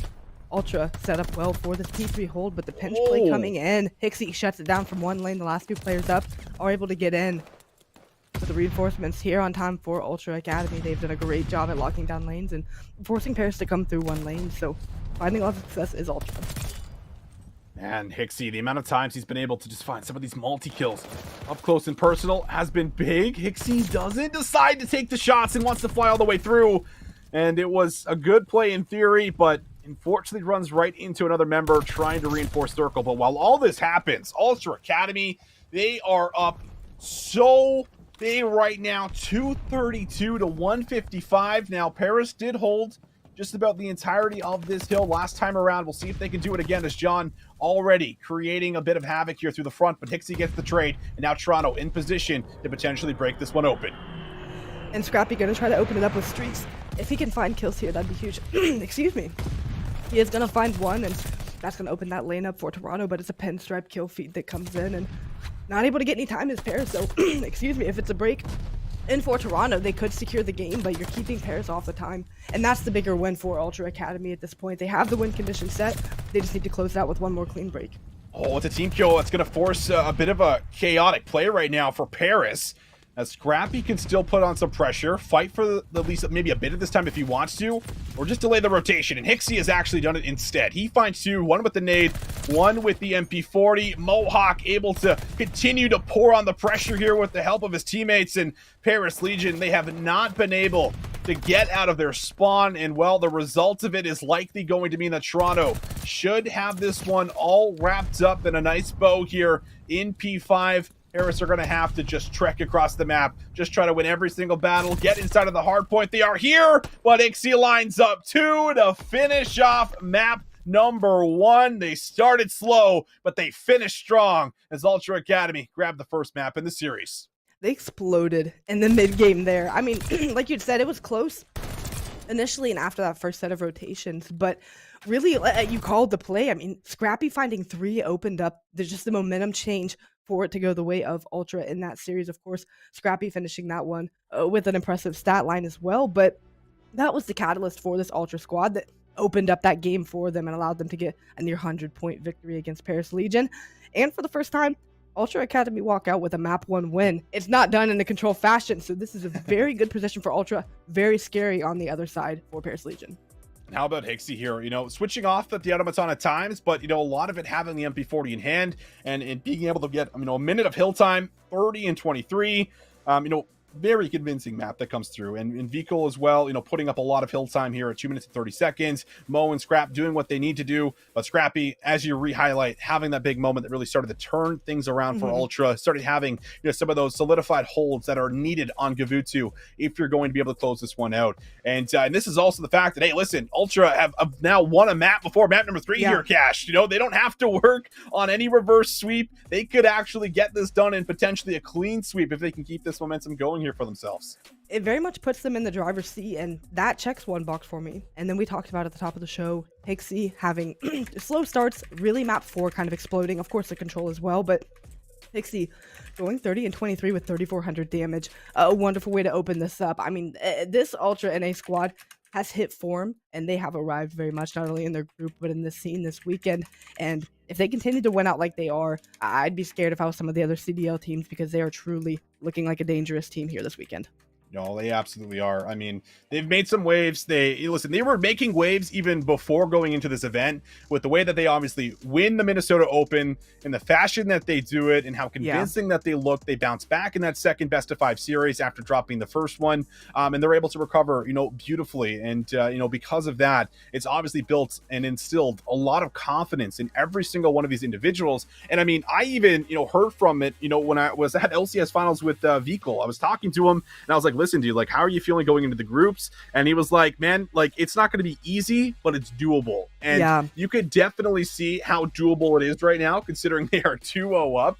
They just need to get 2 more maps, and they have a flawless group stage. And I mean, you could really just hear it when I was talking with them about how confident they were, how good scrims were going, the practice, getting just the reps in with the pro players leading up to the event. I feel like was huge for their learning experience. Having Mayhem and Mystic behind the scenes as well, it's obviously been working wonders. So it's definitely been showing. They just need to keep the train rolling right now here for them, Cash. They do, and I would say confidence is probably that best word to describe this team. You think? Okay, their first match yesterday, they come in against the Major 2 champs, and they reverse sweep and win there. That's a big one. That feels great. Of course, behind this play Scrappy was making as well. You come into today, you have to reverse sweep as well to beat Boston, and it's Mohawk blowing up and winning in a 1v3 in a round 11 fashion. So if confidence wasn't on their side yesterday, well, it definitely is today. And now, having taken a map, they are continuing to improve and correct the mistakes that they were making early on in series. Now we're only 1 map in, and Paris have also been making strides as well. But more than impressed with what I'm seeing out of this Ultra Academy, and for Paris to turn it around. I mean, we know they're a great S&D team as well, and that they can make things happen. But into this weekend, they're only 1-3 in the Search and Destroy, where Toronto, they're sitting at 2-2. So still favoring Toronto going into that. But if there's a squad of 4 guys that can pull off this and draw the series up 1-1, it's going to be Temp leading these guys here for Paris. Yeah, and well, we also do have an update on how this Group D is going to work. So despite Ultra Academy being 2-0 up right now, they could actually still lose out on making bracket play here. So Paris makes bracket play if they beat Toronto Ultra Academy 3-1. It would have to be in 3-1 fashion. If it goes to game 5 with the way the head-to-heads would work and the way the map counts would work, Ultra Academy NA would win that if it ends up going to a game 5, despite if they were to win or lose the entire series, as long as it goes to map number 5. So basically, to break that down in a shorter version, is Paris needs to end this in 4. They need to win the next 3 maps in a row, or else they will not see bracket play going into the rest of the weekend here for the Pro-Am. So it does put a little bit of pressure on Ultra Academy NA, but with the way that they're playing right now, Cash, with the way that they just won that very first map, I still have to imagine they're feeling pretty good. Yeah, they would still have to be. And again, the stat lines, no one was like playing a horrific game on either side. It was pretty even. Really, it was just Toronto kind of exploding in the second half of those rotations. But for Paris, I mean, Temp played well. Mohawk was finding, or it's not Mohawk, excuse me. Tom Gravity was finding great kills around the map, and John started off hot as well. So even if they cooled off a little bit, I think for Paris, you know, it was unfortunate map 1 loss, but you feel just as confident going into this. Like you said, you feel maybe a little more of that pressure knowing you, well, technically your reverse sweep starts now since you have to win it in 4 to advance, but I would say that, you know, they're trying not to sweat it too much and really just work on the little things in the game that they're messing up and going to try to correct that as they go into map number 2. But I know against this Ultra Academy squad of control, that's really where they're going to have to tighten up. But until then, we have a lot of S&D ahead of us, and it's going to be on Berlin. Paris Legion open up on offense. Yeah, and this is, you know, a map that Ultra Academy, and they play quite frequently. Played it a lot at the Minnesota Open, but Temp with the scope. Let me see Temp right now, as he is picked off Hixie and then immediately snaps onto Scrappy. And now Gravity also is going to get a glimpse of the flank in the back here. Vico not going to be able to make too much happen. All up to 1, and it's not going to matter. Very clean round here from Paris, as it's flawless all the way through, and they'll grab the first round. A perfect opening offense, and of course, behind Temp and his 2 snipes, that is going to be something to very much keep your eye on here in this Berlin S&D. Gets the automaton and is able to find the player crossing over to the site. Quick round for them. Toronto Ultra going to look to try to respond on offense here. B site for Berlin. Favored slightly more, but as we were talking about, it's one where you can kind of get to that A side a bit easier, as well as some other maps be traditionally being ran by most teams. We'll see how Ultra Academy look to take this, and looks like it's going to be a 3-1 split favoring this A site. Bomb in hand here for Vico. Wants to break through. Jimbo caught in the corner with his pants down, and no trade comes in as of just yet. John is certainly lurking for one, and that will be a quick call there from Vico. Scrappy finds John, and now this is basically going to make this round that much easier. 2 players left here for Paris. Temp would have to make something magical happen in the back. He does get a read on Scrappy, and that's going to put him 4-0, so maybe still doable, but Gravity loses that battle, and now it's all on Temp. And they know where Temp's position is, so they're just going to hold their pre-aims here and make him have to make the big play. Unfortunately, not able to arrange. Shots a bit shaky there.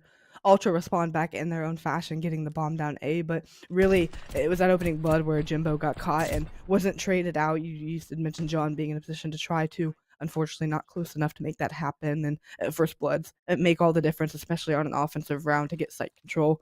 Ultra Academy, they do just that, play their lives well.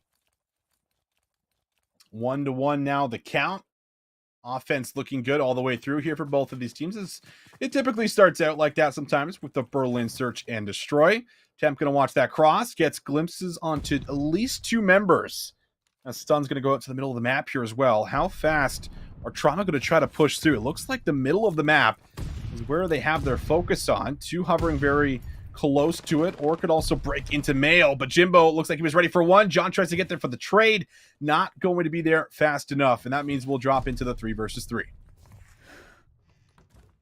And Ultra Academy have complete control of this B site. Still really no information on where the rest of these players are. You'd mentioned Temp finding 2 crossing over to A to start the round, but those players are very much back over on this B site, given the call-outs that they got after those P2 gunfights. So now Ultra Academy slowly working through this backside spawn, trying to funnel these players down, and really process of elimination. Where could they possibly be left? You see them all starting to close in on this P4 and train yard side. Gravity finds a huge kill at P5 and tries to snap for the second, but can't.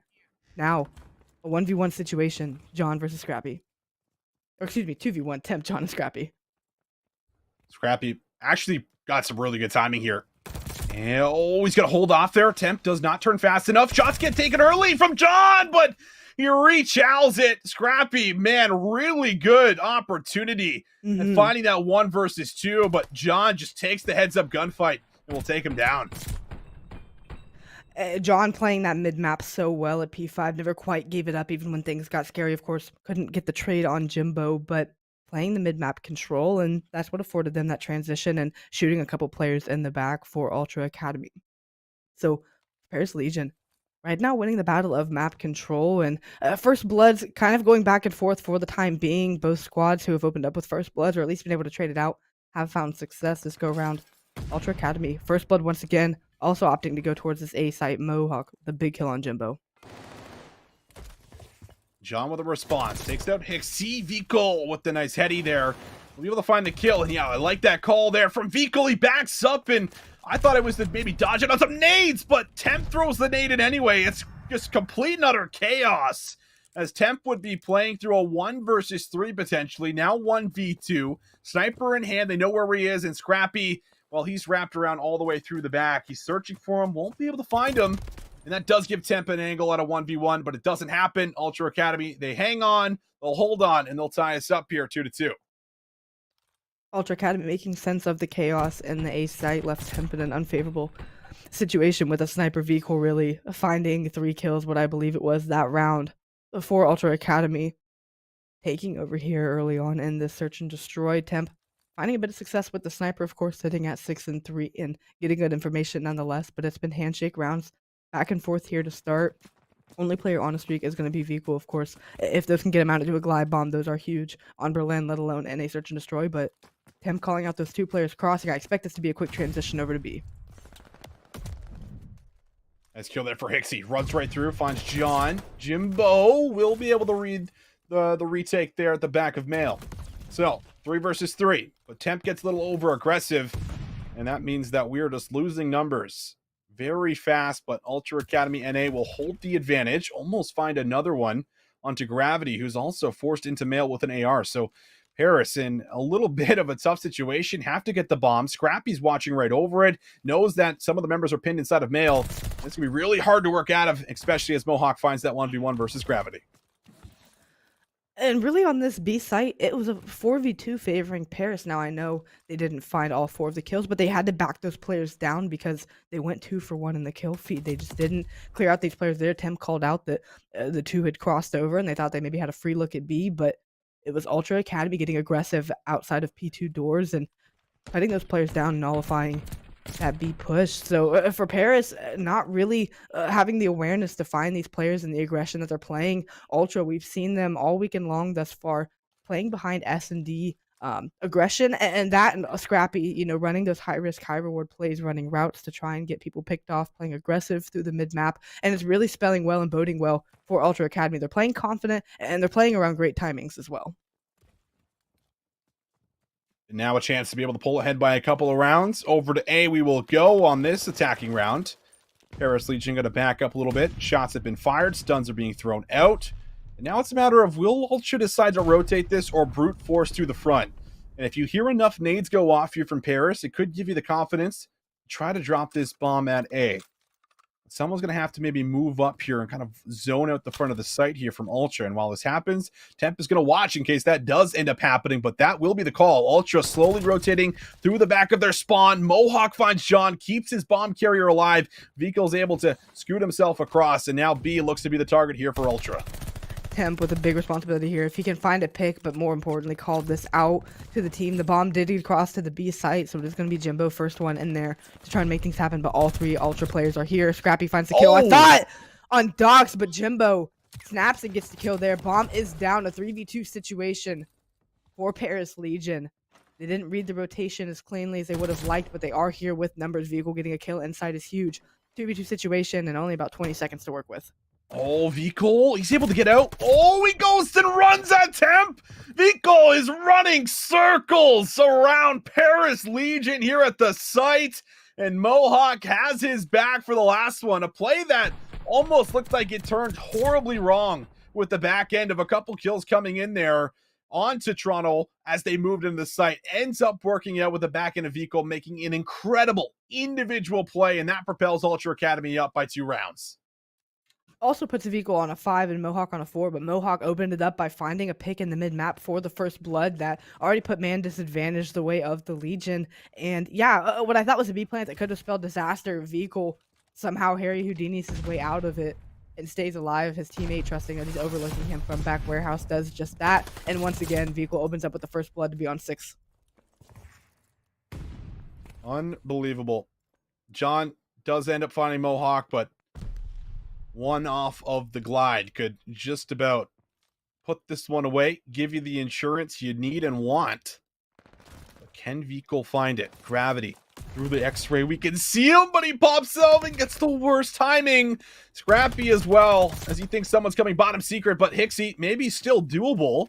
Finds the first one, 1v2, trying to get across to the staircase, but will be cut down as he makes his way over, and that means that Paris are still able to stay competitive here as they're going to bring it within one. Yeah, felt like a must-needed round for Paris Legion. It felt like Ultra Academy were just starting to pull away a bit too much, but as you said, they keep themselves within striking distance here, only finding themselves down one round, and more importantly, avoid putting Ultra Academy at match point to go up in this series. Slower starts for some of the Paris players, but not horrible performances across the board. 4 and 5 for most of the players here, or at least 4 kills. Jimbo, though, not having quite the electric performance to start the series that we've seen, and maybe that's boding to some of the failures of Paris Legion. No one quite catching fire in this series as far as Scrappy opens up with the first blood, and once again, it is complete site control coming in for Ultra Academy. What a read from Vikul right there. Doesn't even take the shots originally, waits for the push. And now Hixie gets all the way to the back of P3, where he's got one more battle versus Temp. Almost takes him down as well. And now Temp, who has been really one of the best performing players so far in the game, wants to try to make something happen here in the 1v3, but it doesn't. Ultra Academy, they get the job done with pure aggression in that opening offensive round. I would say that's the third or so time Temp has been left in a 1v odd situation. It's just one you don't want to be in, no matter, how much you trust the player to clutch it. You would just rather not be in that situation altogether, but Temp leading the way for the squad at 8 and 6, and not too much support from the rest of the cast here, as now they find themselves at match point from going down 2-0 in the series. Solid performances from Vikul and Mohawk here on this Berlin Search and Destroy, and well, for Paris, they haven't found much offensive success. They've been slow getting over to this B site due to the aggression that Ultra been playing with through the mid-map, and here we see it strike again.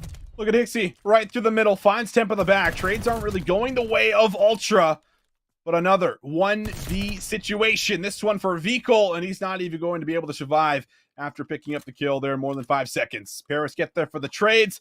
They'll still keep themselves alive, as this one was just a very patient play here in the back, winning out on some key gunfights and making sure Hixie did not go rogue. Yeah, getting that instant trade was very critical for Paris Legion winning that round. They do just that, and well, sometimes you just have to find your problems on the map and get them off. That has been really all 4 players for Ultra. You can pick your poison at this point, but at least on these defensive goes, Hixie gets so aggressive in and through the mid-map, and once again, Ultra opting towards this A site. They've won it every time they've gone over here. Bully ball has worked for them, and Paris playing rather reserved.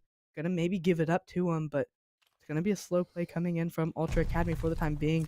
Gonna try to force some aggression and a mistake possibly out of the Legion players to give themselves a little easier chance at the site. Yeah, and Scrappy does this from time to time. The nade picks him up, but he likes to pull the scope sometimes at the end of S&D maps to try to throw off his opposition, but he's unable to use that scope unless a teammate is able to move over and grab it. But either way, the play call for Ultra Academy NA here is, let's just drop the bomb, play for the post plant. Vikul needs to escape, and he does, so no kill comes through there for Paris. Now he's going to set himself up in the corner, but what is the retake going to look like here for Paris Legion? Hixie got through, but all he had to do was look left, and he had a free kill on John over at P2, but it doesn't matter. He gets through fire and finds a kill, so a pinch on the site, able to develop. It is a 2v3, and Vikul's going to have his handfuls here in just a second. Ends up getting dropped, and a 1v2 situation, just needs to kill a bit more time, and is unfortunately unable to. Gravity finds 2 to close that round out and send us to, once again, another round 11 here within this, or excuse me, within our series tonight. Paris Legion strike back in a big way. Wouldn't have it any other way. Paris, in order to even stay alive and make it through groups, need to find the next 3 maps in a row. They're down, 5-3? And they have made somewhat of a comeback here, getting it to the round 11. Not complete, but a chance to keep their hopes alive. It all comes down to this final round here for Paris Ultra Academy. They could lock it all up with this round win, and it is going to be offense for Paris. And they've had offensive woes this entire S&D. They've opted for this B site every time and haven't found a ton of success. They haven't been able to get a quick pick and capitalize on the site, but now here we see a little shimmying in and around that mid-map, maybe just trying to make a decision, but without a pick or much information, it is going to be hard to do that because they have been really bullied off the site by a couple of players. And Jimbo finding that first blood should finally be the clearance they need to get over here. Maybe just looking for one more, but John looking to try to work this site. Hixie needs to go big here. John, oh, he's able to find him with the help of Temp. And oh my goodness, I don't know what just happened, but it looks like we lost it in the round 11 as it was all going down. Man. Very unfortunate, but it was looking good for Paris as they had, what, a 4v2 there after that pick. So hopefully we'll get an update on what happened, but Paris looking good either way right now, Cash. I mean, that snipe was clean enough to, close down the whole thing. Temp with a beautiful shot there. But, momentum was feeling like it was starting to shift Paris' way that round. One where they haven't found much success over at B. They get a couple of picks, and wouldn't you know it, that site opens up a whole lot easier. So they bring it back from, a couple rounds, but it really felt like Ultra Academy has been in the driver's seat of that search and destroy for the time being, able to answer back when it matters most and really draw that one to around 11 and look like they were poised to take it. Anything can happen, and really if Mohawk's still up, we know he can clutch some magical situations, so I'm not sure how that one's going to shake out, but when we get word, we will pass that along. But for Paris, an impressive comeback to mount on the search and destroy to, like you said, keep their hopes alive to get out of groups and into bracket play. That's right. I mean, it's quite literally like the biggest cliffhanger ever because honestly, it's not like Ultra Academy haven't 2v4 in round 11s before. Yeah. They did it yesterday versus LAG, so you can never really count those guys out until you finally see the last member drop and fall here. So we'll end up seeing what happens. Again, just kind of waiting on what the update could look like. But for anyone that is just tuning in, at the moment Ultra Academy and they are 2-0 in this group, and can put this one completely away if they were able to clutch up that last round, or if they can at least get one more map. As long as it goes to a map number 5, they are good to go. Or obviously a map win here in 3 or 4 would also get them the job done here. 3-1 victory. If they lose that S&D, we're still waiting to find out what happens there. But the short and sweet of that is Paris need all 3 in a row. And going in even to the control, when we start talking about that, Cash, like that is the bread and butter for Toronto so far. As the last 2 series they have won have been in reverse sweeps fashion. So it always starts with that control. And they very well might be able to kind of keep that entire story going in that next map too. Yeah, they're 2-0 in control, and whether they find themselves in a position to close the series out in 3-0 fashion or find themselves using that series in that mode to propel themselves to a 2-1 lead, that's when I expect them to lean on heavily here to either close the series out or shift the tides back in their favor if Paris are able to walk away with the S&D win. So yeah, for Ultra Academy, again, we talked about how important it was for them to win one of these first 2 maps and just how much easier that makes their road. You don't have to rely on that reverse sweep anymore. You have the ability to close it out sooner than that, knowing they still have a control yet to play. I fully expect them to have 2 map wins on the board, and well, if that's the case, then Paris unfortunately don't make it out of groups. That's right. Well, it looks like we are probably going to throw things to a break here, guys, so we can figure out what happened. We do not know what happened either.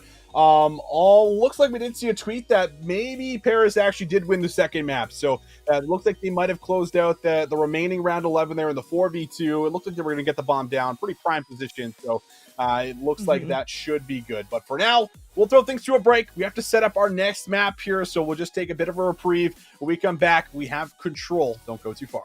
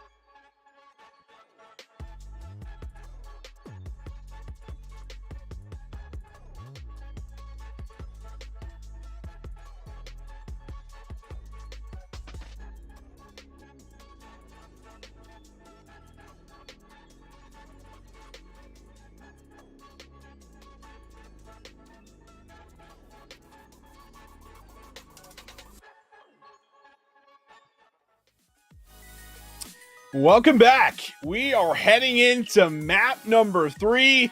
It was a little bit of a cliffhanger there in the map number 2, but it was Paris Legion that won the round 11 there in the map number 2. So now they just have to get 2 more in a row, Cash, and they will make it through. A lot easier said than done, because Ultra, this is where they have been best. It is control.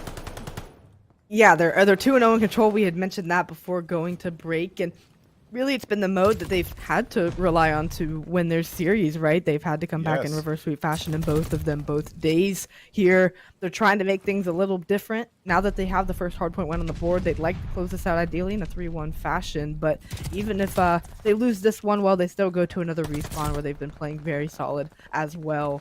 But for Paris Legion, open things up on offense, have not been able to get much footing on the map.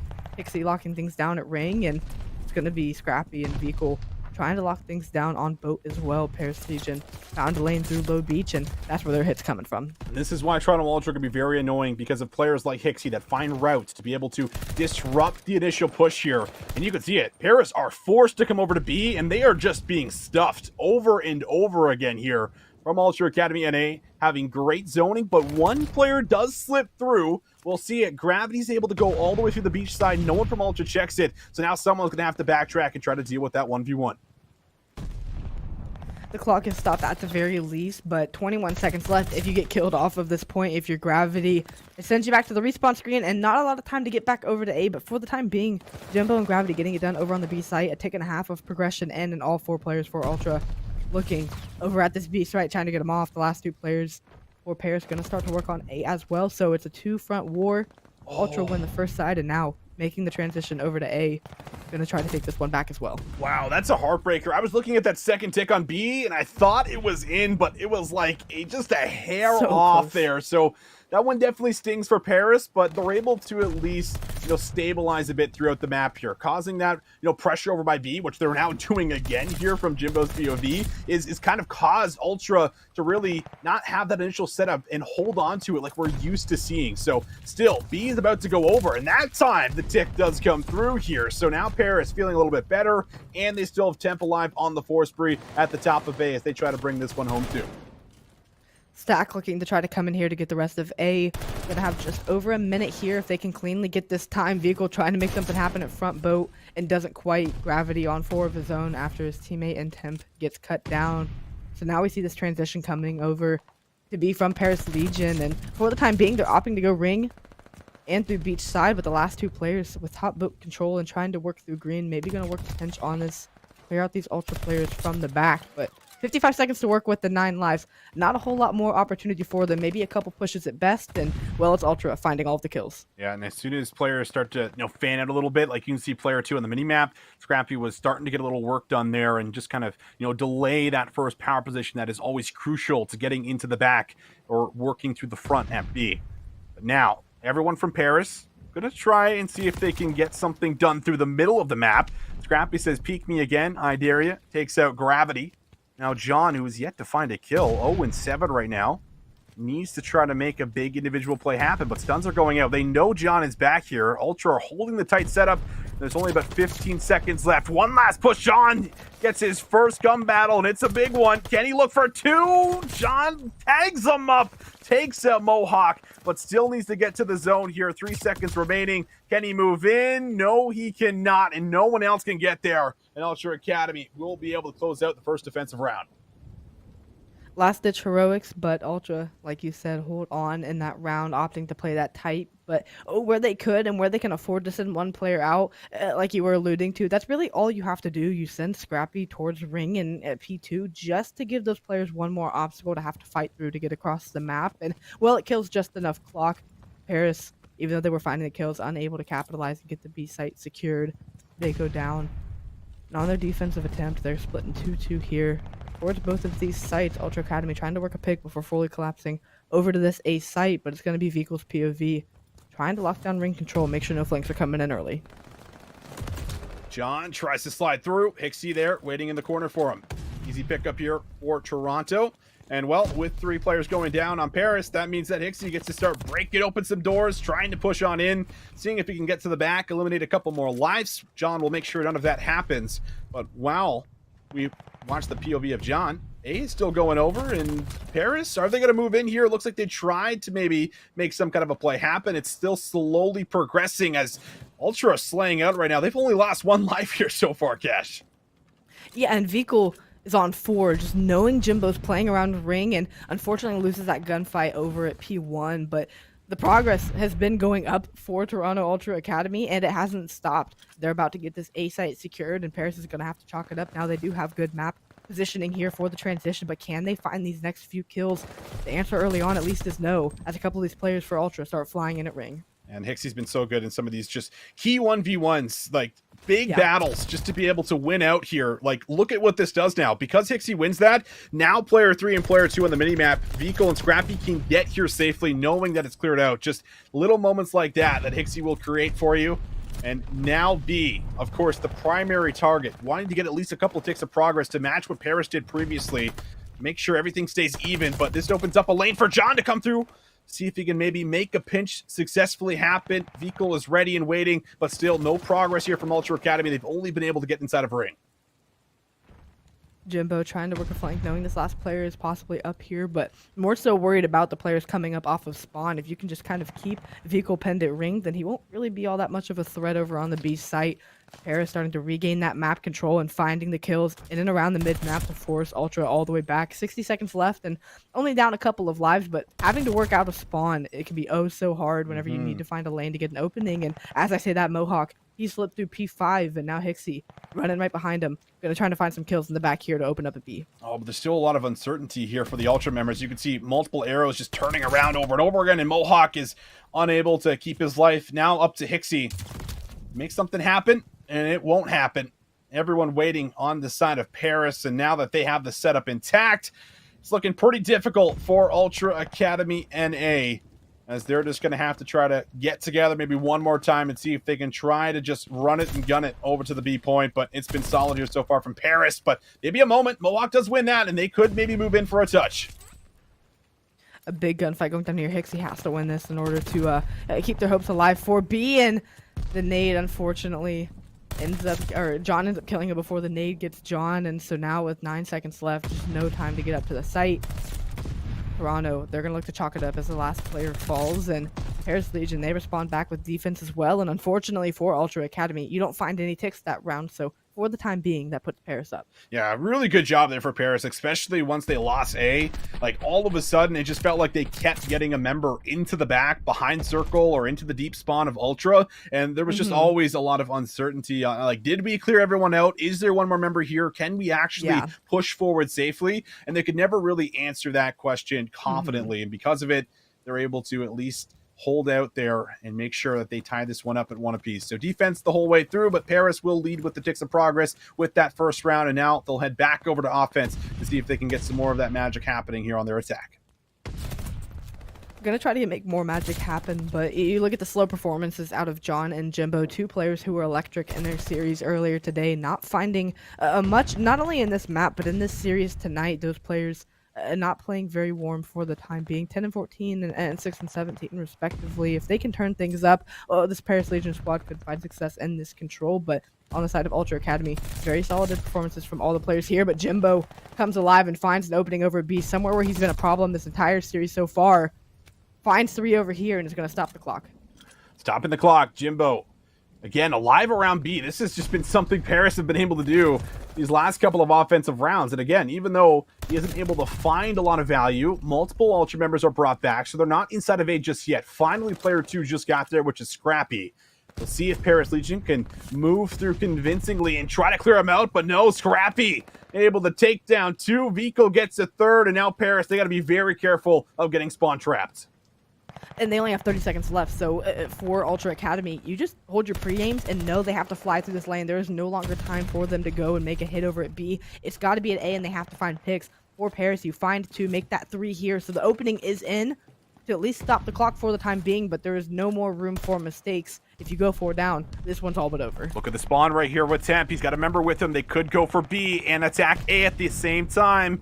Could split Ultra Academy, who might just have to fully backtrack and clear out B, but Temp wins another one onto Vikol, and now everyone from Ultra Academy NA trying to get together, trying to break in to see if they can get on top of the point, clear out John, playing his life. Temp is there again for 4 in a row, ready for 5 on the Mohawk, but Mohawk is going to take it. So they're able to save the B zone, but Paris have been able to sit nice and cozy on A and get that extra minute. The job is done.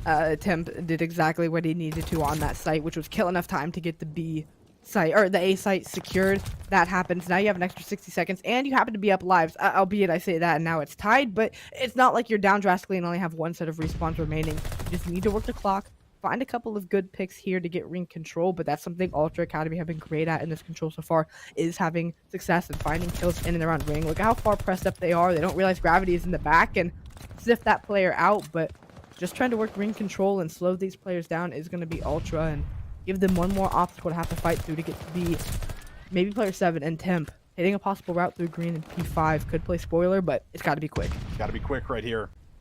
30 seconds now left on that clock. 8 up against 8. Likely will just come down to whether or not Paris can get a touch here. And in the back, we have Temp. Temp finds the first one. Gunfights need to be won here from the front. Mohawk can't fully finish that one off, so he wants to try to push all the way up here. Position going to be known. They'll trade him out in Paris. They'll get the touch. Temp opens up with the play. Second tick of progress just about in. There it is. Jimbo's on 5. Ultra Academy now down to 2 members. A 2v5 with 8 seconds. Paris can't leave the zone, but Ultra Academy, they need to win every single gunfight. Mohawk from afar. He cleans up 2. Oh, Mohawk almost does enough to get Paris off the zone, but they'll trade him out just barely to pull ahead 2-1.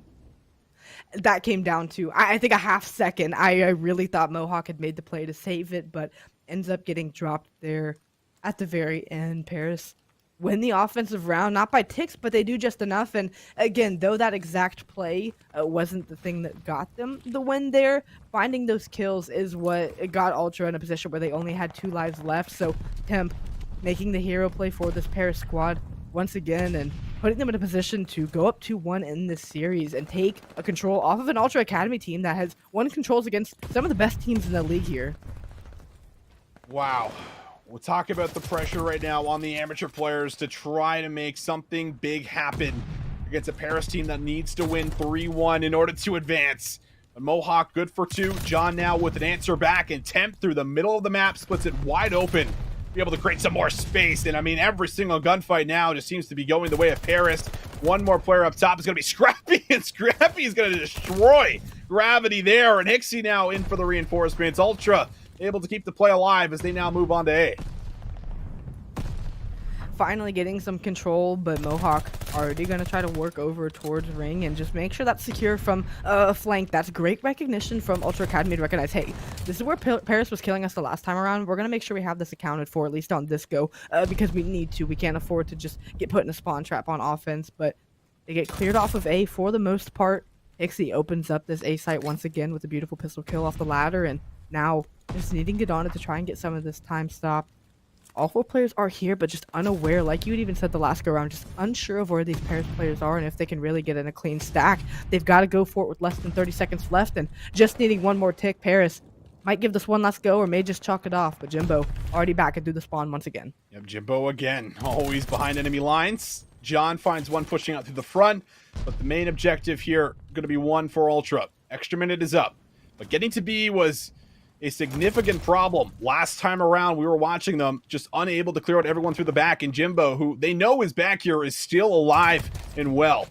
But Ultra maybe not worried about it. They just want to continue to soar on forward, see if they can maybe work to the back of Paris. But now finally starting to turn, and John finds one more, as it just feels like Ultra, they can't fully push us forward here. Still so worried about players behind them. Yeah, and just the spread that Paris is playing, you know where Toronto's next hit is coming from. It's through green and P5. Now, a couple more players fall, and that opens up ring, but given Jimbo's positioning and where the other players were around the map, they knew where this next hit was coming from. They deal with it accordingly. Of course, you lose ring control after a few gunfights, but for the time being, you still retain control and opening in possibly for Toronto, but they need to capitalize on it because with 28 seconds left, they don't have much time to make something happen. No, they do not, and all the fresh nades and stuns now coming from the Paris Legion players off spawn. making it difficult. There is a contest currently, but Hixie would have to continue to go big. Or rather, it's Scrappy who's on the zone. He's waiting for Hixie to watch the cut, and he does win that battle versus Jimbo. Vikol can now push up, but Temp is there. Ready and waiting, finds the trade. 11 now up against 7 in favor of Ultra Academy, but the biggest problem is the clock. 22 seconds. Temp is going to fly forward, finds one. John also wins the battle on his Scrappy. And all the Ultra members, they've been cleared off the point. 8 up against 6 with 15 seconds left on the clock. And no time to work these picks. Everyone for Paris spreads. You have to find these kills. You aren't aware that Jimbo is playing low beach. He's going to start shooting players in the back while the rest of the ARs overlook. Gravity goes for 3. That is going to be 4 for 1 in the feed. And Paris Legion, in a 3-1 fashion, keep their hopes alive to get out of group play. They find themselves up 2-1 in the series, needing 1 map to close this out and 1 map to advance into bracket play. Wow, what a series we've had here so far through the first 3 maps in Gravity. Man, what a map coming through here for him. 28 kills. He was just a huge part of a lot of the plays that were so successful, and he was big on defense as well. Just being that lockdown AR who watches a lane for you. You could not ask for someone better other than Gravity. Temp, of course, he's just still doing what Temp does. 33 kills here to his name, but not enough in the tank, unfortunately, for Ultra. And a lot of it, Cash, for me, comes back to that round where Mohawk almost clutched it there for him. If he's able to just survive a 0.5 seconds longer, maybe it's a different story, but it's not the case, and Paris take it 3-1. It was a great effort from them in that round, and just unfortunately didn't go their way. That's one where, you know, they can go back over and in VOD review and say, hey, we let them hit that flank a little too long. That dwindled our lives, and in turn put us in that position in the late round. Paris capitalized on the lives that they have there and closed that one out. But like you said, Temp taking care of business. Gravity also playing very well in the respawns thus far this weekend, and a good series for them to get out of bracket play in a situation that we thought, you know, Ultra Academy had it all but locked. Now find themselves 1 map away from not even making it out of bracket play, being 2-0, at least for the time being, here in their Group D. I mean, for Paris, this has been quite the turnaround from them. Map 1 opened up in such dominant fashion from Ultra Academy. It was a very close back and forth search and destroy that they pull out at the end in a 2v4 where they have the life advantage. And here in the control, I mean, they really just take care of business and keep the pace from the jump. I mean, like, how crazy is the story on both sides of the coin right now? You have one where it's an amateur team that has the opportunity to take down 3 CDL teams in the group, have the first seed, go into bracket play. That's one. The other is the redemption story for a Paris team who has just not been good in the CDL really since the start of it, has not been able to find the right team. Finally, they get a bit of practice. They look like they're on the up and up. We saw some great glimpses of what they're able to do in Major 2. And now they have to win 3 maps in a row. Well, guess what, Cash? They clutch up round 11. They win 3-1 in Gavutu. They just need 1 more, baby, going into the hardpoint on Tuscan, and they will be able to advance to bracket play. It is an incredible story if they're able to do it, and the pressure is now building here for the Ultra guys to see if they can put it away and get us to a map 5. The thing is, we know, right, that this Ultra Academy squad has the resilience. I mean, they've been pushed to map 5s every series they've played thus far. And if they get pushed to a map 5, then they still are able to advance out of group play. So both squads, this next map, it decides everything, ultimately. If Paris win, of course, like you said, they get out of group play. And, well, if the Ultra Academy guys win, they also get out of group play, even if it goes to map 5 and they lose. But it's just... Again, the storylines, like you said, you can't write storylines like this, and I don't know who to root for, you know what I'm saying? You want to see both teams find success here, of course, a struggling Paris team now finally hitting form and finding footing, and then an Ultra team who, you know, Ultra has been investing in some of these young players, and they have a great crop of guys coming up below their team as well. So to foster this kind of organization and this program that they have for these guys, you want to see them find success against these teams too, to really make a statement and say, hey, we deserve league spots, and when those open up, we definitely want our names to be called first. So again, it's just brilliant altogether, and this weekend, and we're just getting started. It's been so wonderful to watch, but more importantly, it's just been great exposure for everyone. It's been an awesome time. It has been a great weekend. I mean, it's been the first time that we've had pros up against amateurs, you know, at a level like this, you know, pre-CDL. So it's been a very long time since we've been able to go back to, you know, what a lot of us grew up with. And it has been, you know, a very nostalgic event. It's been incredible to watch the group play again, have this kind of brackets and potential upsets that can come through. And Ultra Academy NA still can keep the upset story alive here. Advances the first seed. They can do it all, but they have to win a hard point. And you've been seeing a Paris team slowly inch closer to their final form, get better and better, show us that they can clutch up in some of these big moments. They do it in the round 11. They give Ultra Academy NA their very first control loss. Now they just need to fix a lot of the mistakes that were happening in the very first hard point that we saw, where it was Ultra out-tempoing them, winning out on a lot of those important rotations there for us that were setting them up for 45 seconds, sometimes even full 60s that were coming in. That can't afford to happen going into a Tuscan. We need to see them also start a little hotter here as well if they're going to in fact do it with three straight. Yeah, they have to come out of the gate swinging here. It was really in the mid game in that map number 1, Gavutu, where Scrappy opened things up, popping a 3-piece, and that just felt like the tides of the game had shifted the way of the Ultra Academy squad. But for Paris, they have all of the pieces here to do it. I mean, we saw a map number 4 from John earlier. It was a Tuscan hardpoint where he exploded and had a phenomenal game. They unfortunately lost that map, but we've seen them play well on this map specifically, so they're going to open up on the favorable side. If they can just keep this P1 Scrappy and not let a lot of time go the way of Ultra, well, that's going to set them up for success for P2. And opening up with 3 kills and mid-map control, that's one way to get it done. This is it, ladies and gentlemen. Paris is moving on, or Ultra Academy is moving on. Who is going to be able to do it? So far, it's Paris with the nice start. Ultra Academy not on the right side of the map for a rotation, and well, Paris, they are firing on all cylinders right now with so much map control, so much control around the point, and they're going to have a flawless P1 start as Ultra Academy have to start taking routes. They are fired up, and spawns coming in for Ultra Academy in the back.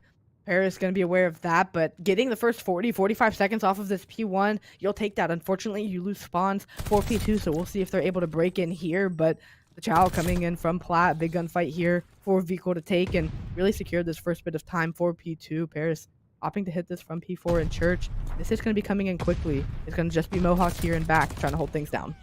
Mohawk only able to get one for what needed to maybe be 2, because Scrappy is unable to find anything either. Paris, they'll get through the back. They'll have the spawns in control. But will they be able to hold on to it? That's the big question. A couple Ultra members are kind of in that Church alley. They could flood to the back, and off-screen Mohawk does it. Jimbo still alive, 8-1 right now. 2 in a row here for him. Doesn't end up getting the glide bomb, but a chance to be able to soak up some time. Not going to happen for much longer, as it's still a 50-50 battle. Paris stuck in the back, and Ultra already made the swift rotation.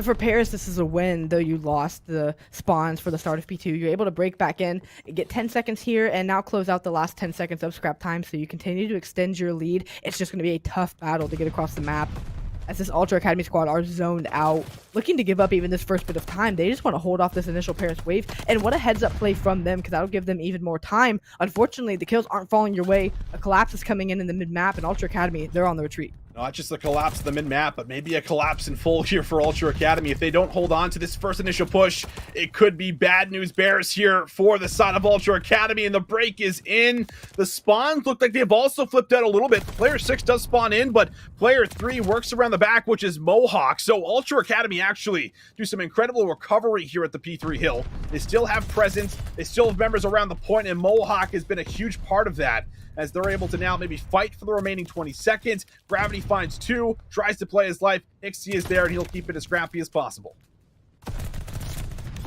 It's been Paris really in control of this, and like you said, Ultra do a bit of damage control there, but they don't get much time off of that P3-1 where they had not only won the rotation, but were able to break back into the hill. It still doesn't afford them much time because Paris keep pouring on the pressure. They're just playing at 100 miles an hour right now, and it's working for them. Jimbo at 11-5, Temp at 9-6, Gravity 8-5. Solid performances from most of the team. I think the pacing is just a bit too much for Ultra right now, and it's showing. They're looking a little bit flustered here, but if they can get a solid P4 hold in, they could be right back in this game. Unfortunately, they just have to hold off this Paris team that's been getting in really whenever they want. Nixie, he's been trying to be the X Factor Ultra Academy need, but he can't keep that spree going to a glide bomb, unfortunately. Ends on 5. However, Scrappy and Vico also starting to find a little bit of kills around the Churchill. Vico waits patiently in the back, finds kill number 2, tries to flood through, waiting for someone to challenge him next. He's got great help, and Ixie is there for 2. Vico does the full wraparound, just needs a couple more shots, and he gets them. Takes down Gravity. Scrap time now looks to be secured for Ultra Academy, and you already have Scrappy on the rotation at B5. If he can get going, Scrappy is someone who could change this game for the better for Ultra Academy. On rotation, the gunfight's still 50-50, but it is going to be pairs with just a couple more players here and soaking up this first bit of time. Ultra Academy going to have to fight in from mid-map and fire roof side. Paris crossed the 100-point mark now, up 30 points, and have been in the driver's seat for most of this. Ultra do get a good hold on P4, but they have to find a way to break into this hill. They cannot let Paris get out to another monumental lead. Oh my, Temp with the M19 right now. Putting in a little bit of work. 12 and 9, waits for the next one and takes out Mohawk. Scrappy does get down there for the trade. It's Paris Legion that still maintain control, and it's thanks to Gravity, but the nade there finally flushes at least one member out. Jimbo, the next one to try to get through for the remaining 18 seconds. And Paris are going to send one more member to try to reinforce, but it's looking good here for Ultra. They should be able to swarm out Temp, who's low, but no, the M19 apparently is too good. Free fire is in. Paris Legion with a massive lead. And now we look at P1 as we go back to the reset. And it's Ultra Academy that have it, but they need to hold it.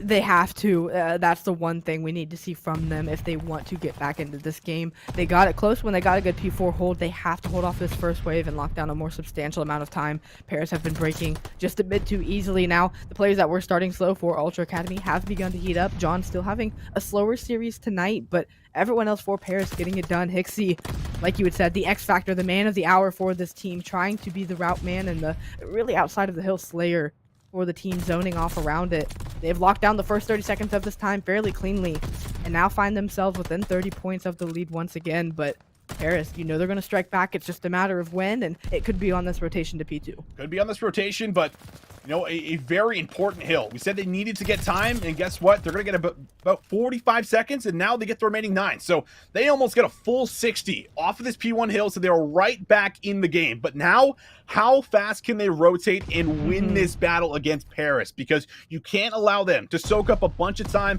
hold on to the leader's advantage. You have to break it open, and you feel like it's going to have to be now, as we're at that 150 mark here for Paris. But here comes Toronto on the flood. Nades and stuns galore. A flank to the back, but Jimbo's only able to come up with one. Temp needs to hold on to his life. He's got the help of Gravity, and well, the duo in the back holds strong, and they will deny Ultra Academy any kind of entry into P2. They hold on and extend their lead. Ultra, the next step in them trying to take the lead in this hard point, not only was to get a substantial hold, they did that, it was to get an early break, and unfortunately they fall short once again. The lead back out to about 50 points. Really scrap time up for grabs, but it's Jimbo who's up at P5, and the spawn's coming in the mid-map for Paris. They're gifted the rotation. Just a couple of gunfights to win, and Jimbo still causing problems over at P2 for the Ultra Academy players. A 2v3 going down on P3, and if Paris get a near full 60 here, well, this one could be done and dusted. Gravity finds that first one, and John gets through there for 2 more. Not a good look here for Ultra Academy NA, as they're going to have to break this and break it now. Nades and stuns still available here, everything being thrown out, and Mohawk's able to find one. Scrappy there for one on the John as well. Have to get them off of the back headies here, and Temp is only going to be able to find Hixie. Scrappy gets the quick trade. Scrappy gets 2! Oh my, Scrappy! 1 to 2 to 3. Tries to keep Ultra Academy North America alive, and Vico is now in. Ultra get here, and they're on the time. You know the signs of a good team whenever any player can step up at any moment and make the big play. Scrappy has been that for this Ultra Academy squad to keep them alive in this.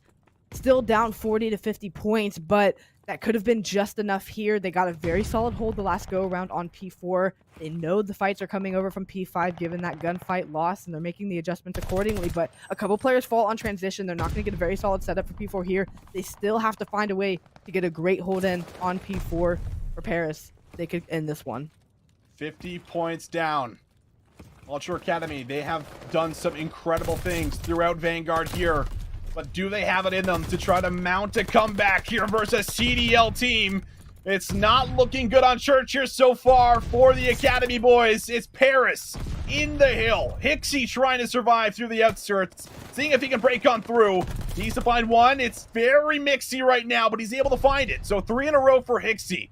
Will give Ultra Academy just a little bit of breathing room, but still on the attack. Paris trying to move back through, fighting for the scrap time, and Ixie doesn't have the numbers to fully contest it, but Scrappy finally gets there, cleans up 2, and now it's about the rotation anew. They're chipping away bit by bit. They need to find a couple kills on transition here, but these Paris players are spread a little further back. Not everyone on the hill, just one person, so it's on the exit that they could find these kills. Gravity opens up with 1, Jimbo with another good nade, so numbers still favoring Toronto, at least if they attack early on this P5, but as the pin starts to work in from fire in mid-map, it's going to be an all-out bloodbath here. Ultra Academy with 3 down in the feed. My. Make that all 4, and they have control of the site. 50 points away from being right back in this. If they can hold the rest of this time, well, we've more than got ourselves a game at that point. We definitely do. The timing on this is perfect because there's 40 seconds left and everyone gets to fan out through every single side. So a lot of individual gunfights need to come through here for the Ultra Academy guys. Can they do it? John and Jimbo trying to break on through. Paris has a chance to get in, and they will. Pixie gets shrugged off the angle. 1 off the glide bomb, but how much time can you afford to play for it? You have to break through. The nades are going to clean them up. Paris Legion, they could get it just about done on this point. 11 seconds remain. Ultra Academy, they have to chalk up P5, rotate to new. Paris could get it all done right here and now on P1. They win the gunfights on transition. They're zoned out beyond the hill. Now just figure out where these spawns are coming in from Paris Legion. They're trying to get eyes on players. They don't realize that it's going to be a pinch hit coming in. They take care of the first gunfight, but Paris, they're spread in and around, trying to work kills and secure themselves a favorable attacking spot. They don't have to attack this off the rip. They can group up and really work a clean hit here, only needing 4 points. Oh. The class is coming in. The pinch in the back. Ultra Academy, they need to read it and read it quick. It's Alta Vico. He finds the first one. Does he read it? Has to take down Temp, and he does. The play is still alive. Ultra Academy, they're going to flip to the correct side of the map, but they can't afford to give Paris more than 4 seconds, or that is going to be it. Gravity calls in the glide. He cleans up the first one through the middle of the map. Will be Toronto Ultra, but they're still holding strong on the point. 10 seconds remain. We are going to one more hill, but across the map. Temp wins the 1v1 for the new rotation. 3 seconds remain. The final tick. Paris, they will get it. Oh my goodness. Paris Legion, they get it done on P1. They will eliminate Ultra Academy, and they advance to the bracket. What a finish. You could not have asked for a better hardpoint, let alone a better series to end the night. Ultra, they come into tonight at the top of the group at 2-0 with the potential to be the only team for challengers and amateur squads making it out of group play. Paris put the absolute heartbreaker on them, nullifying their run here. Of course, we'll get to the fact that they have made waves for themselves, not only this weekend, but what we've seen from them. But Paris, man, they put on the heartbreaker moves, and they send Ultra packing. A wonderful showing from Paris Legion. We have talked about time and time again with the squad. We need to see after this midseason break them make adjustments and start to show strides of improvement and upward trajectory. I'd say they've done just that. They've done just that, and man, that one definitely stings. I mean, I feel for those guys as well. You know, being a part of the Toronto Ultra brand definitely hurts. I had to make that end game call for them, but you throw the bias caster out there as much as you want. I know how hard these guys work, and I know that they had put so much effort going into this event, leading 2-0, just needing what was one more map win. Just needed one more map win. That's it. Didn't even need to win the series. Just needed to close out that round 11. Just needed to close out the control, or here on the hard point where it's 11-point differential. And unfortunately, the young guns coming up here from challengers fall short here for us, Cash. And Paris, a much-needed win for a squad that has been working together for quite a long time now. A lot of these guys also, you know, not far-fetched from being in challengers all that long ago, will be able to clutch up here and advance Paris Legion into that bracket play. They come in and take care of business. And for Ultra Academy, they have done more than enough to make their names remembered here. You know that players are going to definitely have and coaches are going to have their eyes on them, following them in challenges. Of course, having won the Rocker Open, they're at challengers. They were already proving things, but in here this weekend, the resilience this team has shown, the chemistry and the coordination, given that they're 4 such young players, but playing together so well. Great effort coming in from Toronto Ultra. They already proved more than enough early on this weekend, and unfortunate that it went down that way. But for Paris Legion, you come out and do the unthinkable. You needed to win 3 straight after losing 70 points in map number 1. You do just that in a very close fashion in some of those maps, but you advance. All of the teams going on now for bracket play are going to be CDL. Unfortunately, the last team that could have been on for the Challenger squads was Ultra Academy. They gave it their best run, but unfortunately fall short in the end. Oh, they do. They fall short, man. So tough. Definitely a tough pill to swallow. I mean, 2-1 there to finish it off. And, well, if anyone's wondering, it does come down to a lot of the map counts here, of course, between Boston and Paris, which means that Ultra needed to get it to the map number 5. That is the reason why they fall out and lose the overall map counts, unfortunately, here. So, very tough pill to swallow for these guys. Again, I just know how important this entire event was to them, but they had an incredible showcasing, man.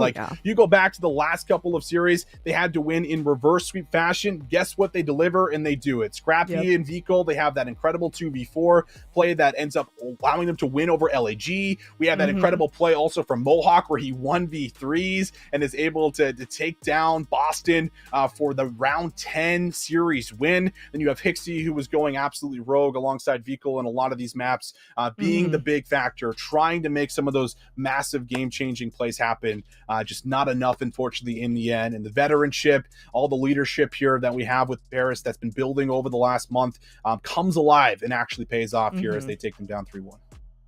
Yeah, of course, Temp is the first name that comes to mind for the Paris squad as that veteran player. But again, though John has bounced between challengers in the league the last couple of years, still a player that has been around the block. And that is someone who provides end-game leadership as well to these young players in Jimbo and Gravity. Gravity's been around for a while as well. Everyone just coming together at the time they needed. John ended up turning that map 4 around. So Paris, they're coming together at the right time. They're starting to gel and click and really answer the questions that a lot of people have posed to them over the last month of, is this a legitimate contender of a team? Of course, we'll see when we get to Major 3, but at least for what we can gauge this weekend, yeah, they look like they've got a few more things figured out, and I couldn't be all the more happier for them. Incredible stuff overall. No amateur teams make it through, which hurts for all of us Challenger supporters, but we did get some incredible series. Players got to show what they bring to the table, and overall, still great to see the Pro-Am in effect. Having these pros versus amateurs has been a very long time since we've had anything like this. Before we close out the show, any closing thoughts here, Cash, before we sign off and say goodbye to the C&D stream?